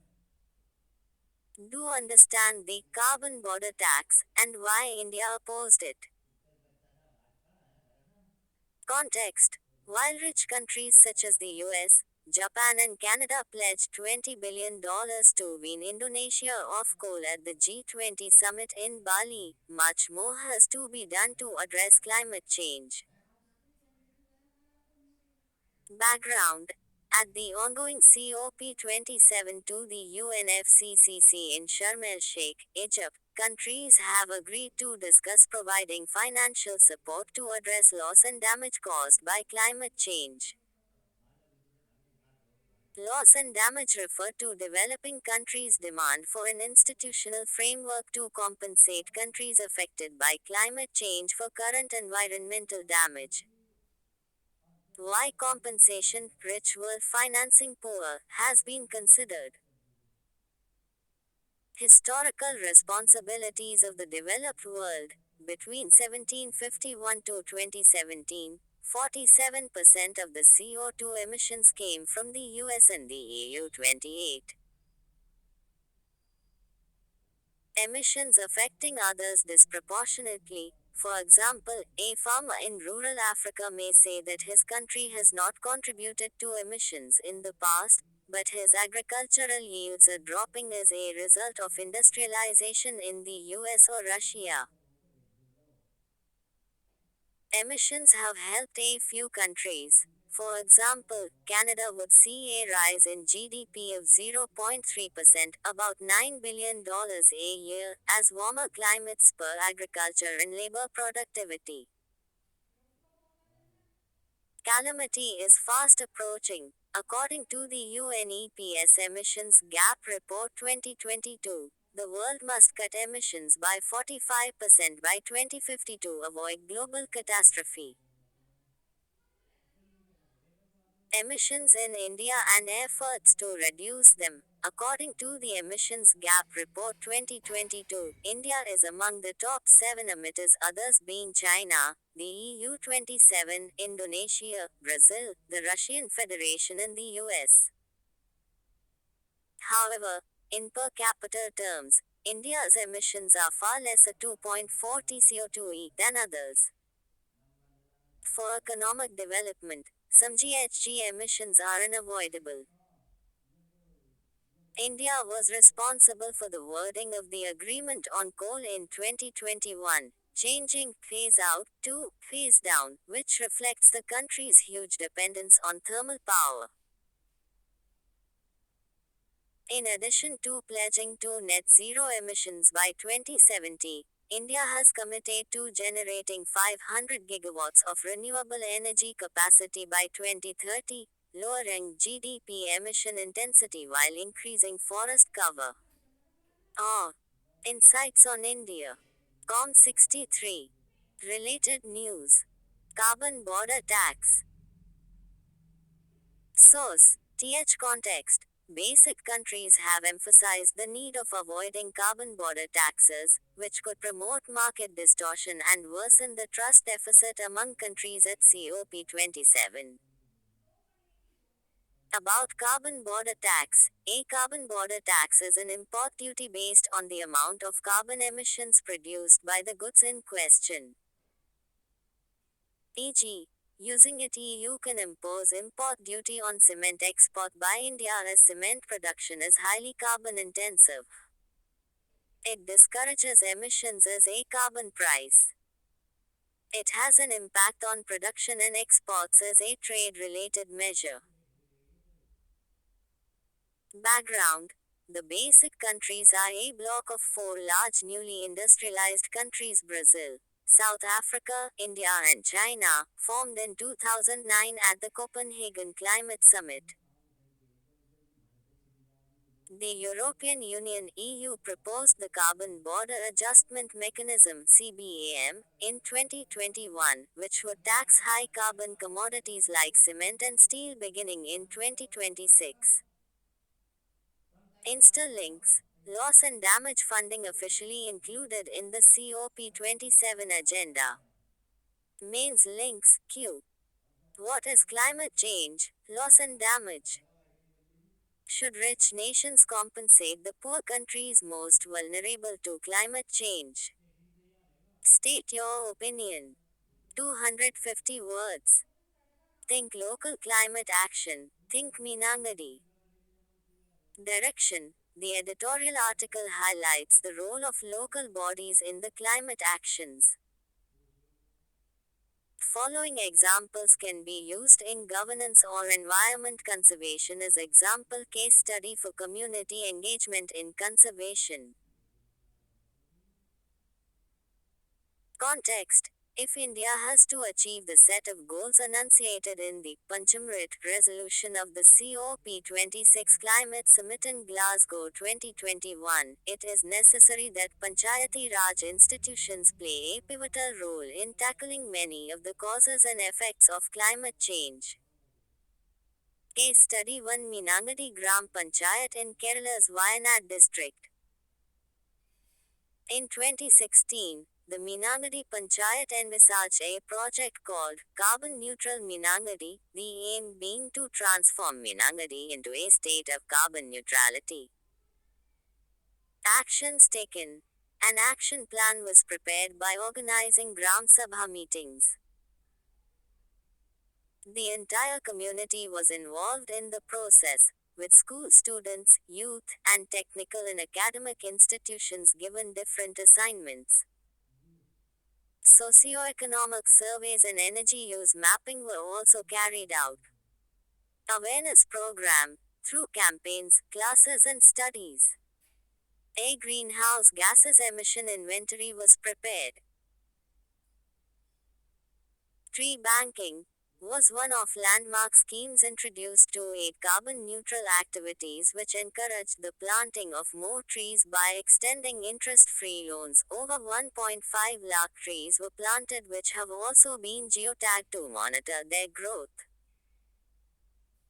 Local economic development was another thrust area where lead bulb manufacturing and related micro enterprises were initiated. The panchayat was found to be carbon positive. Case study 2, Palli Gram Panchayat in Jammu and Kashmir. It followed the same people-centric model, with specific local activities.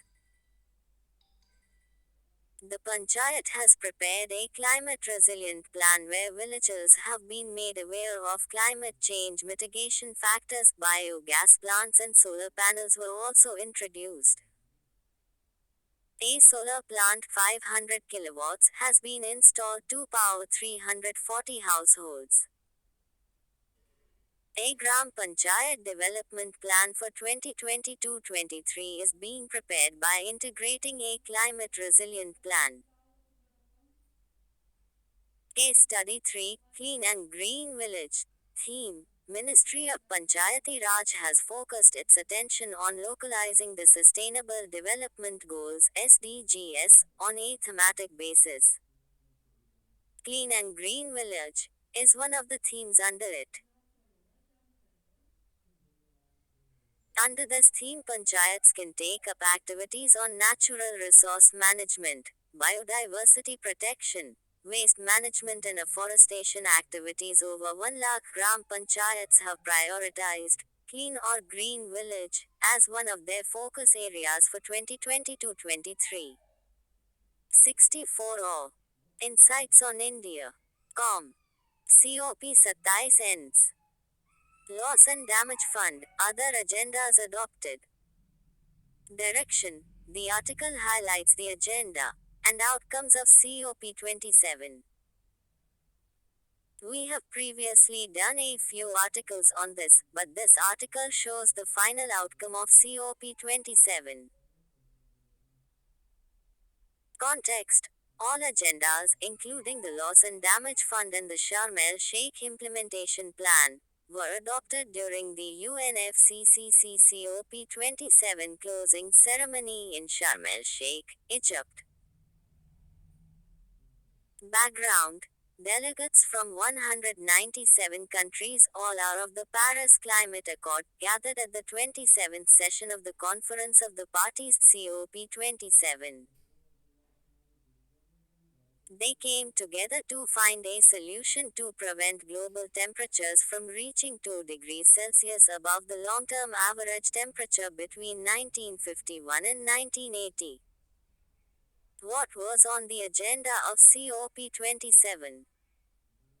Mitigation. The goal of mitigation is to keep global temperatures below 2 degrees Celsius.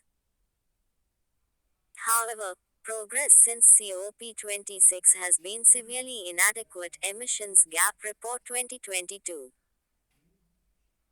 Adaptation. According to the Global Climate Risk Index, developing and poor countries Mozambique, South Sudan, India, etc. were the countries most affected by extreme weather events in 2019. Over $350 million and $600 million were pledged to the Adaptation Fund and the Least Developed Countries Fund at COP26. Finance. At the 2009 COP15 meeting, developed countries agreed to pledge $100 billion by 2020, extended until 2025 during COP21 to assist developing countries in dealing with climate change. Collaboration. There is the need to call upon governments, public society, and the private sector to collaborate to change the way humans interact with the world. Outcomes of the COP27 on these agendas. The Sharm el Sheikh Implementation Plan. It emphasized that a global transition to a low carbon economy will require at least $4-6 trillion in annual spending. Mitigation Work Program. This would begin this year and last until 2030. Governments were requested to revisit and strengthen the 2030 targets in their national climate plans by the end of 2023. To accelerate efforts to phase down unabated coal power and phase out inefficient fossil fuel subsidies. To reduce greenhouse gases GHGs in applicable sectors through increased renewable and low emission energy. Loss and damage. COP27 adopted the basic demand of a fund to acknowledge assistance needed for particularly vulnerable developing countries. However, there is no agreement yet on how finance should be provided and where it should come from. Fossil fuels. India wanted to include a commitment to phase down all fossil fuels and not just coal. But the resolution failed. Other outcomes. The new collective quantified goal on climate finance and the global goal on adaptation, which is equivalent to the global goal on mitigation of limiting global temperatures to 1.5 degrees Celsius.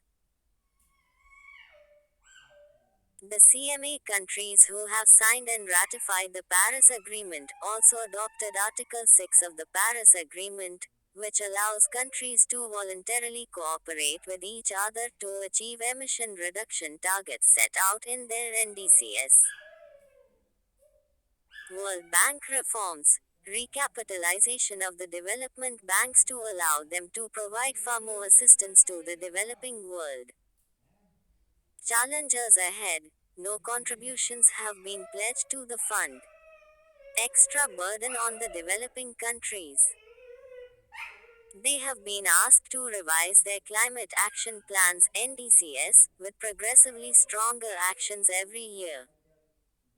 Developed countries have failed to meet their commitment. For example, mobilizing a relatively small sum of 100 billion United States dollars. Way ahead.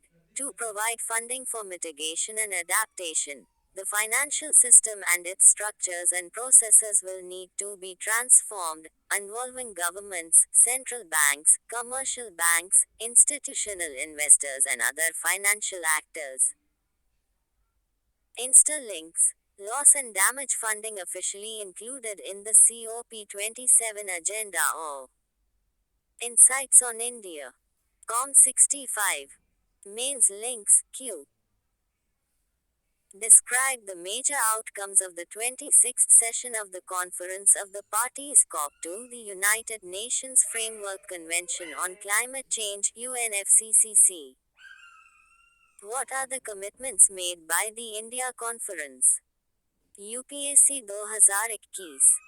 Prelims links, Q.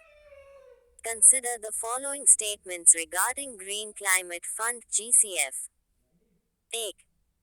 It is a fund established within the framework of the UNFCCC. though the fund's investments can be in the form of grants only. Theme: GCF has established a direct access modality so that national and sub-national organizations can receive funding directly, rather than only via international intermediaries. Which of the above statements are correct? A. 1 only B 1, 2 only C 1, 3 only D, all of the above. Solution C. Disaster management. How suspension bridges work in the tragedy in Morbi. Context: the century-old cable suspension bridge in Gujarat's Morbi collapsed into the river, sending hundreds plunging into the water. The bridge was a tourist attraction and had long been hailed as a magnificent engineering marvel. Technical reasons for the collapse of the 19th century pedestrian bridge are: 1. Overcrowding. 2. Crowd-induced vibrations. 3.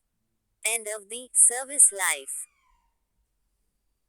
Probable cause of such disasters. Coming out of the long restrictions on travel necessitated by the COVID-19 pandemic, people all over the world appear to be binging on travel and outings. How to mitigate such kinds of disasters? Safe and sustainable tourism. Tourist and pilgrimage centers around the country should carry out safety and environmental audits to ensure that crowd management and safety protocols are in place. Development of new centers where large numbers of people are expected should account for such contingencies. The rapid pace of road and infrastructure development in ecologically sensitive areas such as the Himalayas should be in accordance with topographic limitations. Tourism promotion campaigns must include creating safety awareness among visitors and local officials. More must be done to regulate the flow of travelers according to the infrastructure capacity of particular destinations. What is a suspension bridge? Suspension bridges suspend the roadway by cables, ropes or chains from two tall towers. How does it work? Suspension bridges depend on the balance of the forces of compression and tension. The design ensures that the load on the suspension cables is transferred to the towers at the two ends, which transfer them further by vertical compression to the ground by way of the anchorage cables. All of this balancing has to happen within the permissible weight restrictions for the bridge. Way forward, any bridge open for public transport should conform to prescribed standards and specifications and is safe in all respects to be carrying passenger traffic.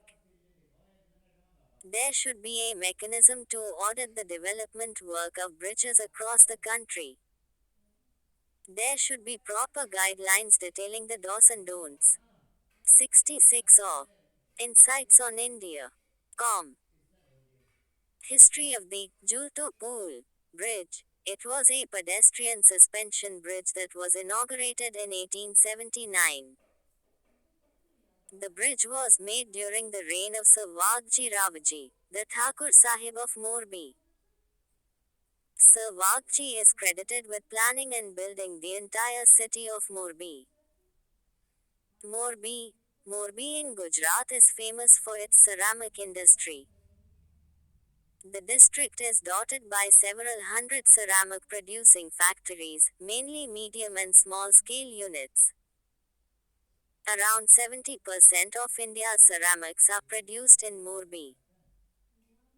Machu River. Machu is a small river that rises in the Madlar Hills and flows 130 kilometers into the Run of Kutch. Indian Bridge Management System. Mains guests discuss the recent measures initiated in disaster management by the Government of India departing from the earlier reactive approach. CSE 2020. Challenges to internal security. The Rajiv Gandhi assassination case, and why Supreme Court has freed all convicts. Context. Many have divided opinions on the Supreme Court's recent decision to free all six remaining convicts serving life sentences in the Rajiv Gandhi assassination case. Background. Former Prime Minister Rajiv Gandhi was assassinated by a suicide bomber in Sriperumbudur, Tamil Nadu, on the night of May 21, 1991, killing 18 people. In the case, the TADA or Terrorist and Disruptive Activities Prevention Act trial court initially convicted 26 people to death. In 1999, a few years after the TADA Act was repealed, the SC upheld the conviction of only 7, convicting 4 of them to death and the other 3 to life imprisonment, releasing the rest. By 2014, the SC commuted the death sentences of all 4 to life imprisonment. The Tamil Nadu government had recommended the release of all convicts. However, the governor had not acted upon this recommendation. The convicts had spent more than 3 decades in prison, where their conduct was satisfactory. Invoking its extraordinary power under Article 142 of the Indian Constitution, the recent SC order noted that none of the 6 convicts was a part of the nucleus of the assassination team. Definition of terrorism. According to the TADA, terrorism involves all or any one of the 4 acts overawing, threatening government, striking terror in the people, alienating a section of the people, adversely affecting social harmony. As per TADA, killing a person bound by oath under the Constitution to uphold the sovereignty and integrity of India or any public servant was deemed a disruptive activity.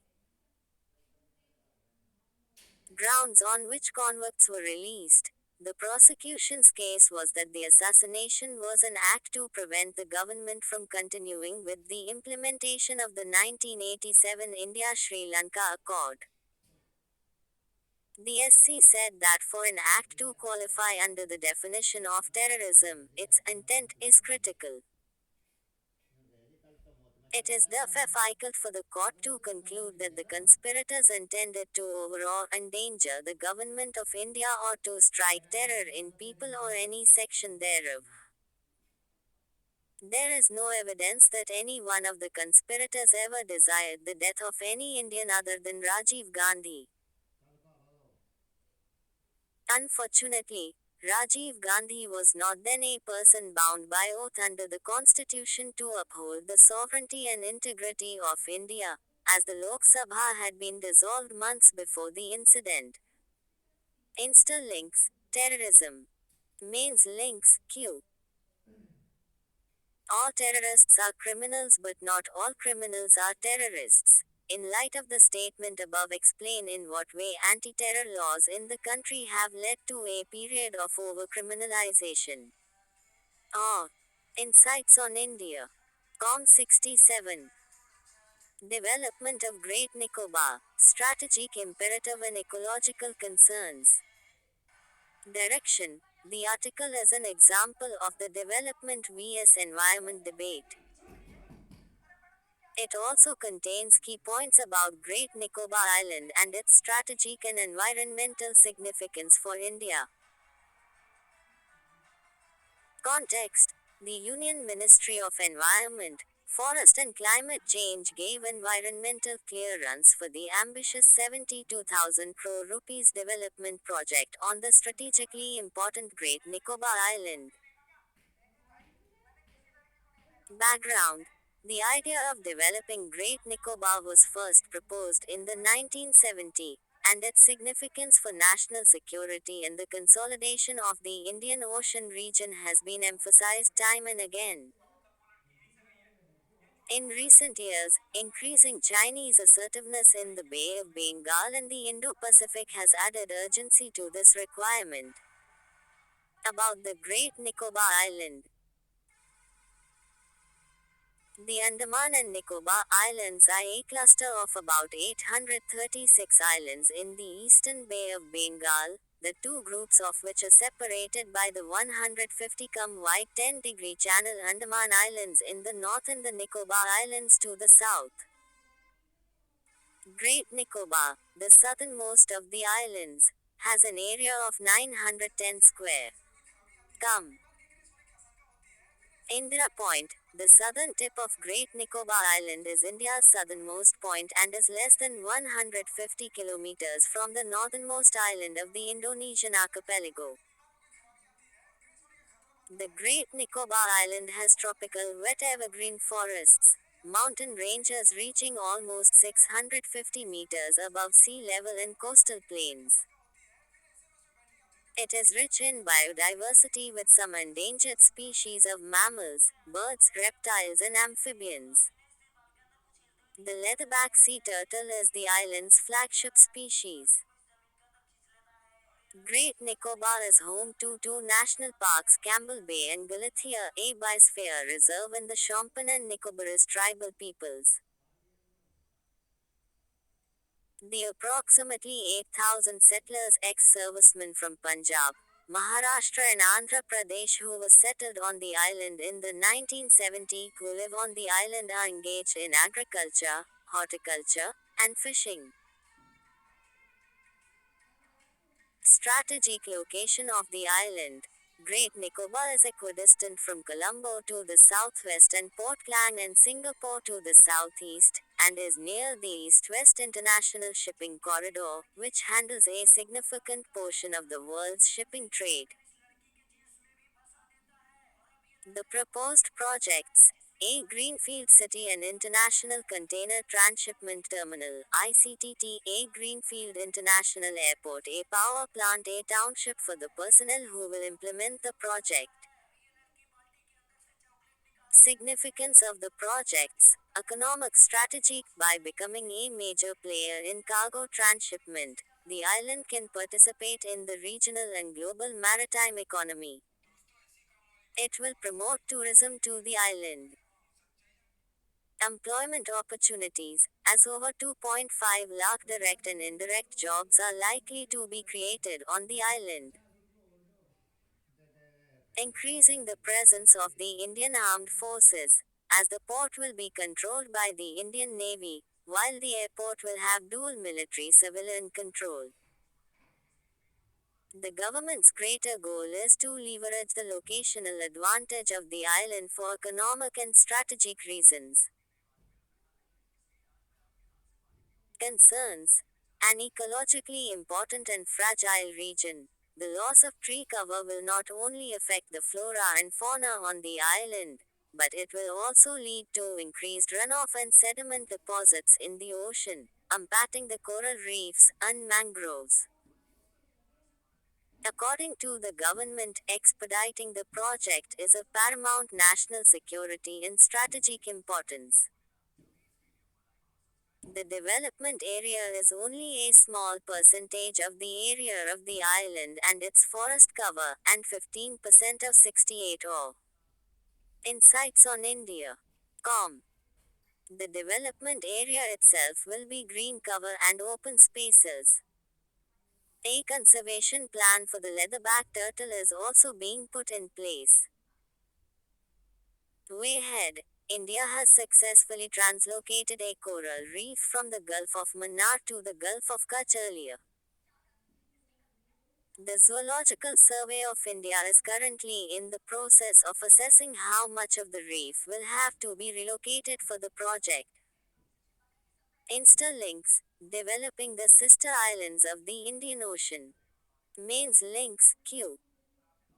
In recent years, India has adopted a proactive policy aimed at transforming the Andaman and Nicobar Islands. Examine the strategic and economic importance of the Andaman or Nicobar Islands for India. 250 words. Prelims links, Q. Andaman and Nicobar Islands are separated from each other by a 10-degree channel B, 9-degree channel C, 8-degree channel D, 12-degree channel. Answer A.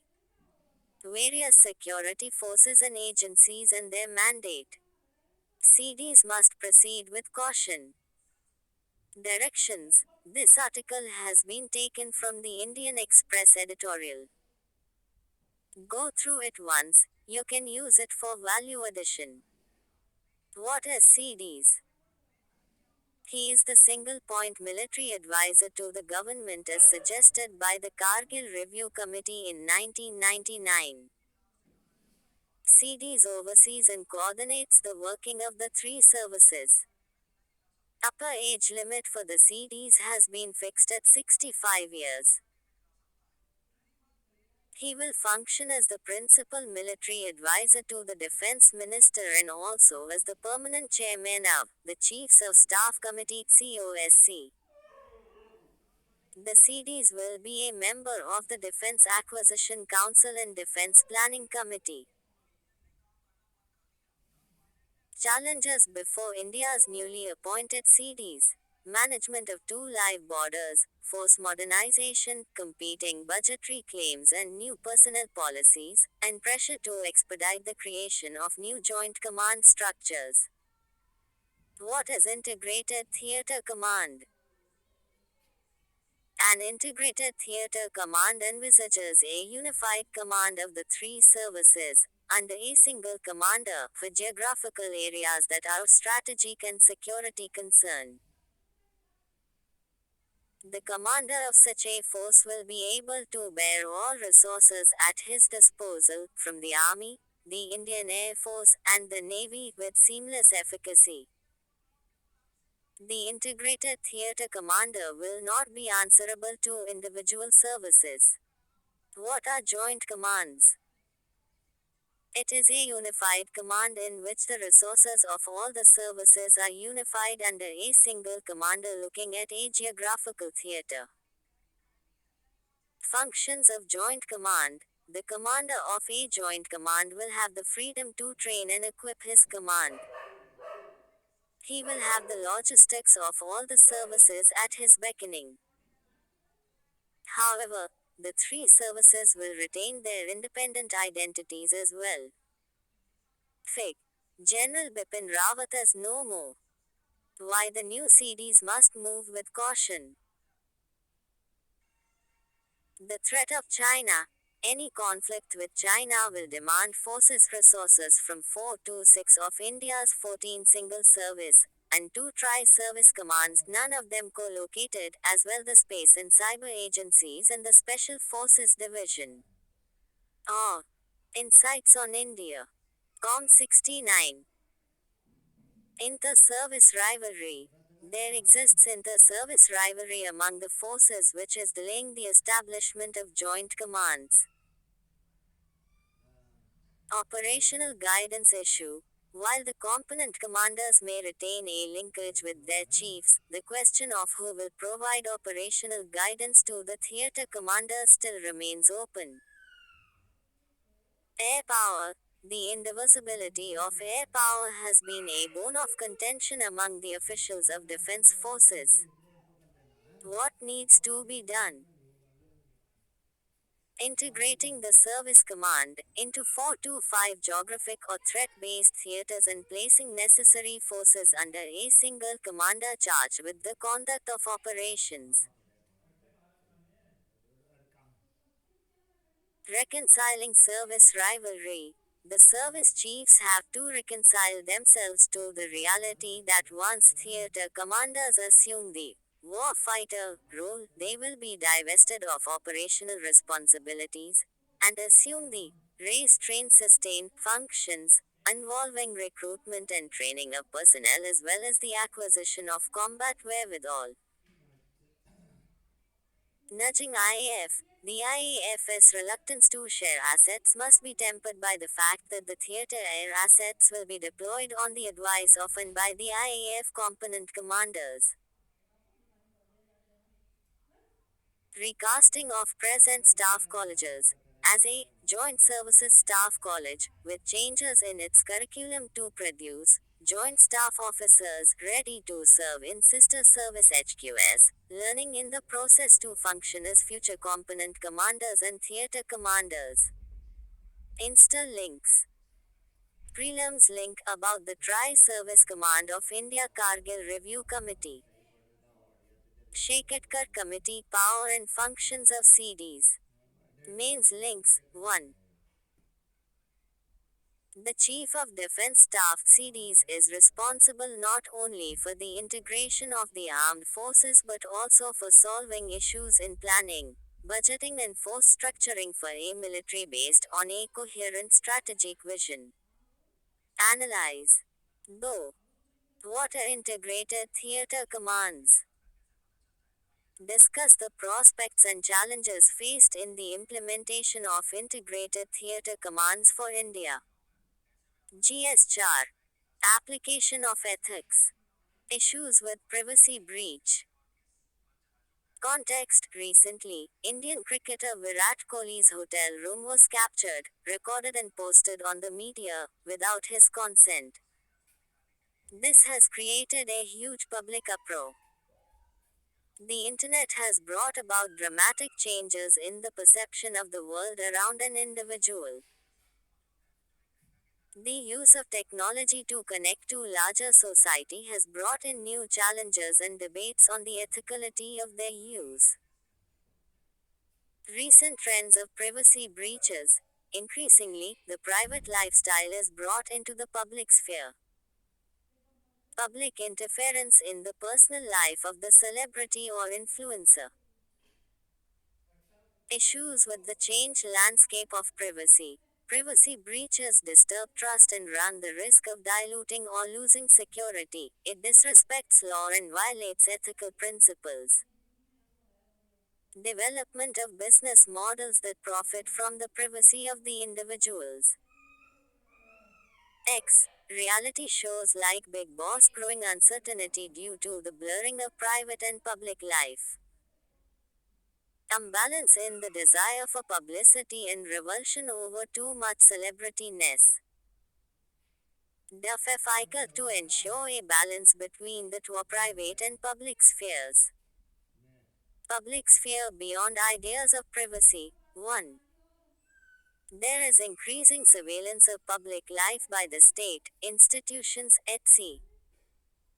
X. Surveillance cameras, healthcare facilities, prisons, etc.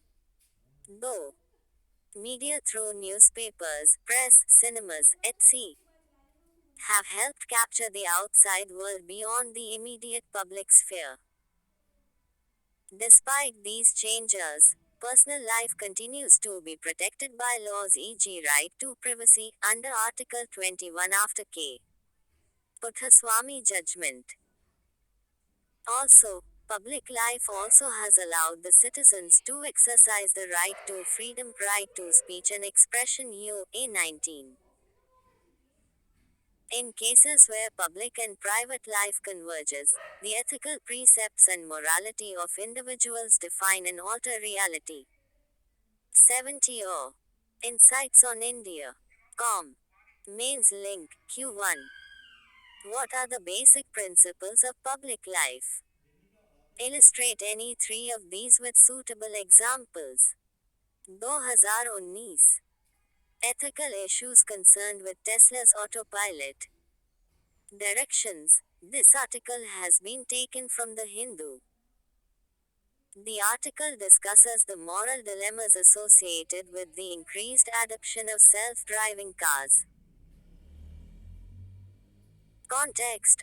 Autonomous vehicle manufacturer Tesla faces their biggest challenge since the launch of Autopilot in 2015 as a series of lawsuits and a criminal case over fatal Tesla accidents head to court. What are autonomous vehicles? A driverless car is a vehicle which can sense its surrounding environment and can navigate without human input. It combines multiple sensors and techniques to perceive their surroundings like radar, laser light, GPS, odometer, computer vision, etc.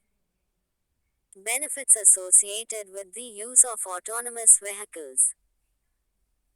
Ethical issues involved accountability. In the case of any crash, whether the car owner would be accountable or the manufacturer of that vehicle.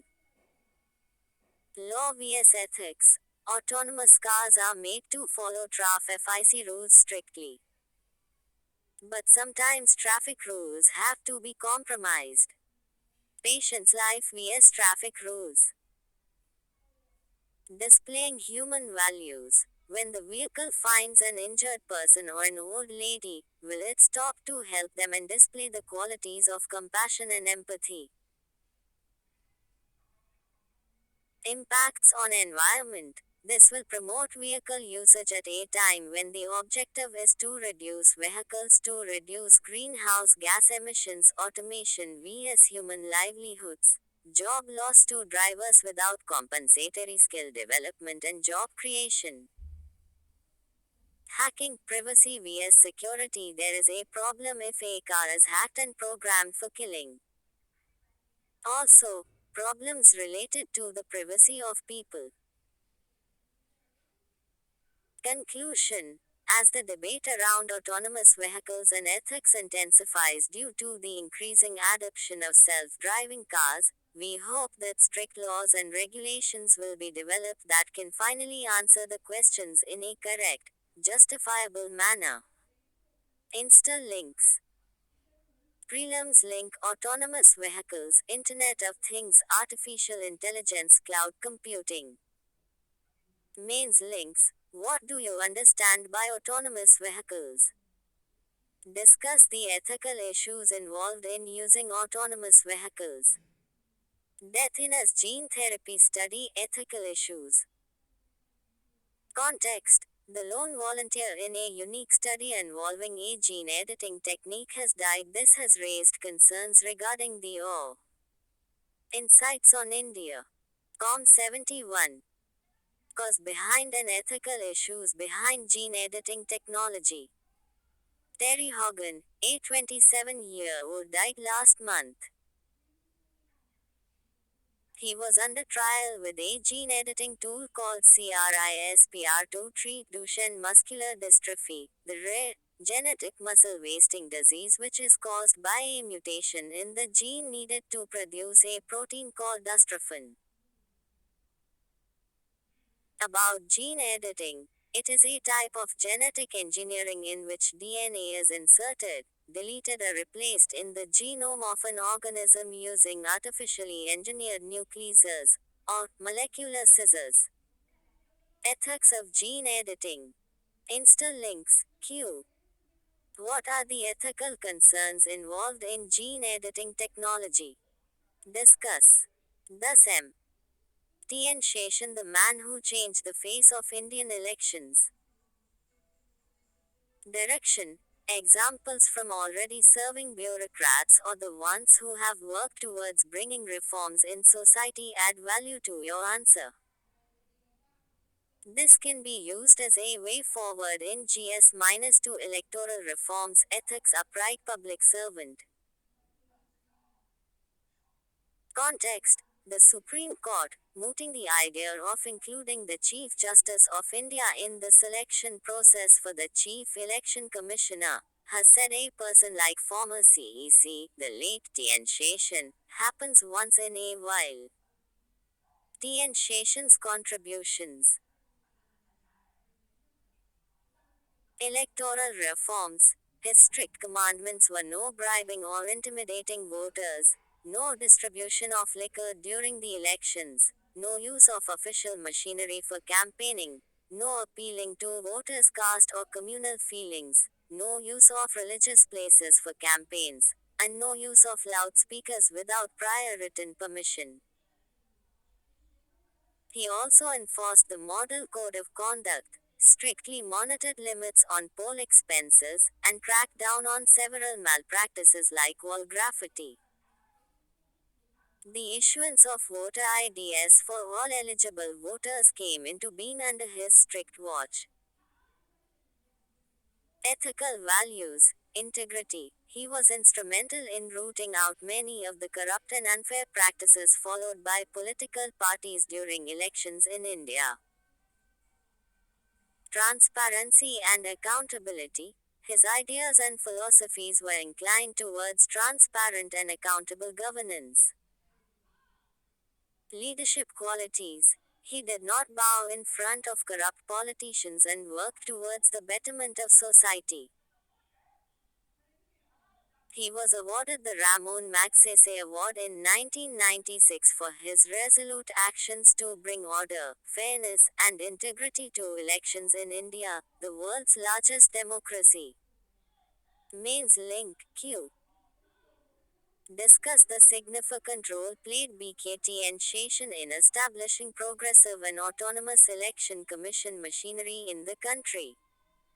250 words. Codes of ethics, codes of conduct. Unwritten rule for people holding public office. Direction. This can be mentioned as an example of how elected lead 72 or insights on India. As misuse their position. Context. A five-judge constitution bench headed by Justice S.A. Nazir said that there is an unwritten rule for people holding public office that they exercise self-restriction and not blabber things which are very disparaging or insulting to other countrymen. The top court said this approach is part of our constitutional culture and there is no need for it to formulate a code of conduct for public functionaries. The top court was hearing a case related to a statement made by then Uttar Pradesh Minister Azam Khan in 2016 about the Bulandshahr gang rape case victims. Khan was also booked for making inflammatory speeches while addressing a public meeting ahead of the 2019 Lok Sabha elections. He was recently convicted for delivering a hate speech, was given a 3-year jail term, and subsequently was disqualified from the Rampur assembly seat in Uttar Pradesh. Earlier judgments. Two judgments Tahseen Poonawalla and Amish Devgan where the Honorable Supreme Court has laid down detailed guidelines and issued detailed directions as to what is to be done when such hate speeches are made which are abhorrent to the society. Code of Ethics and Code of Conduct. Codes of ethics establish basic principles by which public servants must abide, such as integrity, selflessness, and openness. A code of conduct draws on the code of ethics to formulate standards and practices that should be applied to the particular circumstances of an institution. A code of conduct sets out specific standards of professional behavior expected in a host of situations and provides public officials with guidance for handling them. In addition, codes of conduct bring transparency and public accountability into governmental operations. Intralinks. Ethics in public life. Mains Link Q. Identify 10 essential values that are needed to be an effective public servant. Describe the ways and means to prevent non-ethical behavior in public servants. UPSC 2021. Ethical concerns and dilemmas in government and private institutions. Twitter employees layoffs, ethical issues involved. Context. Twitter's roughly 7,500 employees are expecting mass layoffs as new owner Elon Musk overhauls the social platform. Background. A layoff or downsizing is the temporary suspension or permanent termination of an employee or a group of employees for business reasons such as personnel management or downsizing, cutting the size of an organization. A class action lawsuit was filed by laid-off employees, alleging that Twitter has violated the law by failing to provide the requisite notice. Ethical issues involved. Balancing the interests of the two important stakeholders, investors and employees. Utilitarianism. Mass layoffs' impact on the well-being of the people as a whole must be considered. Corporate governance and business ethics. Mandates prior notice period. Responsibility. It is the legal obligation of an employer to act in the best interest of its employees. Empathy. Elon Musk once stated in an interview that he experienced financial difficulties when unemployed. Thus, he should think from the standpoint of his employees. Ah. Insights on India. Com73. Insta-links Q. What's the importance of ethics and morals in work culture? Can ethics be enforced in the workplace? Examine. Thus M. Facts for prelims. GS8. Indian Heritage and Culture. KUMARASAMBHAVM. Context. Kalidasa's epic Sanskrit work Kumarasambhavam may have influenced Malayalam art and literature, and Kathakali dance. Kumarasambhavam is an epic poem by Kalidasa. It is widely regarded as the finest work of Kalidasa as well as the greatest Kavya poem in classical Sanskrit. The work describes the courting of the ascetic Shiva, who is meditating in the mountains, by Parvati, the daughter of the Himalayas. Guru Granth Sahib. Context. The 10 Sikh Gurus had a strong link with classical music. Each of the nearly 6,000 verses in the Guru Granth Sahib is based on a rag. What are rags Sikhi? Rags, a collection of pitches, kind of like a scale or mode in Western music, are used in Sikh music simply to create a mood and are not restricted to particular times. A mood can be created by the music of the rag regardless of the time of day. There are a total of 60 rags or melodies within the Guru Granth Sahib. Guru Granth Sahib, central holy religious scripture of Sikhism, was composed predominantly of 6 Sikh Gurus: Guru Nanak, Guru Angad, Guru Amar Das, Guru Ram Das, Guru Arjan and Guru Tegh Bahadur. Indigenous art forms. Context. 24 artists have attempted to draw attention to the severity of climate change, at a time when experts are preparing for COP27 in Egypt. Some of the art forms drawn are Bada Dev, a revered deity for Gond Pradhan tribes. He is believed to reside in the Saja tree. The Gond are a Dravidian ethno-linguistic group and are one of the largest tribal groups in India. Varli paintings. Varli painting is a type of tribal art that is predominantly done by tribal people from Maharashtra's North Sahyadri range. Madhubani painting. Bihar Matani Pachedi, literally meaning, behind the mother goddess. The painting is mainly done by the nomadic Waghari community of Gujarat. Guru Nanak. Context. The 553rd birth anniversary of Sikh Guru Nanak Dev is celebrated on November 8, 2022. Guru Nanak Dev. He was the founder of Sikhism and the first of the 10 Sikh Gurus. He establishes a unique spiritual, social and polity 74 Insights on India. Com. Cal platform based on equality, fraternal love, goodness and morality through the notion of Ek Onkar one God. His remarks are recorded in the Guru Granth Sahib Sikhism's holy text. His birth is commemorated as Guru Nanak Gurpurab all across the world. Guru Tegh Bahadur. Context. The Prime Minister of India has paid tributes to Shri Guru Tegh Bahadur Ji on his Shahidi Divas Martyrdom Day. Background. Guru Tegh Bahadur stood up against forcible conversions by the Mughals and was executed on the orders of Aurangzeb in 1675.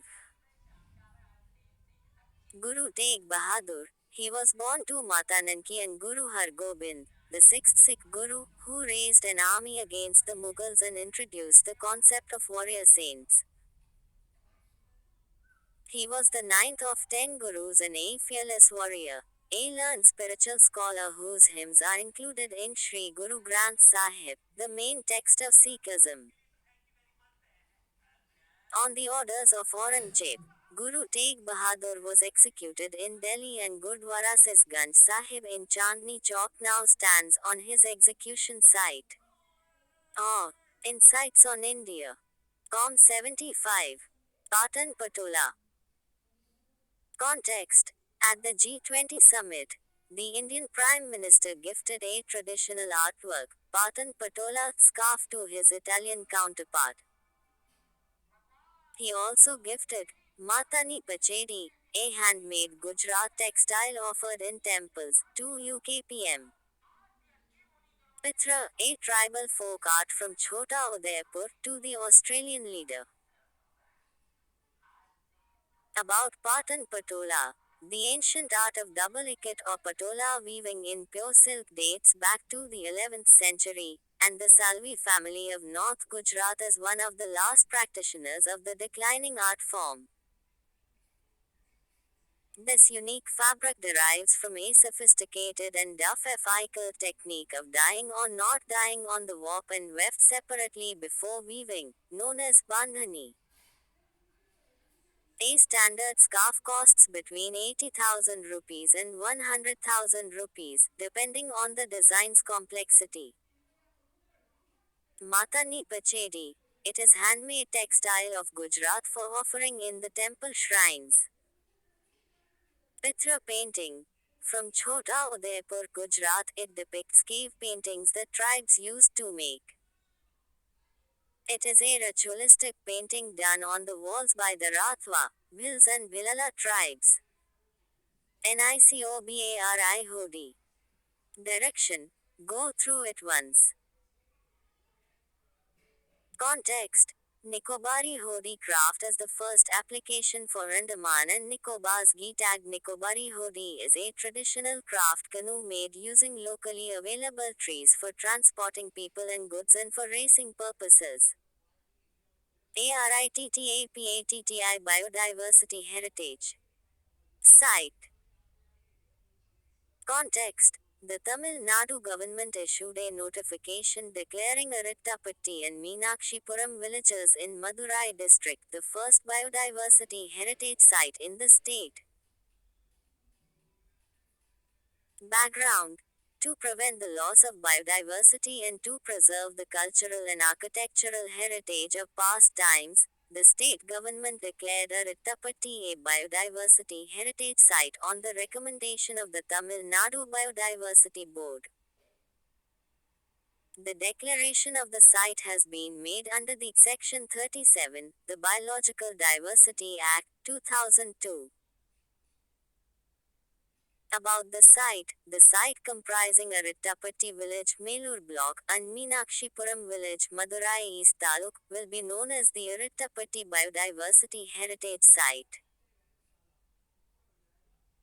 Arittapatti village is known for its ecological and historical significance, housing around 250 species of birds including three important raptors, the Lagar falcon, the Shaheen falcon and Bonelli's eagle.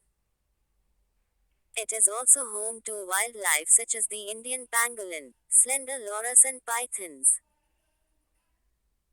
Several megalithic structures, rock-cut temples, Tamil Brahmi inscriptions and Jan sculptures add to the historical significance. 76 of Insights on India. Com. Of the region. The Anikondan tank, built during the reign of Pandyan kings in the 16th century, is also located in the region. Lachit Borphukn. Direction. Since the person is not well known outside of Assam, you may go through it once. No need to remember. Context. 400th birth anniversary celebration. About. Lachit Borphukn was a general in the Ahom dynasty, Assam, 17th CE, and is best known for the Battle of Saraighat, on the banks of Brahmaputra, where he defeated the Mughals in 1671. The Ahom dynasty 1228–1826 was established by Sukafa, a Shan prince of Mong Mao, present-day Yunnan, China. The rule of this dynasty ended with the Burmese invasion of Assam and the subsequent annexation by the British East India Company following the Treaty of Yandabo in 1826. Taklungsetrung Rinpoche. Context. In a significant development in the Tibetan Buddhist circles, the Nyingma sect has identified a boy from Spiti in Himachal Pradesh as the reincarnation of the late Taklungsetrung Rinpoche. Taklungsetrung Rinpoche, 1926 to 2015, he was a Tibetan Lama and the supreme head of the Nyingma school, oldest of the four major schools of Tibetan Buddhism, known for his knowledge of Tibetan Tantric school. Kathakar. Context. The 15th edition of Kathakar will partner with the Union Ministry of Culture under Azadi Ka Amrit Mahotsav. Background. The art of storytelling in India has many forms and utilizes many mediums. Different sections of India's culture have their own distinct approach to storytelling. Hence, Kathakar, the sole celebration of India's rich oral storytelling tradition, which was started under the umbrella of Gumukkad Narain Travelling Literature Festival, was launched in 2010. Prize. Pulitzer Prize context. A Jammu and Kashmir political party recently stated that the people of are being punished for excelling in life following the repeal of Article 370, as evidenced by preventing a Kashmiri journalist Sana Mattu from accepting the Pulitzer. Insights on India. Com 77. Surprise in person. Background. Reuters news agency. 4 Indian photographers Danish Siddiqui, Adnan Abidi, Sana Irshad Mittu and Amit Dev have won the 2022 Pulitzer Prize for feature photography for their coverage of India's COVID-19 crisis. In 1937, Indian-American journalist Gobind Bihari Lal, a member of the Ghadar Party in America, became the first Indian to receive the Pulitzer Prize for journalism. About the Pulitzer Prize, it is an annual award for achievements in newspapers, magazines, online journalism, literature, and musical composition. It was established in 1917 by provisions in the will of Joseph Pulitzer, a newspaper publisher, and is administered by Columbia University, U.S.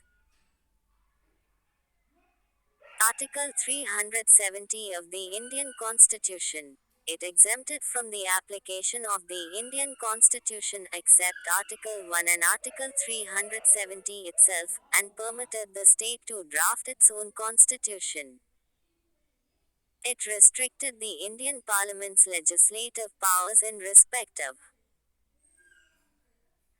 for extending a central law on subjects included in the Instrument of Accession Iowa, mere consultation with the state government was needed. However, in the case of other matters, concurrence of the state government was mandatory.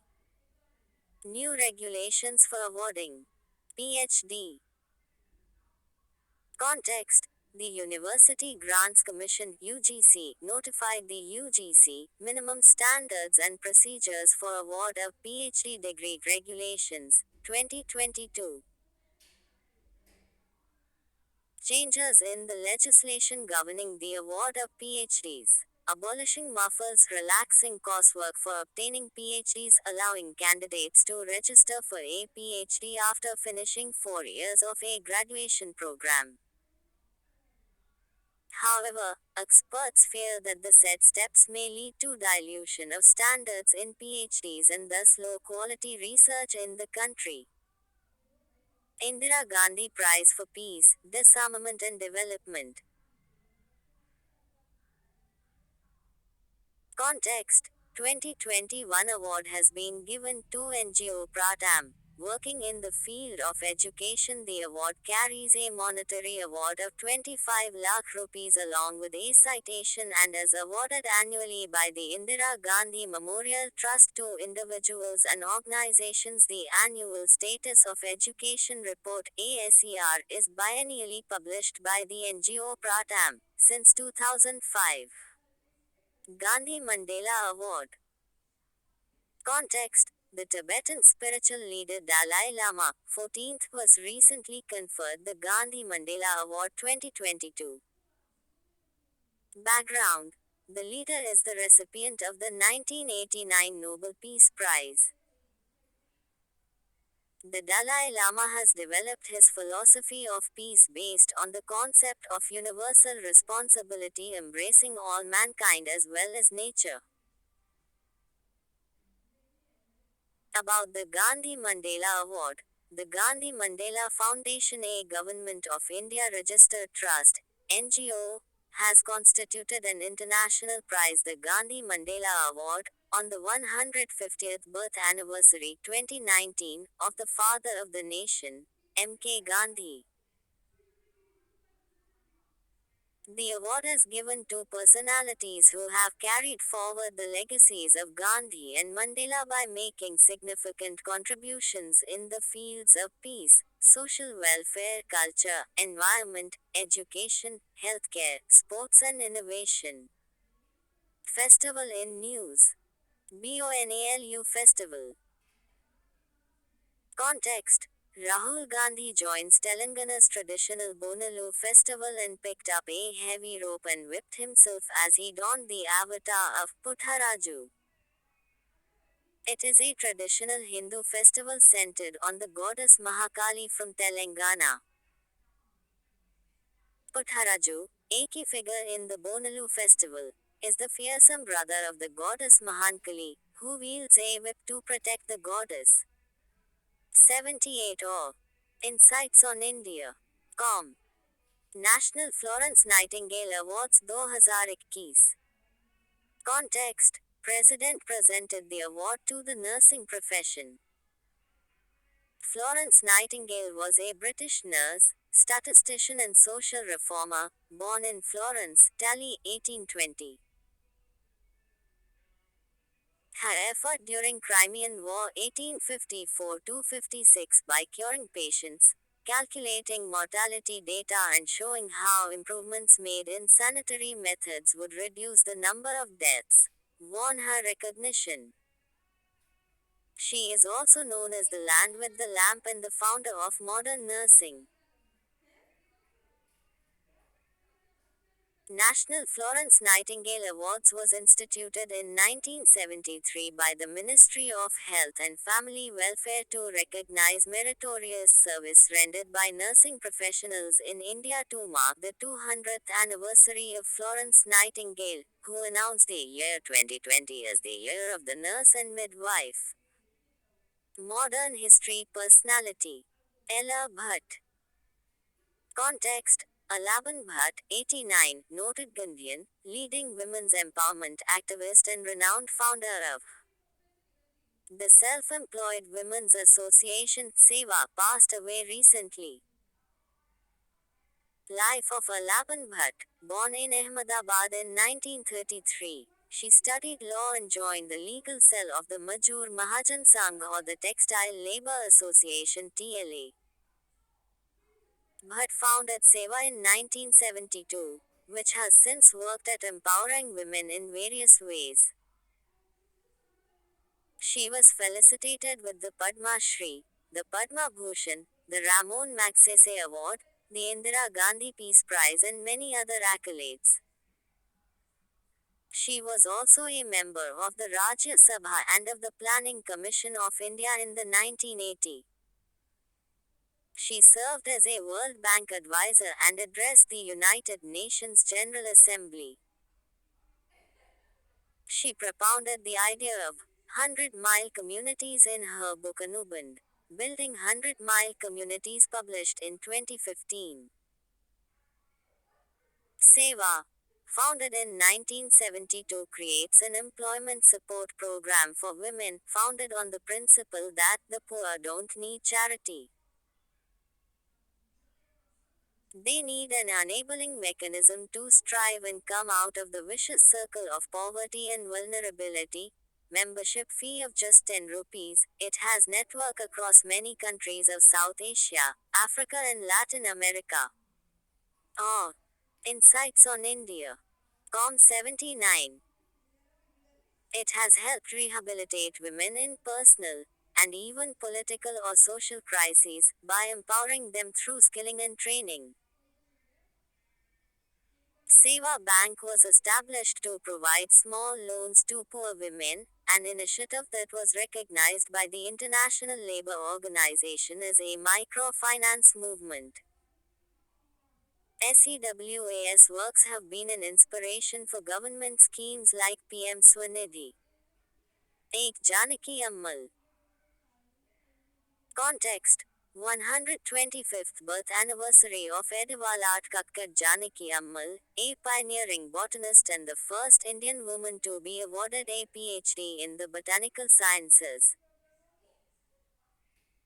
Born in Thalassery in the Kannur district of Kerala in 1897, she worked on making several intergeneric and interspecific hybrids involving sugarcane and related grass species.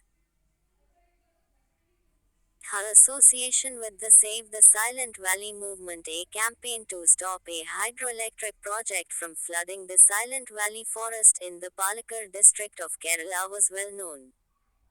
Raja Ram Mohan Roy. Context: the Raja Rammohan Roy Library Foundation of the Ministry of Culture recently organized a dance drama program titled Yug Purush Raja Rammohan Roy, based on the theme Nari Samman. Background: the program was organized at Kartavya Path and India Gate Central Vista. A one-year-long celebration was launched by the Ministry of Culture, Government of India on May 22, 2022, on the occasion of the 250th birth anniversary of Raja Rammohan Roy, as part of the Azadi Ka Amrit Mahotsav. Q. In collaboration with David Hare and Alexander Duff, who of the following established Hindu College at Calcutta. 2009 A. Henry Louis Vivian Derozio B. Ishwar Chandra Vidyasagar C. Keshav Chandra Sen D. Raja Rammohan Roy and D. Shri Kanaka Dasa, Maharshi Valmiki, Maulana Azad, Acharya Kripalani. Context: the Prime Minister of India paid tributes to Saint Poet Shri Kanaka Dasa, Maharshi Valmiki, Maulana Azad and Acharya Kripalani, for multiple reasons. About these personalities: Kanaka Dasa (1509–1609) was a Haridasa saint and philosopher, who was a renowned Carnatic music composer, poet, reformer and musician. Maharshi Valmiki is celebrated as the harbinger poet in Sanskrit literature. He is revered as Adi Kavi, the first poet, and author of Ramayana, the first epic poem. Abul Kalam Azad (1888–1958) was an Indian independence activist and a senior leader of the Indian National Congress. He was also the first Minister of Education in the Indian government. His birthday is celebrated as National Education Day. Jivatrang Bhagwan Das Kripalani (1888–1982), popularly known as Acharya Kripalani, was an Indian politician best known for his presidency of the Indian National Congress during the 1947 power transfer. ATO. Insights on India. Com. Afzal Khan. Context: the Supreme Court sought reports on the demolition drive around Afzal Khan's tomb from Maharashtra's Satara district administration. About Afzal Khan, He was a general who served the Adil Shahi dynasty of Bijapur Sultanate in India and played an important role in its southern expansion by subjugating the Naika chiefs who had taken control of the former Vijayanagara territory. In 1659, the Bijapur government sent Afzal Khan to subjugate Chhatrapati Shivaji Maharaj, where he was defeated and killed at the Battle of Pratapgarh near Satara. About Adil Shahi dynasty. It was founded by Yusuf Adil Shah, that ruled the Sultanate of Bijapur, centered around present-day Bijapur district, Karnataka from 1489 to 1686, when it was eventually conquered by Emperor Aurangzeb and was integrated into the Mughal Empire. Chhatrapati Shivaji Maharaj. Context. The Maharashtra government said that it is working to return Jagdamba, Chhatrapati Shivaji Maharaj's sword, from London to India by 2024, the 350th anniversary of the Maratha ruler's coronation as emperor of his empire. Background.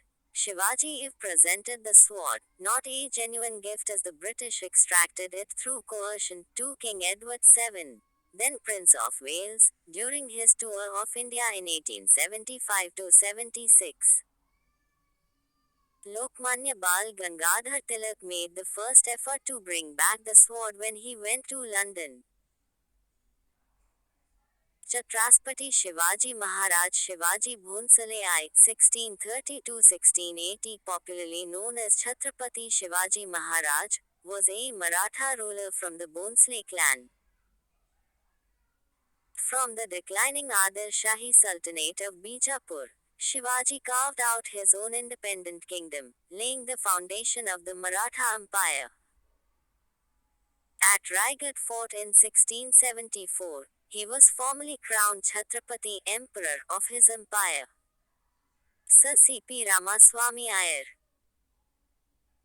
Context. The name of former Travancore Diwan Sir C.P. Ramaswamy Iyer has been mentioned in the middle of the ongoing disagreement between the Kerala administration and the governor. About Sir C.P. Ramaswamy Iyer. From 1936 to 1947, Sir Chetput Pattabhiraman Ramaswamy Iyer, Sir C.P. was the Diwan of the old Travancore princely state. His policies led to a massive uprising, the Panapra Vailar Revolt, October 1946. A militant communist movement in the princely state of Travancore. In 1947, Sir C.P. was in favor of an independent state of Travancore on the American model that would be open to the idea of signing a treaty with the Indian Union. Communists were opposed to his move. The rage and discontent culminated in an assassination attempt on Sir C.P., and he soon agreed to Travancore state's entry to the Indian Union. Insights on India. Com 81. Birsa Munda. Direction. Al-Gulen movement is important for prelims. Context. On the occasion of tribal leader Birsa Munda's birth anniversary, the center held the second Janjatiya Gaurav Divas on November 15 to celebrate the contributions of tribal communities to Indian culture. Background.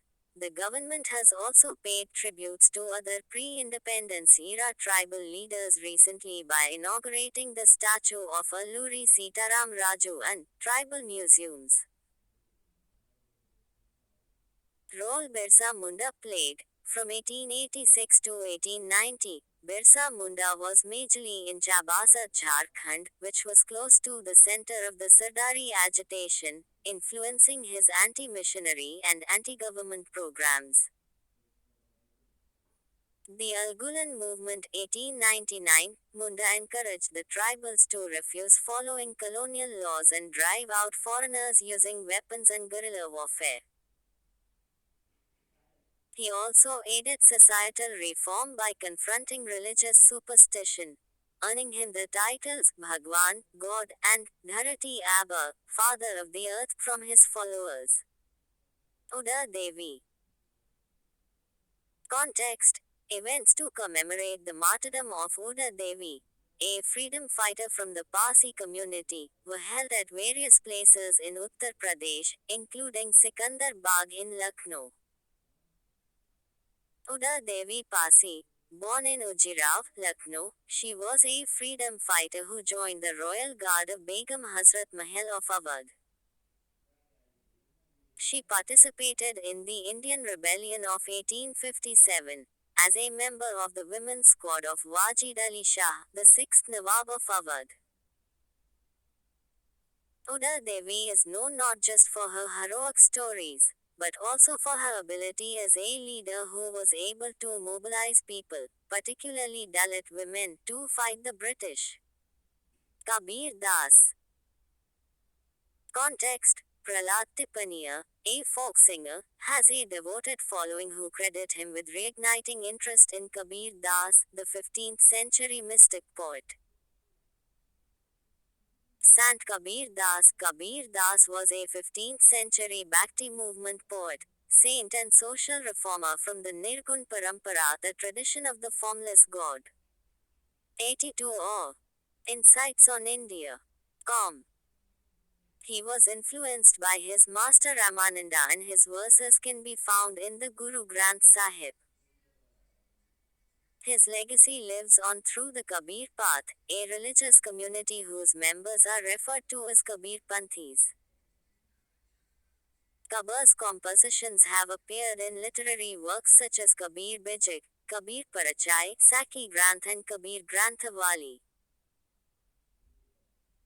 About the Bhakti movement. The Bhakti movement refers to a trend started by a number of Hindu saints in medieval Hinduism to introduce religious reforms by using devotion to obtain salvation. It flourished in 8th century South India and spread northwards, reaching its zenith between 15th to 17th century. Tipu Sultan. Context: Tipu Sultan's birth anniversary was recently observed, bringing his controversial legacy to the forefront of political conversation once more. Background: while leaders from some political parties left celebrated Tipu Sultan, calling him India's first freedom fighter, and one of our greatest heroes, some parties right have long called the 17th century ruler of Mysore a religious bigot, who was anti-Hindu and anti-Kannada. Tipu Sultan was born as Sultan Fateh Ali Sahab Tipu in 1750 in Devanahalli, present-day Bangalore. He was born to Hyder Ali, who rose through the ranks of the army of the Vodayas, the then Hindu rulers of Mysore. Hyder Ali seized power in 1761 with Tipu succeeding his father in 1782.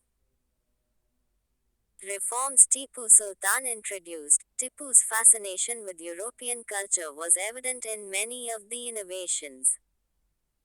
Tipu wanted Mysore to be a modern rival of the European powers and made investments in technology accordingly. For example, Tipu is credited for the introduction of iron-cased rockets in warfare.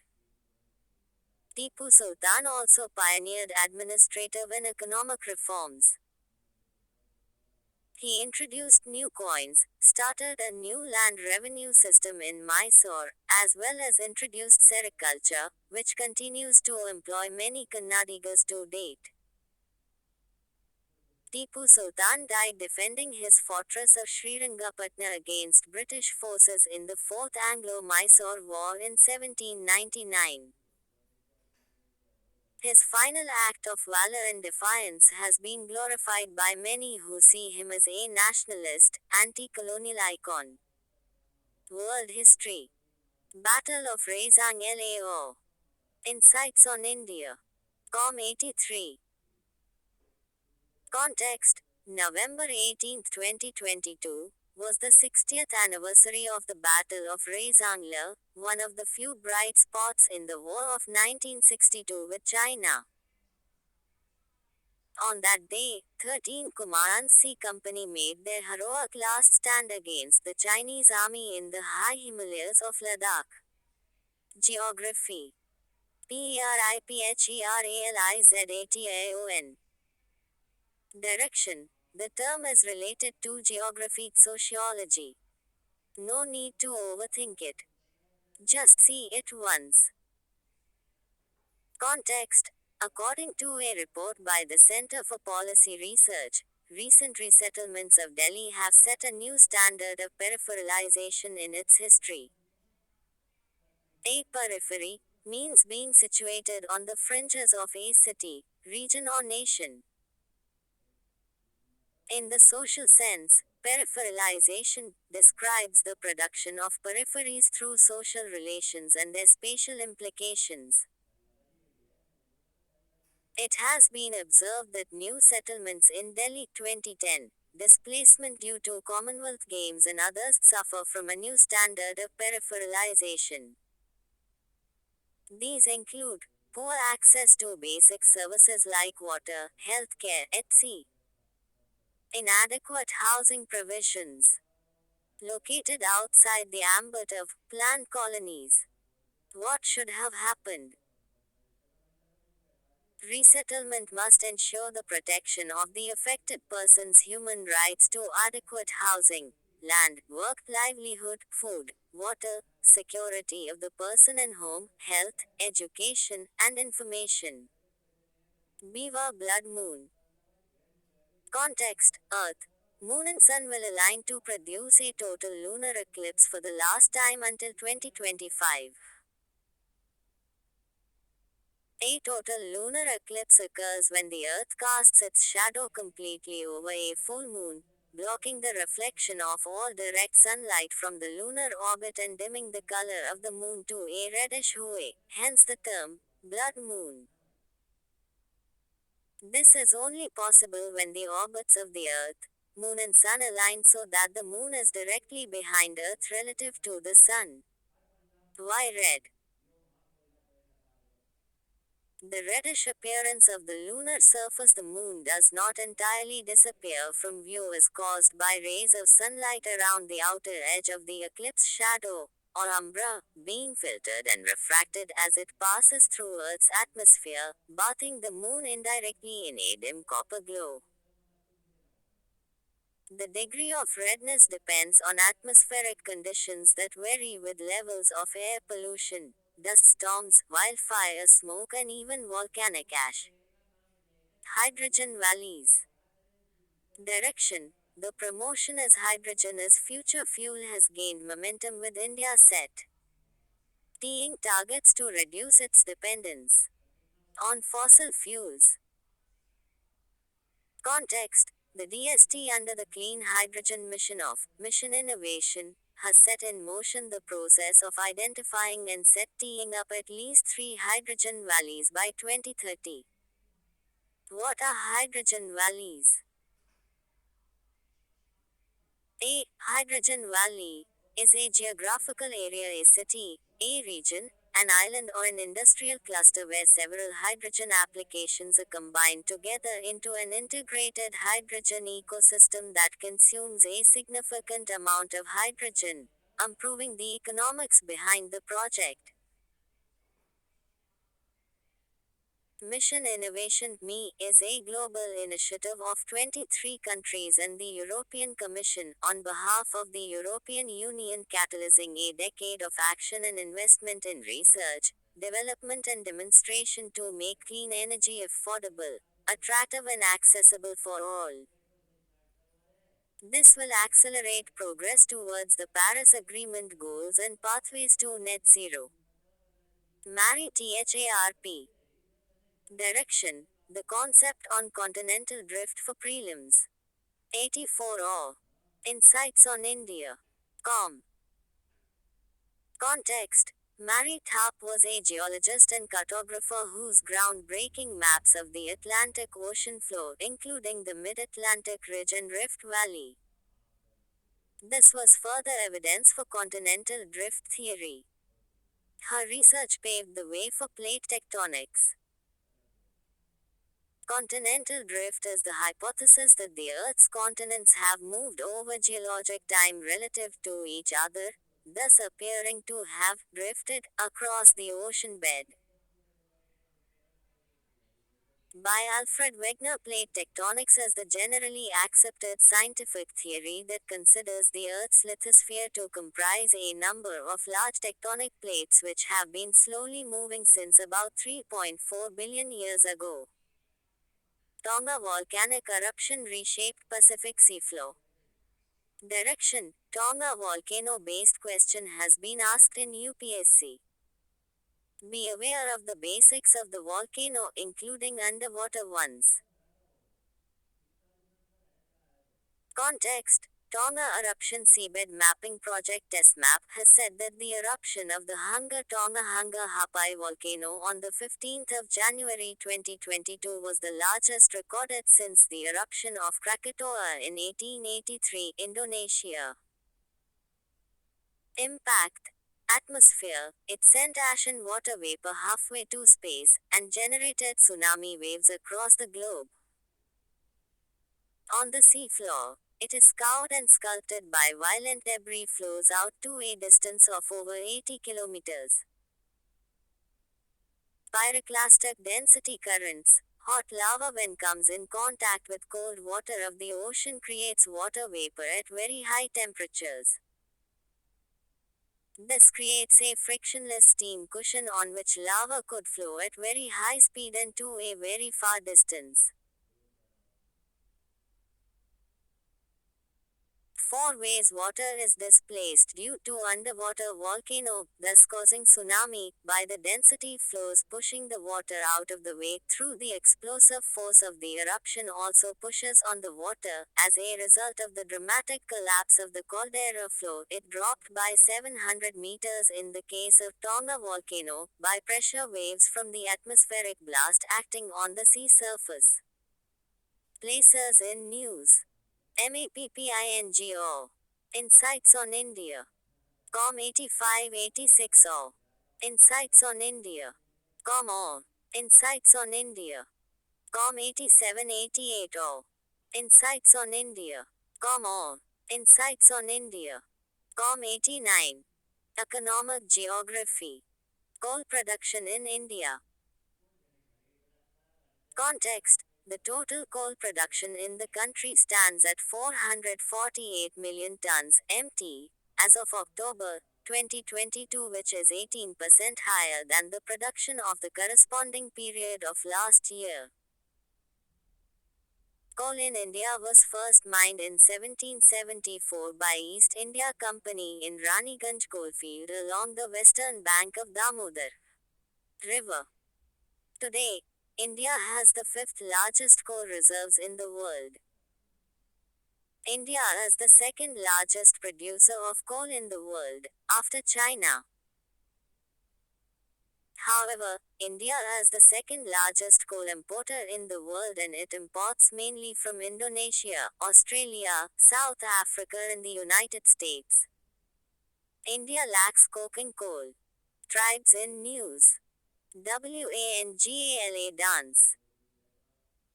Context: Members of the Garo tribal community perform the Wangala dance on the occasion of the Rising Sun Waterfest Do Shunya Do Do.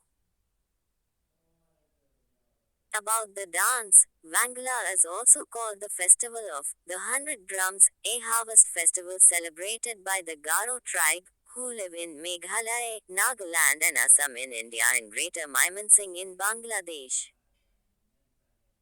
In this post-harvest festival, they thank the Misi Sarjong, the sun god, for blessing the people with a rich harvest.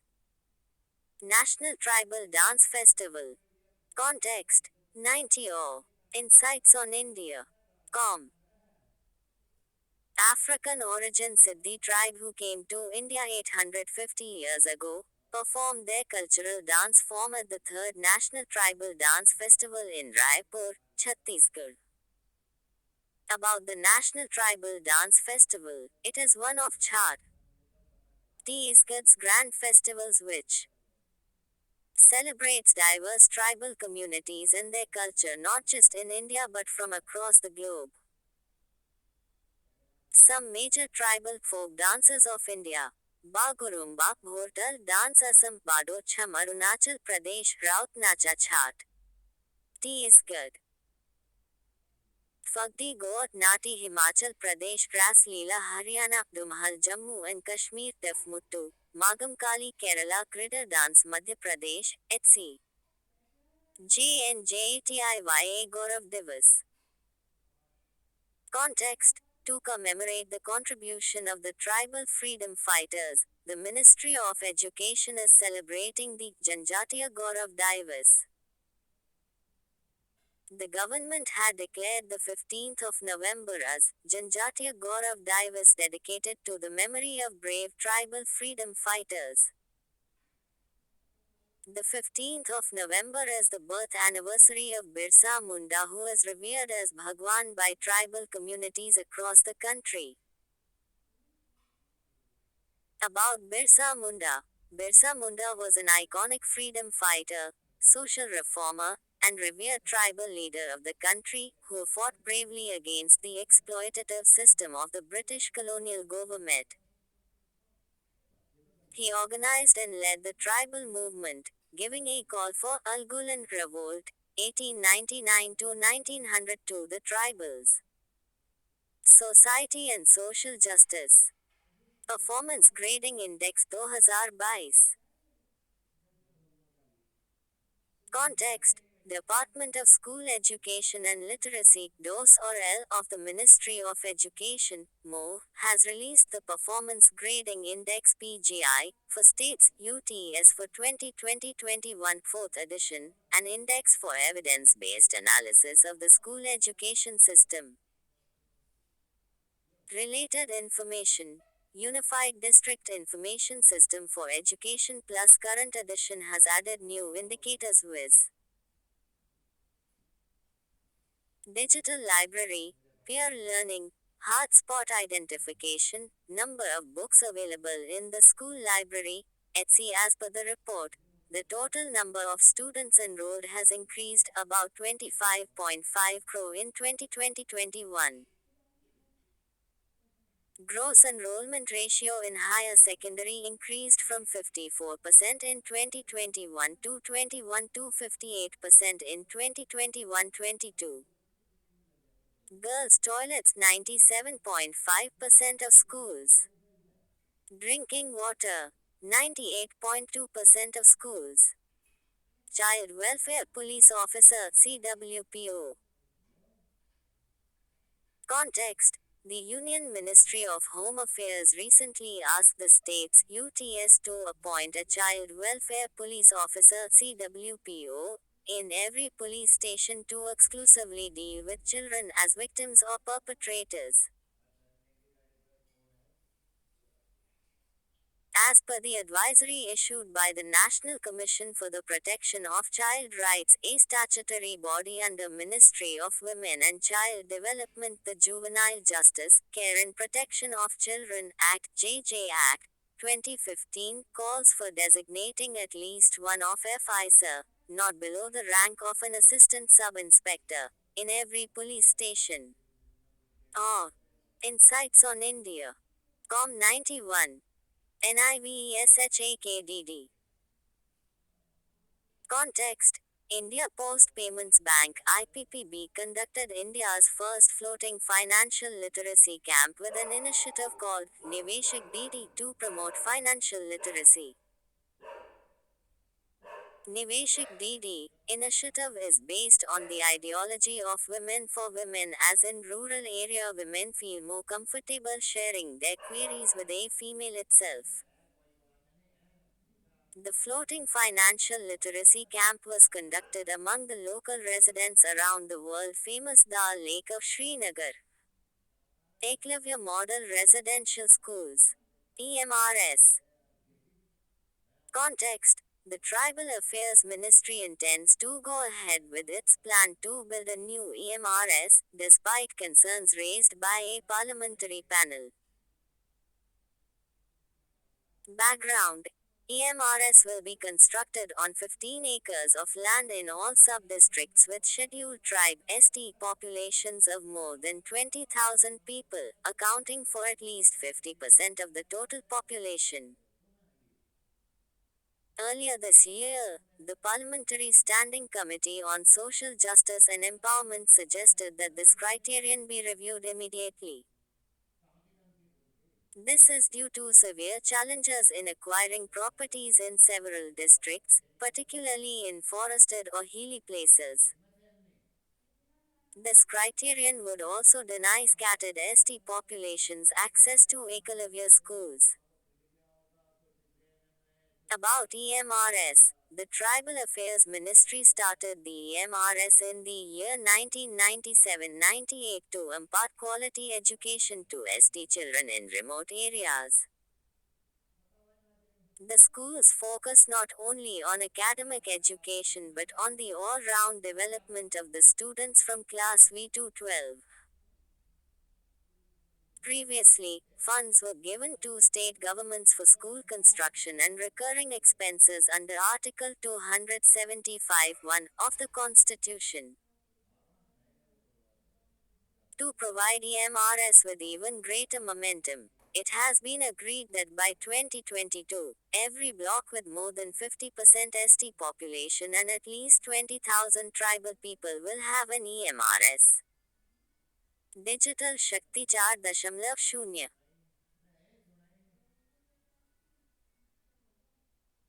Direction: major initiatives towards women and weaker sections becomes important for UPSC context. National Commission for Women together with Cyberpeace Foundation and Meta, parent company of Facebook, launched Digital Shakti 4.0 to create safe cyberspace for women and girls, making women digitally skilled. Digital Shakti has been accelerating the digital participation of women and girls by training them to use technology to their advantage and to keep themselves safe online.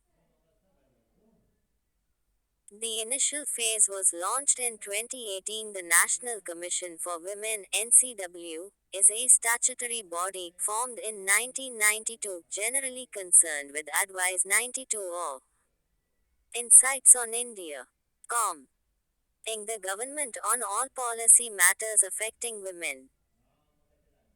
Cyberpeace Foundation (CPF) is an award-winning civil society organization, a think tank of cybersecurity and policy experts.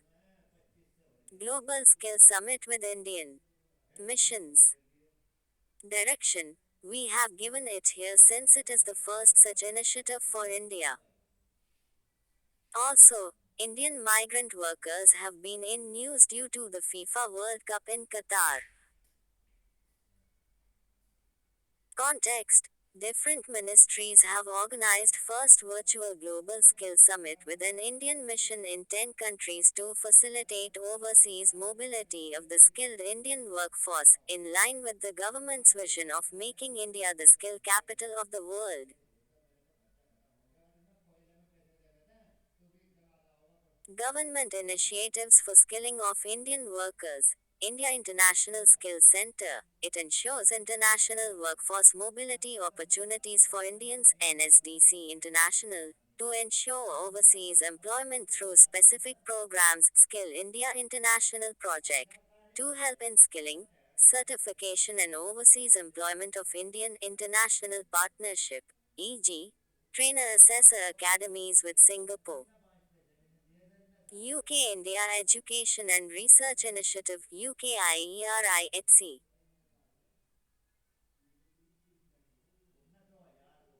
The NEP 2020 has set the goal of exposing at least 50% of learners of the school and higher education systems to vocational education according to a Ministry of External Affairs report. There are 32 million NRIs and OCIS residing outside India, and overseas Indians comprise the world's largest overseas diaspora. Saudi Arabia has the highest number of Indians, almost 9.8% of Saudi's overall population. Permanent Commission for WOM. N. Direction: know what is Permanent Commission. Short Service Commission and previous SC judgments regarding it. Context: SC has directed IAF and central government to consider granting permanent commission PC 230 to retired women of FICIS. PC means a career in the army till the age of retirement. In Short Service Commission, the period of service is limited to 10 years, 4 years extension. Benefits of PC: full-time pension benefits and other allowances. In a landmark verdict on February 17, 2020, the Supreme Court directed that women of FICIS in the Army be granted a permanent commission, rejecting the center's stand on their physiological limitations as being based on sex stereotypes and gender discrimination against women. Women were allowed in the armed forces in 1992 in non-medical roles. Currently, women are allowed in all branches of the Indian Air Force (IAF), all non-seagoing branches of the Indian Navy and 10 branches of the Indian Army. Solar Days of Activism Against Violence. Context: the 16 Days of Activism run annually from November 25th, which is International Day of Violence Against Women, to December 10th, which is International Human Rights Day. The global theme for this year's 16 Days of Activism Against Gender-Based Violence is Unite. Activism to end violence against women and girls. The Beijing Declaration and Platform for Action, or BPFAR, is a landmark document for advancing the rights of women and gender equality worldwide, agreed upon during the 4th AU Insights on India. COM93 World Conference on Women in 1995. India's role to fight gender-based violence. Indian women received universal suffrage during India's independence in 1947. India has also ratified key international conventions to end discrimination against women that include the Convention on the Elimination of All Forms of Discrimination Against Women (CEDAW). Women have overcome the glass ceiling in the armed forces and can also serve as commanders since 2020. The Nari Shakti for New India campaign represents the aspirations of millions of women in India, who not only participate but lead development initiatives. Nests. Context: National Education Society for Tribal Students (NESTS) and 1 million for 1 billion Ek M Ek B Foundation have signed MOU to train teachers and students of Eklavya Model Residential Schools. The program will skill teachers and students with augmented reality (AR) and virtual reality (VR) using the AR/VR skills curriculum launched by CBSE. Eklavya Model Residential Schools (EMRS) is a scheme for making model residential schools for Indian tribals (STSCHEJU) tribes across India. It started in the year 1997-98 and comes under the Ministry of Tribal Affairs. Ek M Ek B is a social innovation and future skills initiative aimed at redefining education in a conventional sense and aligned with the UN Sustainable Development Goals (SDGs). Established in the USA in October 2014, Ek M Ek B is a United Nations accredited to the UN Economic and Social Council (ECOSOC). It aims to activate 1 million leaders who will impact 1 billion people to become instrumental in taking ownership of their futures and advocating for justice in an innovative way. GS2. Polity. First Amendment Act, 1951. Context: SC agrees to hear APIL challenging the First Amendment to the Constitution on the grounds of damaging the basic structure doctrine and the changes made to the right to freedom of speech and expression. Important provisions of the First Amendment of the Indian Constitution. Amends Articles 15, 19, 85, 87, 174, 176, 341, 342, 372 and 376. The basic structure doctrine is a legal doctrine that the constitution of a sovereign state has certain characteristics that cannot be erased by its legislature. The Supreme Court of India put forward this doctrine in the Kesavananda Bharti case, 1973. Where using its judicial review and powers as an apex court can declare any law that it finds unconstitutional void as well as declare any element as basic structure. Right to vote. Context. The Supreme Court will examine a petition that imposes a blanket ban on under trials, persons confined in civil prisons and convicts serving their sentence in jails from casting their votes. Key highlights. The ban lacks reasonable classification. Lack of classification is anathema to the fundamental right to equality under Article 14, Right to Equality. As per the National Crime Reports Bureau (NCRB) report of 2021, there are over 22% convicts, over 77% under trials, up has maximum, and 0.6% detents in Indian prisons. Article 326. It provides that the election to the House of People and Legislative Assembly of States should be conducted on the basis of adult suffrage, i.e., citizens who are 18 years of age are entitled to vote. Section 62(5) of the Representation of the People Act, 1951, it mandates that no person shall vote at any election if he is confined in a prison, whether under a sentence of imprisonment or transportation or otherwise, or as in the 94 or Insights on India. Lawful custody of the police. Test. 2022 mains had question about environment-related judgment of SCS context. The Supreme Court declared that any person conducting the invasive, two-finger, or three-finger, vaginal test on rape or sexual assault survivors will be found guilty of misconduct. Two-finger test. The test is conducted to check whether the victim has had recent sexual intercourse, the victim of rape or sexual assault. SC said, the test has no scientific basis. It neither proves nor disproves allegations of rape. Court also ordered the two-finger test to be removed from the syllabus of medical education. The court ordered that the guidelines be circulated to private and government hospitals. 2013 SC Order.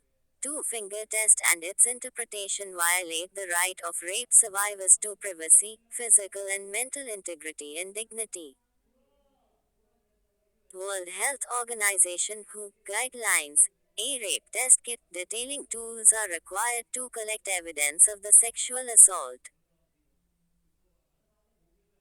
Section 53A in the Indian Evidence Act. The evidence of a victim's character or her previous sexual experience with any person shall not be relevant to the issue of consent or the quality of consent in the prosecution of sexual offences.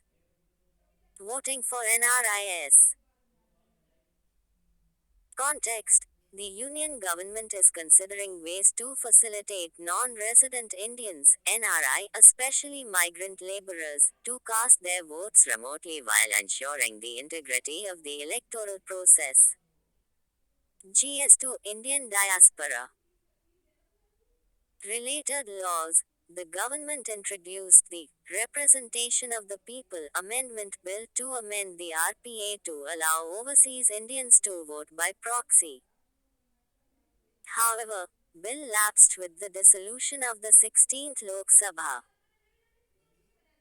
Impact of remote voter facility on NRIS. NRIS would emerge as a decisive force in the country's electoral politics. What is the remote voting? Voting takes place in person somewhere other than an assigned polling station or at another time, or votes may be sent by post or cast by an appointed proxy. The Chief Election Commissioner has proposed to include the remote voting facility in the upcoming 2024 Lok Sabha elections. The project is being developed by the IIT Madras using blockchain technology. Insights on India. COM 95. One Nation, One ITR form.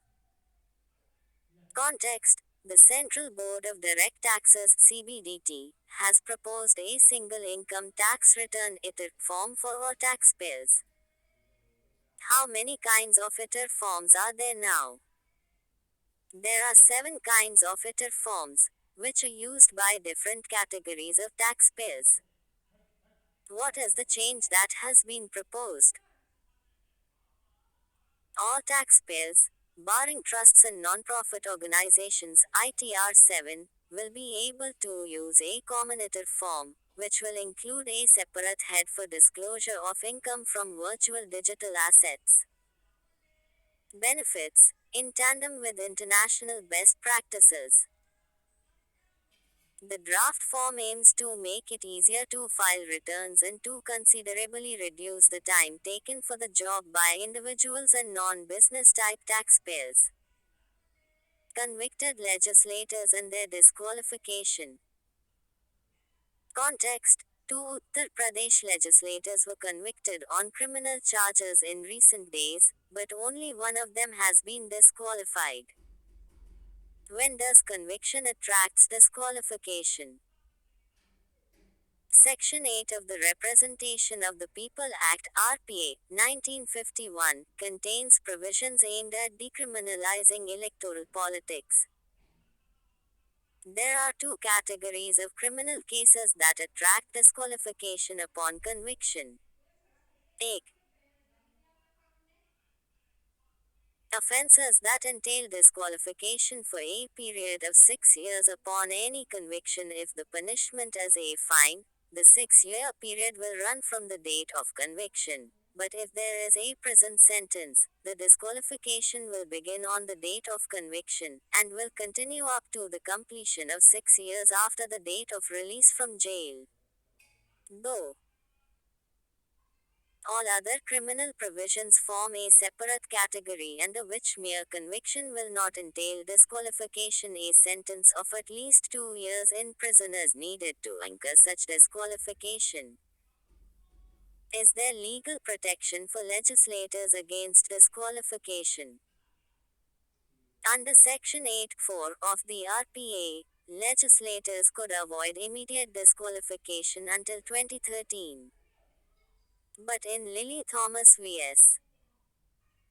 Union of India, the Supreme Court struck down Clause 4 as unconstitutional, thus removing the protection enjoyed by lawmakers. Can the disqualification be removed? The Supreme Court has the power to stay not only the sentence, but also the conviction of a person. Power of Election Commission. Under Sec. 11 of the Act, the Act may record reasons and either remove or reduce the period of a person's disqualification. For instance, in Sikkim Chief Minister P.S. Taming case. Demand for statehood. Context. There has been protests in Leh, Kargil for statehood as Ladakh completes 3 years as UT. There are also demands for special status under the 6th schedule. Background. Jammu-Kashmir Reorganization Act was passed on August 5, 2019, which divided the erstwhile state of Jammu and Kashmir into two parts, the Union Territories of Jammu and Kashmir and Ladakh. Insta link on the provisions of the Act here. Legal constitutional provisions related to statehood. 6th Schedule. It provides for the administration of tribal areas in four northeastern states, namely Assam, Meghalaya, Tripura, and Mizoram.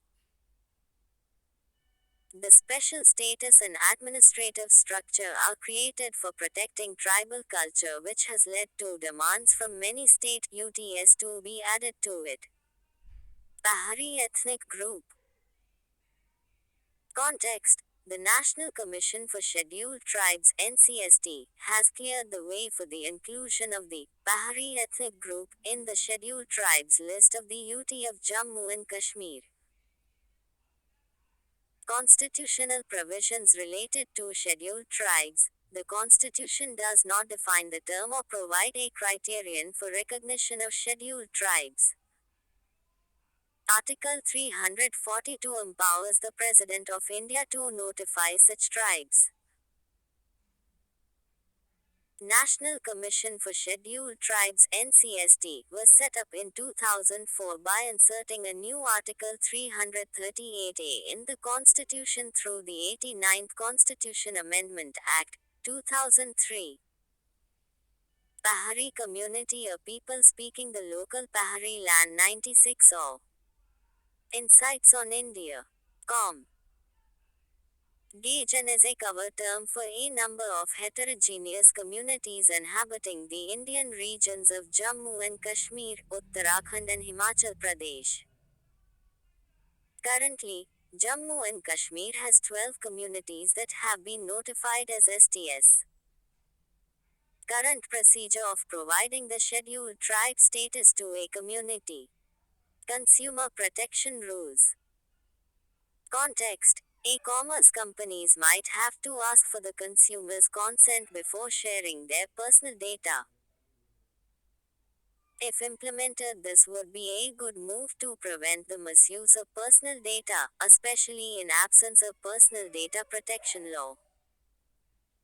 About consumer protection. E-commerce rules to prevent unfair trade practices in e-commerce.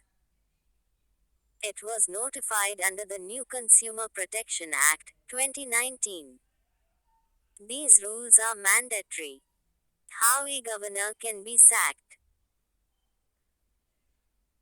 Context. TN government has sent a proposal to remove Tamil Nadu Governor R.N. Ravi governor's appointment under Articles 155 and 156 of the Constitution. A governor is appointed by the President and holds office during the pleasure of the President. Governor's removal. If this pleasure is withdrawn before the completion of the 5-year term, the governor has to step down. There is no provision for impeaching the governor. Supreme Court on removal. In BP Singhal vs Union of India 2010, the Supreme Court upheld that no limitations or restrictions are placed on the at pleasure doctrine, but the power to remove can't be exercised in an arbitrary, capricious or unreasonable manner. Sarkaria Commission had recommended that governors are not sacked before completing their 5-year tenure, except in rare and compelling circumstances. EWS Quota Constitutional Direction. We will give a descriptive analysis of the judgment in the coming days. Context. The Supreme Court upheld the validity of reservation to economically weaker sections (EWS) of society among the general category by a majority judgment of 3:2. Arguments by judges favors. The state can make special provisions and the exclusion of SEBCS, STS, SCS, and OBCS doesn't violate the Equality Code. Reservation should have a deadline to usher in an egalitarian society. Efforts should be made to eliminate the causes of backwardness. Against the quota, reservation on the basis of economic criterion is per se valid, but excluding others who are backward, SC, ST, OBC, SEBC, is a violation of the basic structure. All the poorest, regardless of caste or class, are discriminatory. Government's view: the 10% quota was not in addition to the 50% ceiling on the reservation. It said the EWS quota was an independent compartment. The government has assured to increase seats by 25% in its institutions to accommodate the EWS quota. Background: the 10% EWS quota was introduced under the 103rd Constitution Amendment Act, 2019. It inserted Article 15(6) and Article 16(6). Economic reservation in jobs and admissions in educational institutes for economically weaker sections EWS among forward communities. Insights on India. Com 97. Do and Law Commission. Context: after 2.5 years, the 22nd Law Commission of India has been constituted with Justice Sri Ted Krituraj Awasthi as its head. Commission would have a tenure of 3 years.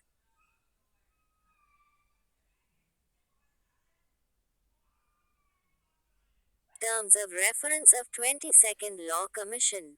Identify laws which are no longer needed or relevant and can be immediately repealed. Examine the existing laws in the light of directive principles of state policy and suggest ways of improvement and reform. Suggest such legislation as might be necessary to implement the directive principles. Revise the central acts of general importance so as to simplify them and remove anomalies, ambiguities and inequities. The Law Commission of India is a non-statutory body that is constituted by a notification of the Government of India, with definite terms of reference to carry out research in the field of law. The Commission makes recommendations to the government in the form of reports as per its terms of reference. The Law Commission was first constituted in 1955 and has so far submitted 277 reports. 5-0th Chief Justice of India CJI. Context: Justice D.Y. Chandrachud was sworn in as the 50th Chief Justice of India CJI by the President of India. Important benches. D.Y. Chandrachud has been part of Ayodhya Land Dispute Right to Privacy Medical Termination of Pregnancy Act include unmarried women for abortion. Decriminalizing same-sex relations Sec 377 Validity of the Aadhaar scheme Shabarimala temple entry of women. Appointment of CJI 98. Insights on India. Com. Electoral bond. Context: a day after the centre approved the issuance of the 23rd tranche of electoral bonds, the move came under fire from the opposition, civil society groups and activists. Background: the Association for Democratic Reforms (ADR) had filed a public interest litigation (PIL) petition in the Supreme Court, requesting that the 2018 electoral bond scheme be scrapped outright. Electoral bonds can be purchased from select State Bank of India branches by any Indian person or corporation incorporated in India under the scheme. The timing of the issuance is being questioned in light of the upcoming Himachal Pradesh and Gujarat Assembly elections, and the case has been slated for hearing in the SC on December 6. Article 142 of the Indian Constitution. Context: The Supreme Court, invoking its exceptional jurisdiction under Article 142 of the Constitution, ordered the early release of all six remaining convicts in the Rajiv Gandhi assassination case. Or, Insights on India. Com 99. Background. Former Prime Minister Rajiv Gandhi was assassinated on the night of May 21, 1991, in Sriperumbudur, Tamil Nadu. In the case, the TADA or Terrorist and Disruptive Activities Prevention Act trial court initially convicted 26 people to death. In 1999, a few years after the TADA Act was repealed, the SC upheld the conviction of only 7, releasing the rest. The recent SC order noted that none of those convicted was a part of the nucleus of the assassination team.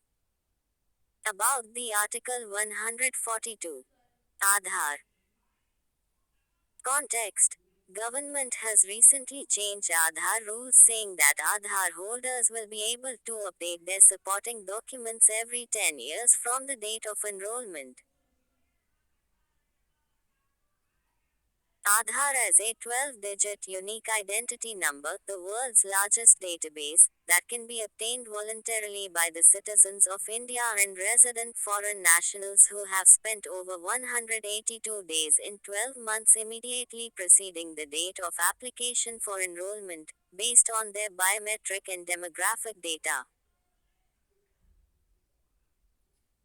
It is collected by the Unique Identification Authority of India, UIDAI, a statutory authority established in January 2009 by the Government of India, under the jurisdiction of the Ministry of Electronics and Information Technology, following the provisions of the Aadhaar Act, 2016.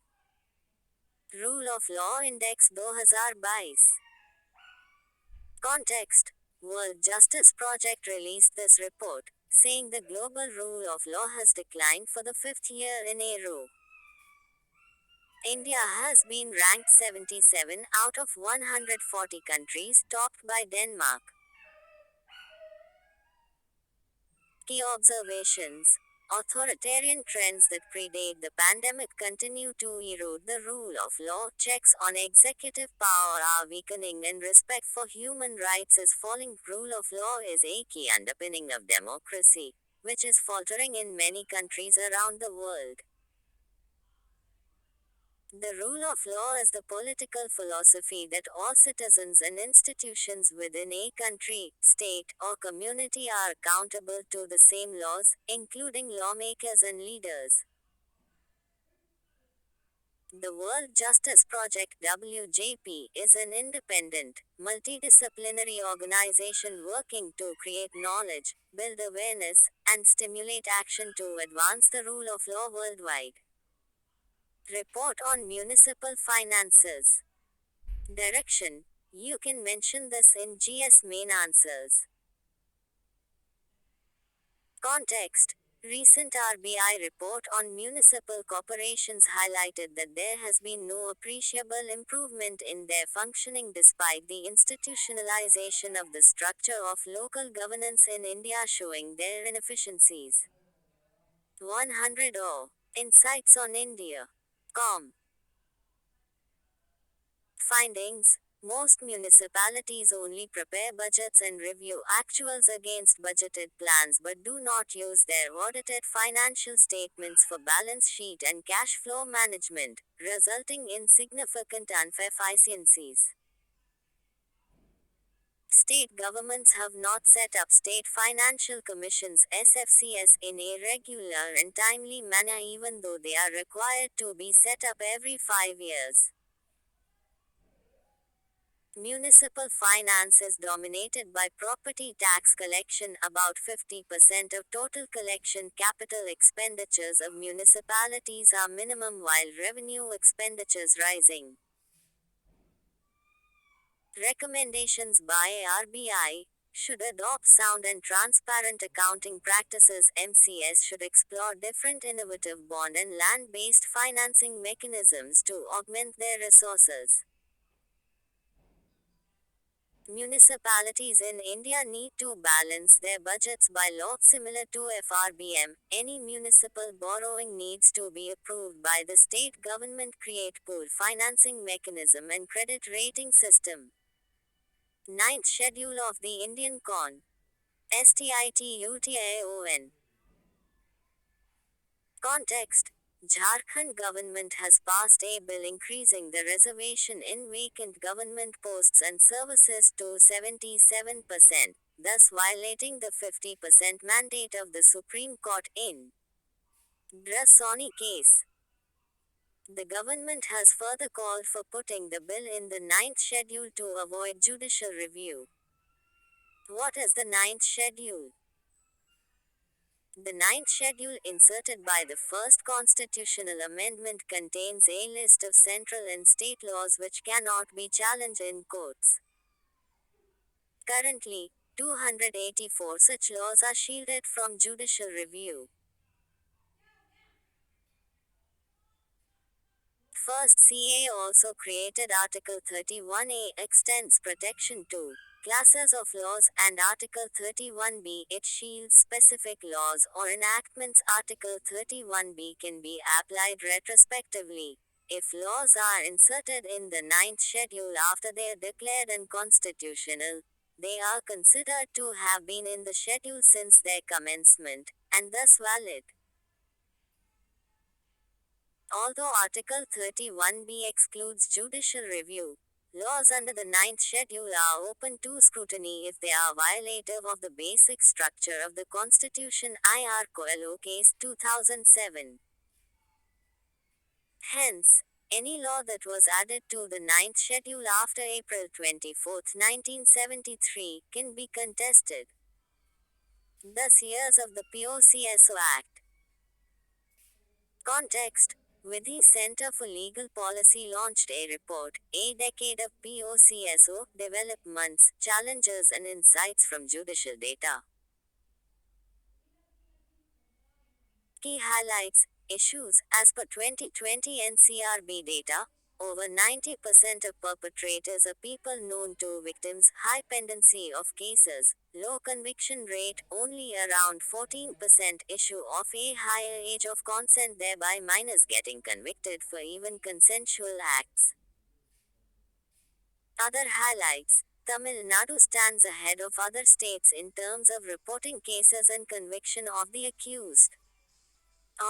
Insights on India. Com 101. Need for after school care. Children whose parents work are usually left on their own after school, and this heightens vulnerability. POCSO Act 2012 was passed to protect children from sexual abuse, assault, harassment, or pornography. Major features of the Act: establish special courts to try sexual offences involving children in a child-friendly manner. Gender-neutral law, effective reporting, recording of evidence and investigation. The National Commission for Protection of Child Rights (NCPCR) and its states monitor the implementation of the law. Maharashtra tops the rise in pending criminal cases against lawmakers. Context: Reports from high courts on the pendency of criminal cases against sitting and former MPs and MLAs showed a 21% increase in 3 years from 4,122 in December 2018 to 4,984 in December 2021.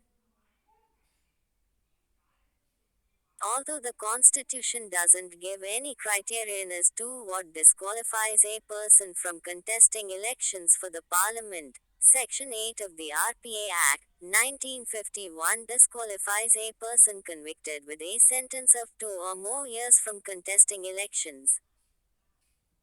However, those whose conviction is pending continue to contest elections.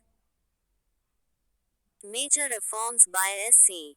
It directed the completion of trials involving elected representatives within a year.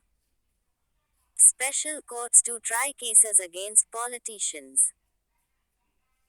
political parties are to publish the details of criminal cases pending against the candidates within 48 hours of the selection of the candidates. SC on forced conversion. Context: Supreme Court has said that forced religious conversions are very dangerous and may affect the security of the nation and freedom of religion and conscience. It has directed the central government to step in and make very serious and sincere efforts to tackle the issue. Article 25 of the Indian Constitution gives one freedom of conscience to profess, practice, and propagate religion to all citizens. But this doesn't ensure that one can forcibly convert others. In Rev. Stanislaus case 1977, SC said that the right to propagate under Art 25 doesn't mean the right to convert. In order to restrict religious conversion carried out by force, fraud, or inducements, several states have enacted freedom of religion laws, e.g., Uttarakhand, Jharkhand, Himachal Pradesh, etc. 102 or Insights on India. Com. The Places of Worship Act, 1991. Context: The Supreme Court gave the central government more time to file enough affidavit on the challenges to the Places of Worship Act of 1991. Background: The law has been challenged on the ground that it bars judicial review, which is a basic feature of the Constitution. About the Act, it prohibits the conversion of any place of worship and stipulates that churches, temples, mosques, and other places of worship cannot be altered from as they stood on August 15, 1947. Any legal proceeding pending before any court concerning the conversion of the religious character of any place of worship existing on August 15, 1947, shall be terminated and no new legal proceedings shall be initiated. However, it allows legal proceedings if the conversion of a place of worship's religious nature occurred after the cut-off date. The Act does not apply to the Ram Janmabhoomi Babri Masjid case or any related litigation, appeal or procedure. Gram NYAYLAYASGN. Context: The Supreme Court is hearing a case seeking direction to the center and states for taking steps to set up Gram Nyayalayas. Despite a direction by the top court in 2020, as of December 2021, only 476 GNS have been notified by 15 states and 256 functional. About GNS. GN came by Gram Nyayalayas Act 2008 on the recommendation of the 114th report of the Law Commission. The Act provides for establishment of GNS at the Panchayat level to try criminal and civil claims and disputes. GNS will be headed by Nyayadhikari, will be appointed by the state government in consultation with the High Court. It shall be guided by the principle of natural justice and not bound by rules of evidence provided in the Indian Evidence Act, 1872. Bribery on the floor of the House. Direction: This is a classic case where parliamentary immunity is being misused by the parliamentarian. Know the content of Article 105 and Article 122. Context: Calling it a constitutionally correct principle, the central government backed the Supreme Court a 1998 ruling that shields MPs and MLAs from prosecution under Article 105 if they accept bribes in lieu of their votes. Background of the case: 10 MPs belonging to the JMM and the Janata Dal took bribes on the floor of the House to cast their votes to defeat a no-confidence motion moved in the Lok Sabha against the O. Insights on India. Com 103.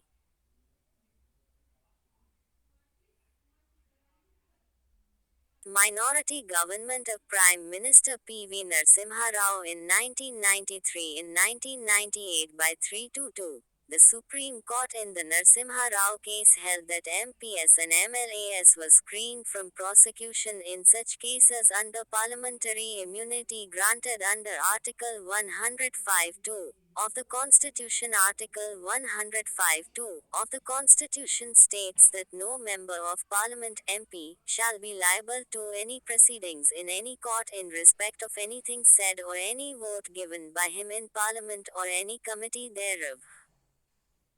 A similar provision exists for MLAs under Article 194(2). Article 122 deals with the restrictions on courts not to inquire into proceedings of Parliament. District judges. Context: CJI has said that the district judiciary is a cornerstone of the judicial system and district judges aren't subordinates. They belong to the district judiciary. Steps suggested to ensure modern and equal judiciary. Attitudinal changes as to how superior court judges look at the district judiciary, making the process of listing matters transparent and objective, employing technology to eliminate the element of human interface in the listing process, better infrastructure including women's toilets at district courts. District judges are the highest judicial authority in the district, having original and appellate jurisdiction over both civil and criminal cases. Their appointment, posting and promotion are done by the governor of the state in consultation with the High Court. Qualifications for being a district judge include: should not already be employed in central or state services, should have been an advocate or a pleader for at least 7 years. High Court recommendation for appointment. What is a narco test? Direction: go through once. Context: a court in New Delhi has allowed a narco test on Aftab Poonawalla, accused of killing his live-in partner Shraddha Walkar in May this year. What is a narco test? In a narco or narcoanalysis test, a drug called sodium pentothal, a sedative, is injected into the body of the accused, which induces subconsciousness so that the subject is mentally incapable of inventing falsehood and so will tell the truth when asked a question. However, the evidence gathered using this test is inadmissible in a court of law. Its result cannot be considered to be a confession. SC in Selvi case 2010. Also, its result is not 100% accurate. Other similar tests. Polygraph test detects lie by the fluctuation in the physiological indicators such as blood pressure, pulse, respiration etc. P300 test brain mapping test. 104 Insights on India. Com. Recusal by a judge. Direction: have a clear understanding of the key legal terms that often appear in newspaper, e.g., recusal, contempt of court etc. Context: Supreme Court Judge Justice S.K. Kaul recused himself from hearing a petition challenging the extension in tenure granted to Enforcement Directorate Chief S.K. Mishra last year. Recusal is the removal of oneself as a judge or policymaker in a particular matter, especially because of a conflict of interest. Its genesis is based on the principle of fairness and reasonableness. There is no formal rule governing recusal. If a judge recuses, the case is listed before the CJI or Chief Justice of the High Court for allotment to a fresh bench in the court. E.g., Justice Markanday Karju followed the practice of automatic recusal when he withdrew his name from the Novartis case by saying that it would not be proper for him to deal with the appeal filed by Novartis. Background of the case: the central government had amended the Central Vigilance Commission (CVC) Act 2003 through an ordinance on November 14, 2021, giving itself the power to extend the tenure of the ED director by up to 5 years. S.K. Mishra was appointed ED director on November 19, 2018, for 2 years. On November 13, 2020, this was extended by 1 year. It was again extended by another year in 2021. CAG to audit urban bodies. Direction: keep a note of CAG, articles related to it, its powers and conditions of services. Context: the Controller and Auditor General of India (CAG) has decided to audit the urban local bodies (ULBs) to bring out the performance of these authorities in the context of the 74th Constitutional Amendment carried out in the early 1990 in respective state acts.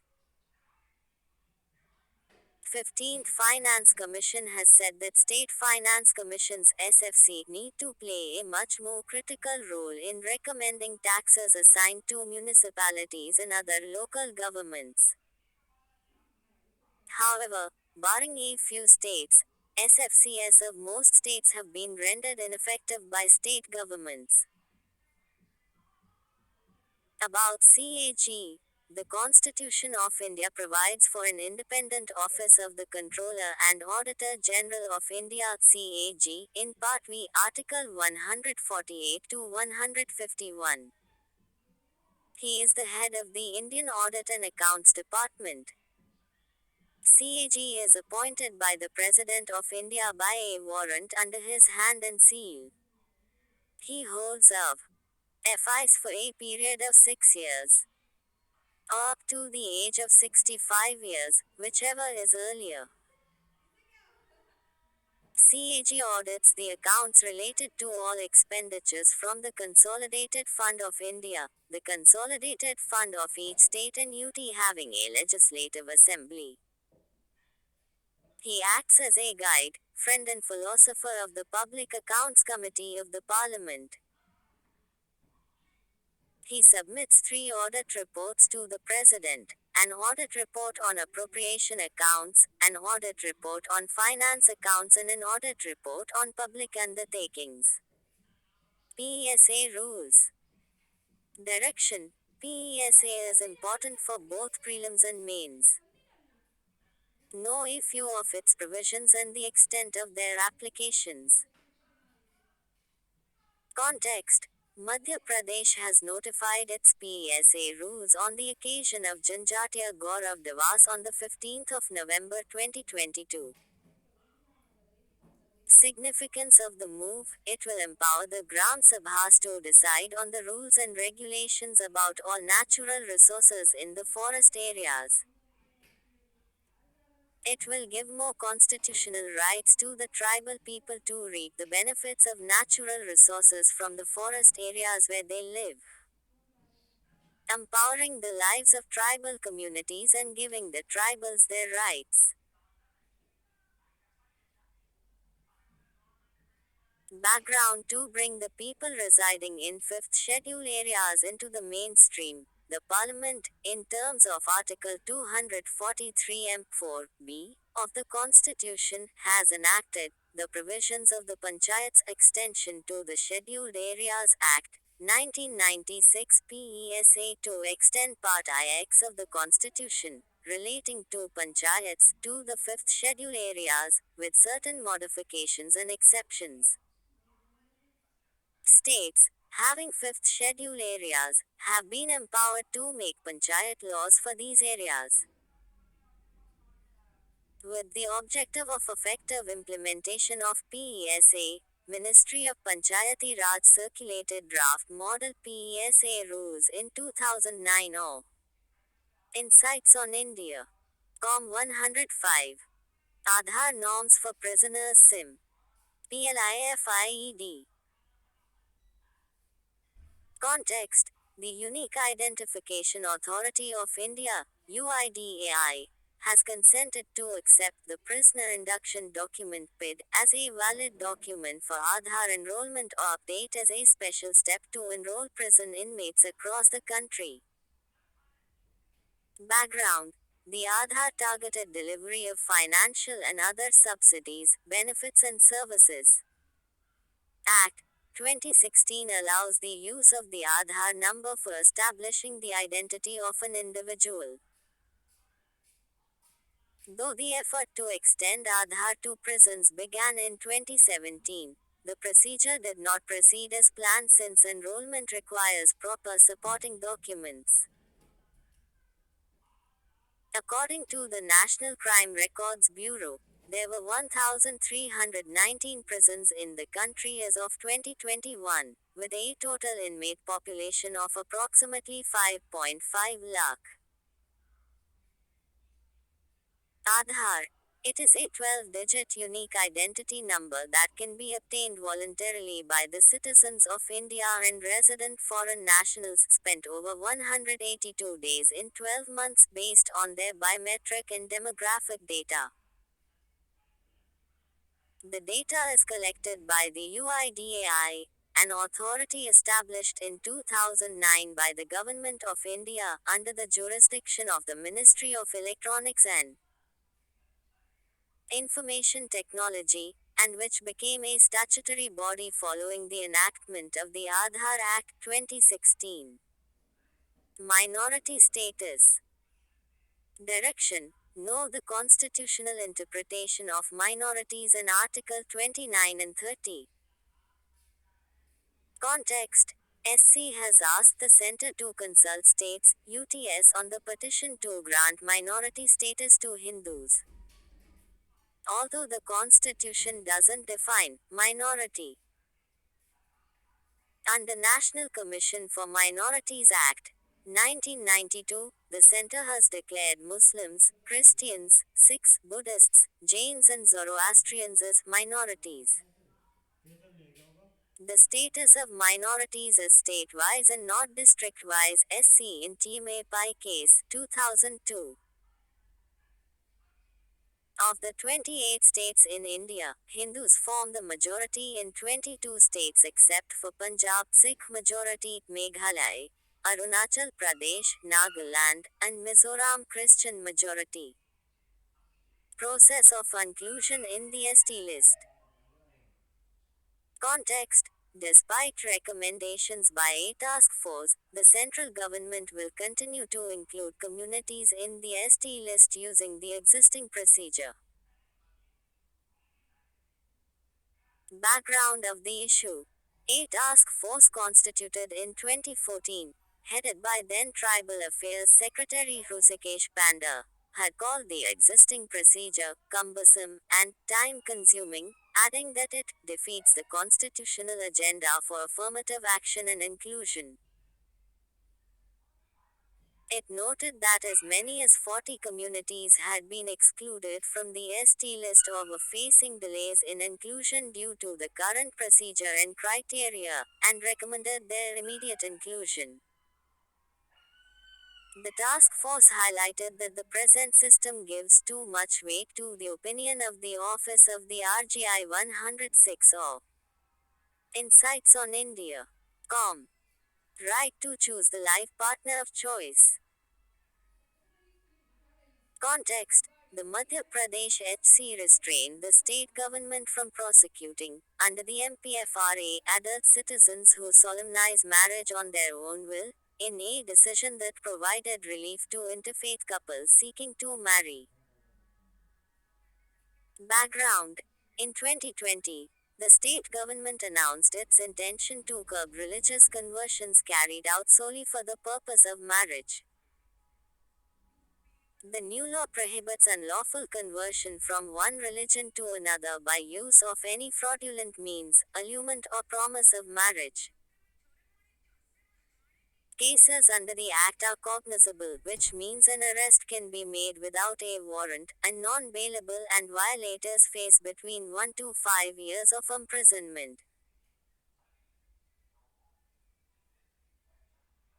Verdicts of different HCS, MP. Section 10 of the MPFRA, which requires those planning to convert and the priest who will perform the conversion to notify the district magistrate 60 days in advance, appears to be unconstitutional. Gujarat. Such regulations interfere with the intricacies of marriage, including an individual's right to choose, and thereby violate Article 21 of the Indian Constitution. Article 25 says, all persons are equally entitled to freedom of conscience and the right to freely profess, practice, and propagate religion subject to public order, morality and health.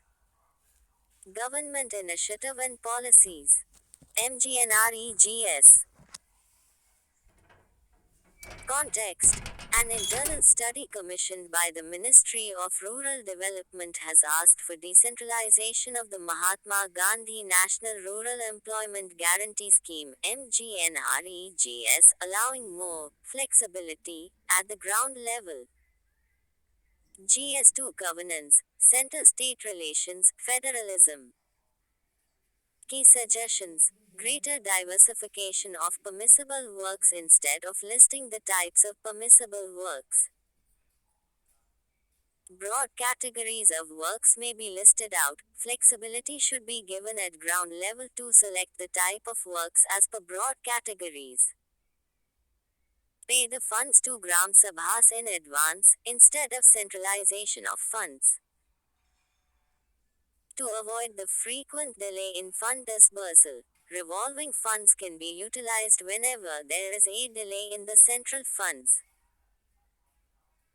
Concerns. The delay in the material component. It forced beneficiaries to buy the construction material themselves to complete the projects. Wages. The study also noted that the MGNREGA wages were far below the market rate in many states. In Jammu and Kashmir, the rate is 214 rupees, while private contractors offer 600 rupees to 700 rupees. MGNREGA. The scheme was introduced as a social measure that guarantees the right to work. The local government will have to legally provide at least 100 days of wage employment in rural India to enhance their quality of life. Key objectives.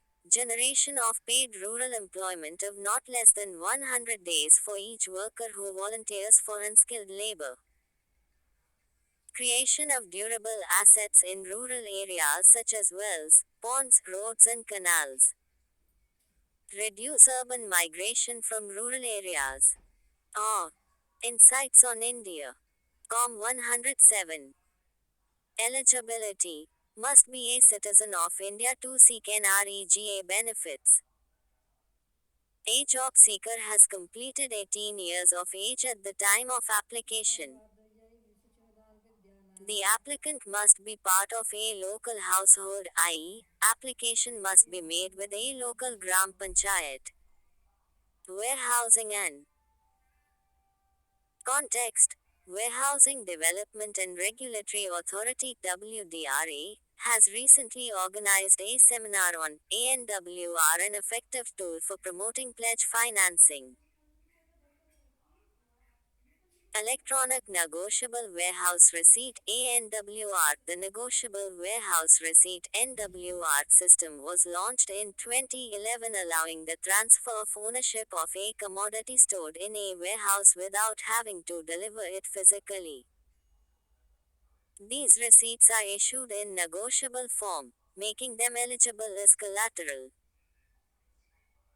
This has been enabled by enabling the financing of warehouse receipts through the Warehouse Development and Regulation Act, 2007.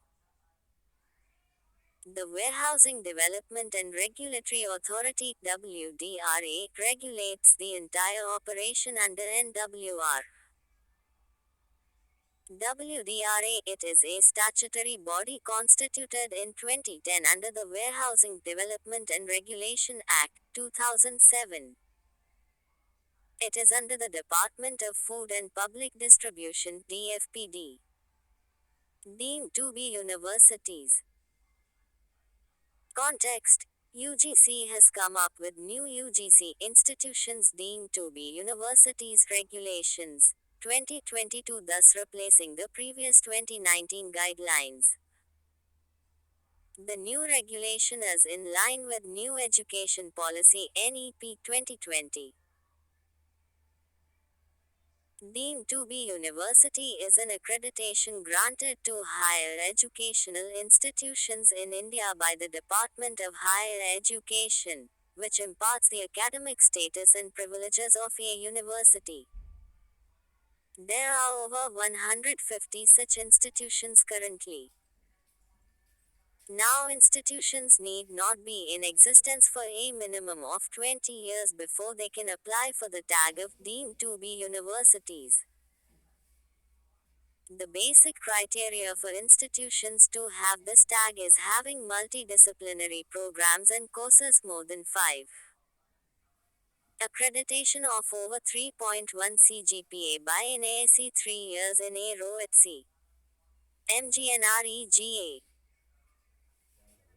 Context: Union Rural Development Ministry has removed the existing cap of 20 simultaneous works panchayat and increased it to up to 50, on account of the large size of the Gram Panchayat. Other contentious issues. Centre is alleged to owe 19 crore rupees for social audit in MGNREGA, but it has given only 2.69 crore rupees till now.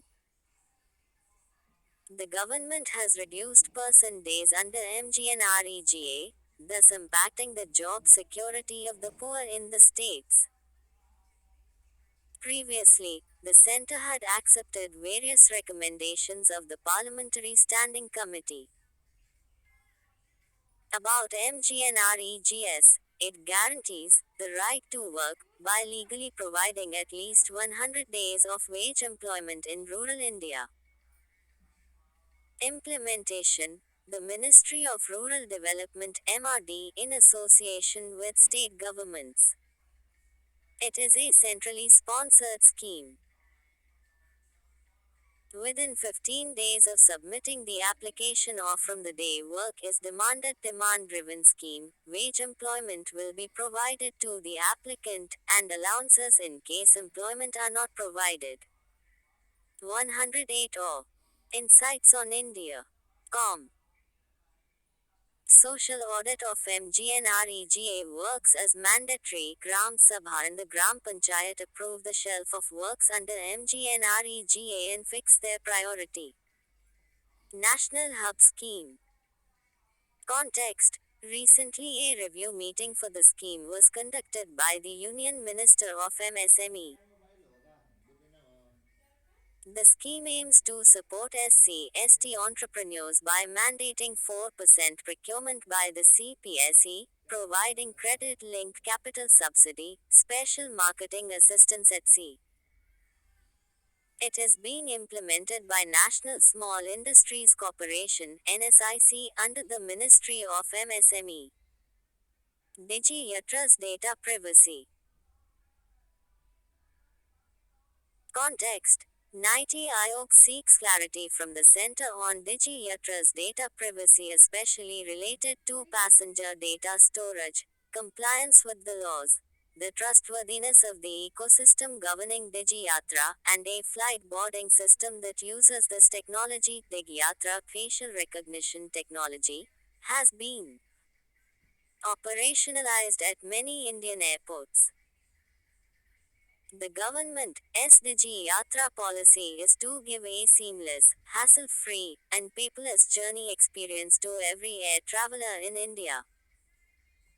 It is an industry-led initiative coordinated by the Ministry of Civil Aviation.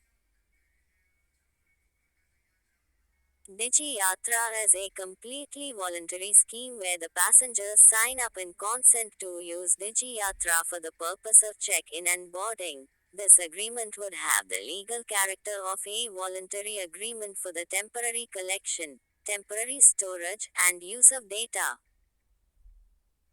NITI Aayog recommendations: perform algorithmic audits and cyber security audits prior to system deployment at sea.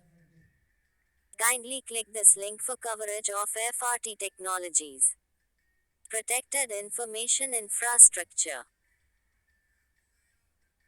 Context: the websites and applications related to the decennial census exercise in the National Population Register (NPR) were recently notified as a protected system or critical information infrastructure under the Information Technology Act 2008. About critical information infrastructure protected system. According to the Act, critical information infrastructure means the computer resource, the destruction of which shall have a debilitating impact on national security, economy, public health or safety. Or Insights on India. Com 109. The Act states that the appropriate government may, by notification in the official gazette, declare any computer resource directly or indirectly affecting the facility of critical information infrastructure to be a protected system.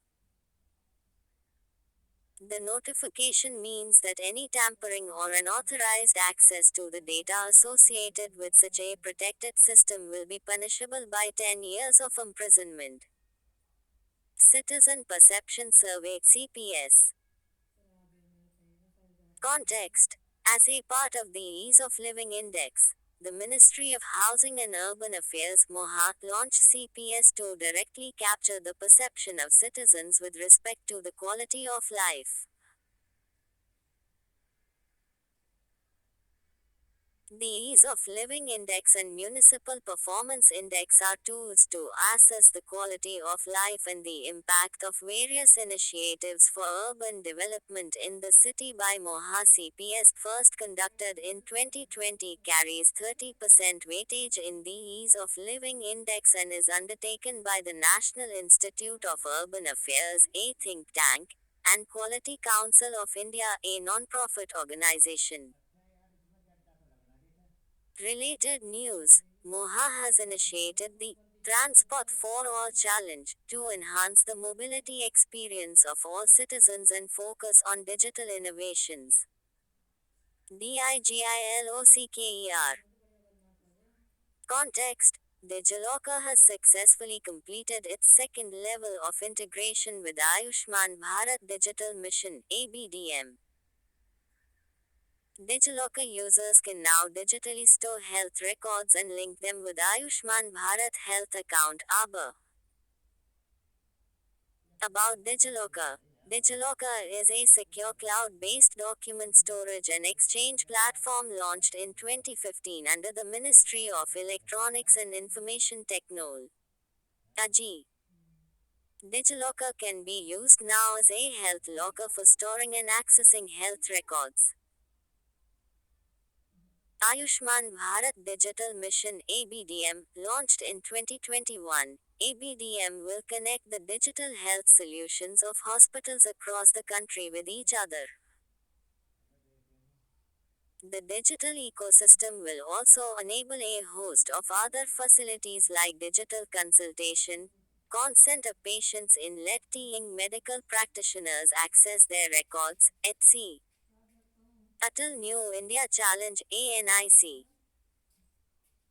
Context: Women-centric challenge under ANIC has been launched to address the issues faced by women in different spheres of life using technology-based innovations. ANIC is part of the Atal Innovation Mission by NITI Aayog.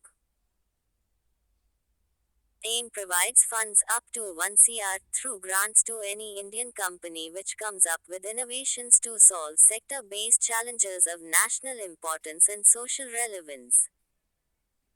Cultivate 1 million children as NEOTARIC new innovators. Context: 1.5 lakh students in India attended Niti Aayog's mega tinkering activity on the occasion of Children's Day.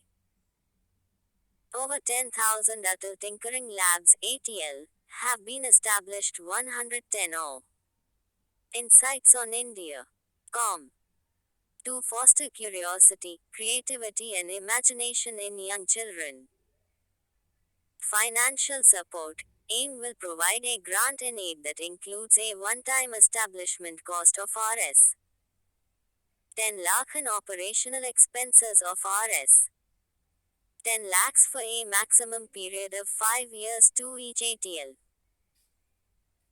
Eligibility. Schools minimum grade VX managed by government, local bodies or private trust society can set up ATL. About AIM. AIM by Niti Aayog is mandated to create an umbrella structure to oversee the innovation ecosystem of the country and revolutionize the innovation ecosystem, touching upon the entire innovation life cycle through various programs. National Press Day. Context. India celebrates the 16th of November as National Press Day every year, and the day is observed in honor of the Press Council of India (PCI). About the National Press Day. History. The PCI was founded on November 16, 1966, and since then, every year on November 16, the National Press Day has been held to commemorate the foundation of the Council. Significance of the day. The freedom of the press is an essential aspect to maintain the independence and integrity of the press, as it is often referred to as the voice of the voiceless, a connecting link between the rulers and those who are ruled. The day is meant to mark the presence of the free and responsible press in India. About PCI, it is responsible for examining the quality of reportage from the Indian media, while also keeping a check on other journalistic activities, and is traditionally chaired by a retired Supreme Court judge. Price capping of NLEM drugs. Context. Ministry of Chemicals and Fertilizer, which is responsible for ensuring the pricing cap, has brought 34 new essential medicines in NLEM under its pricing regulation. While the Ministry of Health and Family Welfare revises the national list of essential medicines (NLEM), the cap on its pricing is decided by NPPA under the Ministry of Chemicals and Fertilizer. Significance of the move. It will help ensure availability at cheaper rates. The listed drugs are essentially required to be stored in bulk in all the hospitals to ensure their availability. The list is revised based on the consultation with stakeholders, the cost of the medicines, and their effectiveness. How are the prices decided? The selling price is determined by calculating the average price to retailers of all generics and branded generics with a market share of more than 1% and then adding a small retailer margin to it. NPPA, under the Department of Pharmaceuticals, Ministry of Chemical and Fertilizer, was set up in 1997 under the Drugs Prices Control Order 1995 to fix revised prices of controlled bulk drugs and ensure their availability. Insights on India. Com 111. Pradhan Mantri Garib Kalyan Anna Yojana Scheme (PMGKY). Direction. This came in an editorial article today. We have selected only relevant points from the UPSC perspective. Context. Government extended PMGKY in September this year. Significance of the scheme. Initially introduced to help the poor fight the battle against COVID-19, IMF working paper concluded that the social safety net provided by the expansion of India's food subsidy program absorbed a major part of the pandemic shock.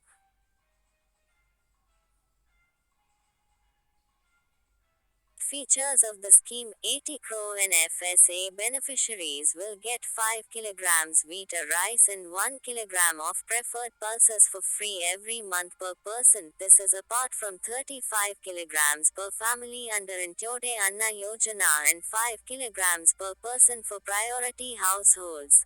Under National Food Security Act NFSA PMGKAY covers even direct benefit transfer DBT beneficiaries. Its nodal ministry is the Ministry of Finance.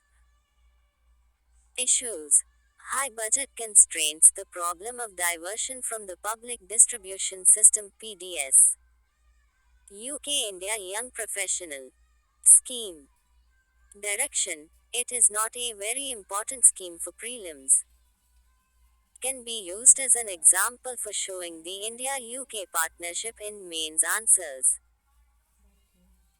Context: UK has given the go-ahead for 3,000 visas for young Indian professionals to live and work in the country each year. India is the first visa national country to benefit from such a scheme under the UK-India Migration and Mobility Partnership agreed upon last year. Under this, young professionals 18 to 30 years degree holding Indian nationals can live and work in the UK for up to 2 years. Project Unnati. Context: faced with a lukewarm response to Project Unnati, the Union Rural Development Ministry wants to link the performances of the states under the project to its budget for the coming fiscal year. Background: since its inception in 2020, just a little over 25,000 persons have been trained under the project, falling far short of its target of 2 lakh. The project was slated to end in March 2022 but has now been extended by 2 years. 112 Insights on India. Com.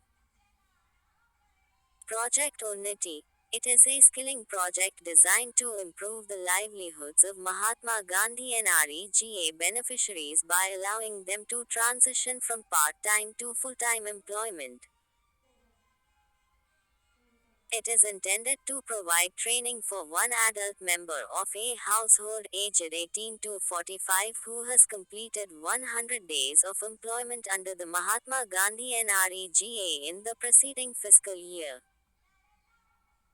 Candidates receiving training are paid a stipend, whose expenditures are entirely borne by the central government. Toilets though the Shamlav Shunya campaign. Direction: the campaign can be used as an example in the governance as well as for ethics syllabus persuasion, attitude change. Context: Union Minister of Housing and Urban Affairs Moha launched Toilets 2.0 campaign at Bengaluru on the occasion of World Toilet Day 2022, with the aim to change the face of public and community toilets in urban India through collective action involving citizens and urban local bodies.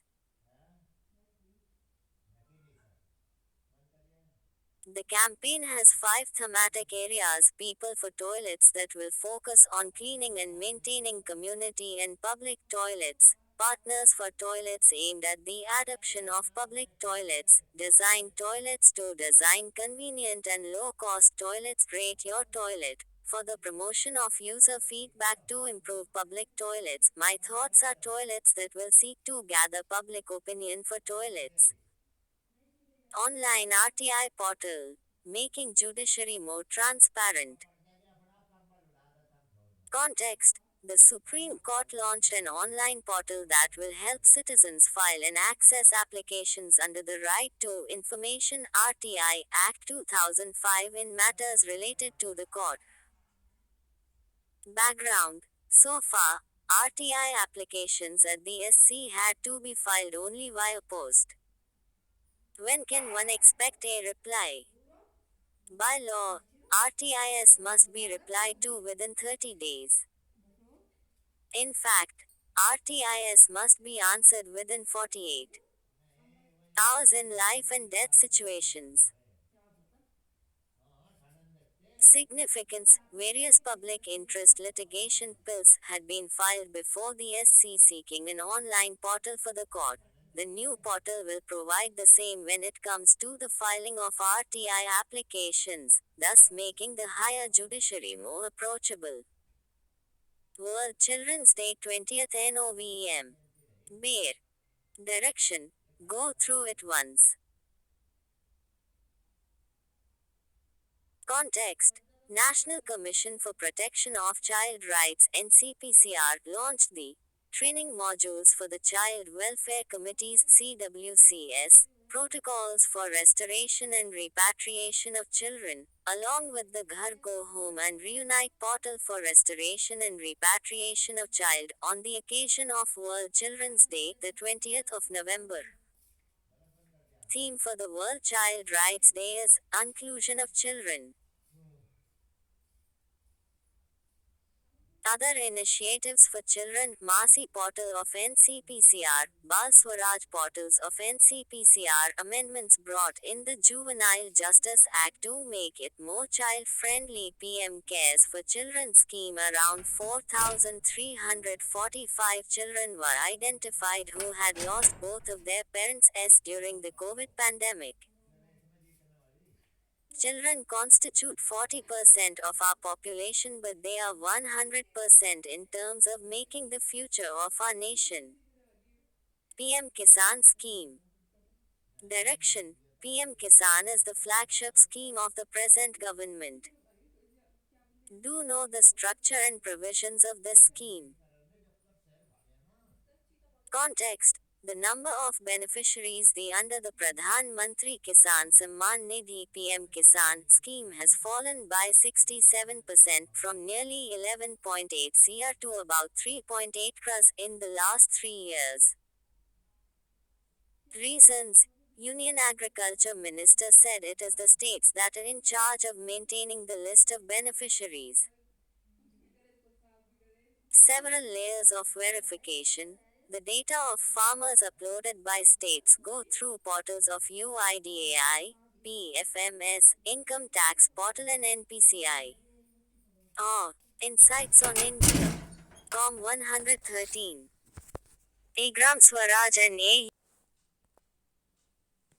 AUDITONLINE of Ministry of Panchayati Raj.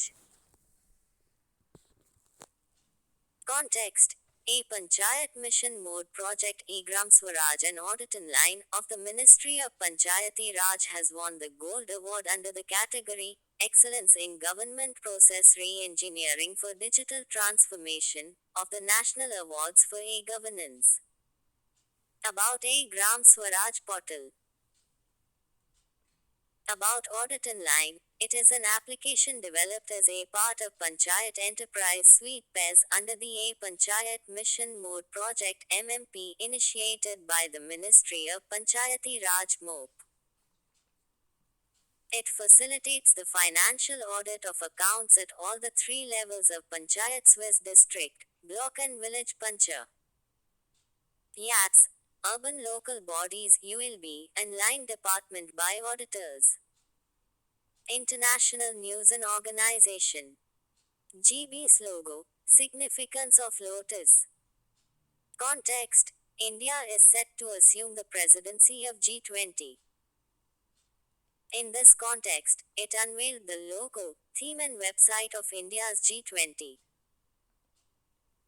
Lotus, India's national flower. Lotus, having 7 petals, represents 7 continents of the globe and also 7 notes of music.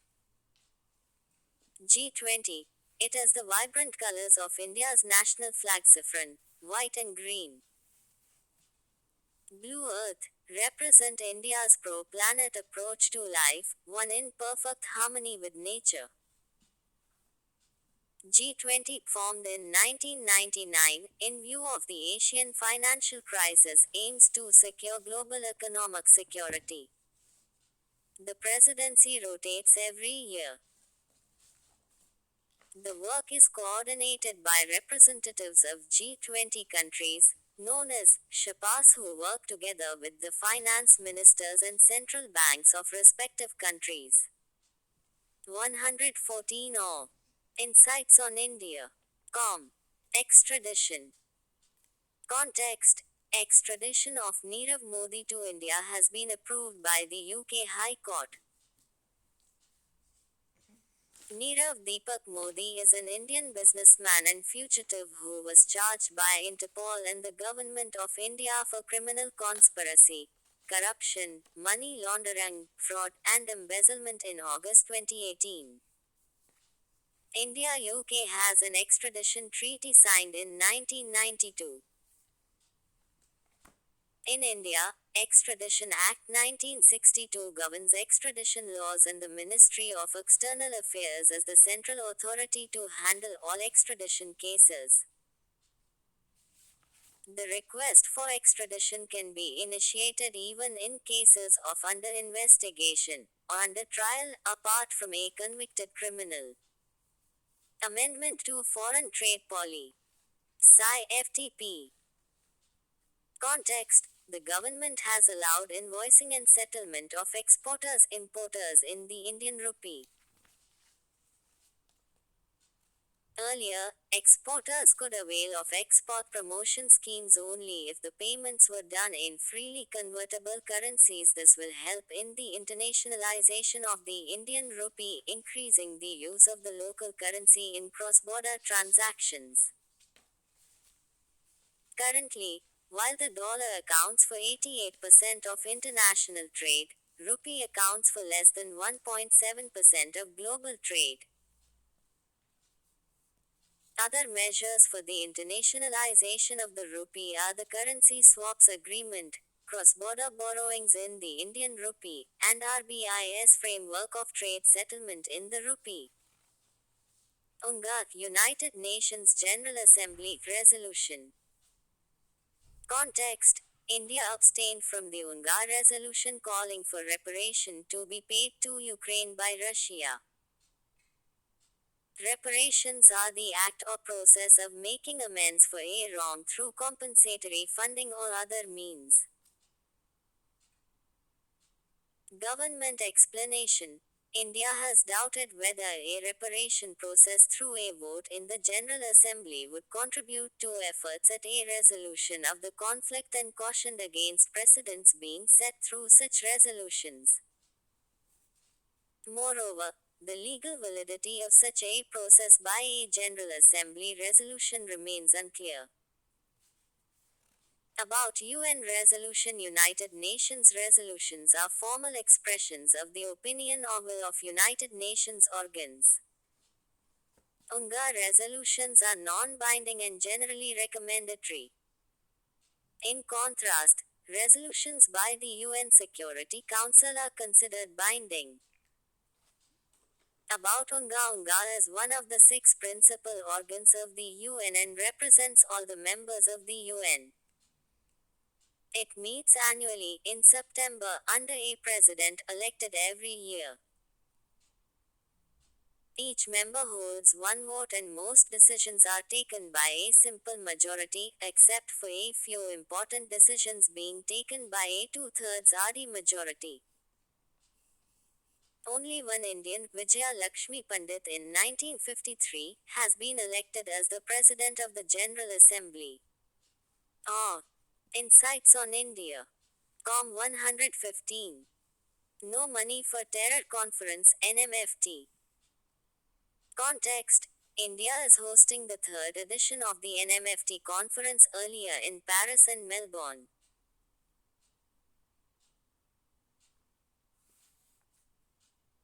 Major agenda for the conference: regulate the use of crowdfunding platforms to finance terrorist activities, enhance the control mechanisms of social media platforms, monitor global trends in terrorism and terrorist financing, regulate the use of formal and informal channels for terrorism, control the use of emerging technologies and terrorist financing e.g. cryptocurrency and dark web, ensure international cooperation to address challenges in combating terrorist financing, strengthening the role of the Financial Action Task Force, FATF.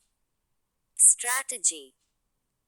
Direction. Such terms can be used in international relations answers to value add to your content. Context: India has a great scope to emerge as a sizable player in electronics and semiconductor products manufacturing as part of China Plus One diversification strategy. Electronics and semiconductor products today is a $1.5 trillion industry with China solely accounting for almost 75% of it and having enjoyed a monopoly in the sector for over 2 decades now. India Semiconductor Mission (ISM) is a specialized business division within the Digital India Corporation that aims to promote the growth of the semiconductor and electronics manufacturing industry in the country. About China Plus One strategy. Coined way back in 2013, it is a global business strategy. China Plus One or just Plus One refers to a strategy in which companies avoid investing only in China and diversify their businesses to alternative destinations. BLIYATRA. Context: In his address to the Indian diaspora at the G20 summit in Bali, the Indian PM mentioned the annual Baliyatra, which celebrates the ancient trade relations between India and Indonesia. Background: This year's Baliyatra, which concluded recently, also found a place in the Guinness World Records for achieving an impressive feat of origami, the creation of beautiful paper sculptures. The historical significance of Baliyatra. Baliyatra, literally, voyage to Bali, is one of the country's largest open-air fairs, which is organized every year on 116 Insights on India. The banks of the Mahanadi in Cuttack, Orissa. It is similar to the Masakapan Ketukad festival in Bali. It commemorates the 2000-year-old maritime and cultural links between ancient Kalinga, today's Orissa, and Bali and other South and Southeast Asian regions like Java, Sumatra, Borneo, Burma, Myanmar, and Ceylon, Sri Lanka. The connection between Kalinga and Bali. Rouletware, temples as socio-culture centers, 14th CE inscription in Bali is in Odia language, presence of Brahmana Bodha Kalinga in Bali. Code of Conduct for the South China Sea. Context: There is ongoing negotiations on the Code of Conduct for the South China Sea at the ASEAN Association of Southeast Asian Nations Defense Ministers Plus meeting in Cambodia. India stands for the freedom of navigation and overflight, unimpeded lawful commerce, peaceful settlement of maritime disputes and adherence to international law, particularly, the United Nations Convention on the Law of the Sea, UNCLOS 1982. Code of Conduct for the South China Sea (SCS). The SCS is a semi-enclosed region surrounded by China and 4 members of the ASEAN: the Philippines, Vietnam, Malaysia and Brunei. Since the 1970s, these countries have been in constant competition for geographical features such as islands, reefs and rocks, to extend their territorial sovereignty.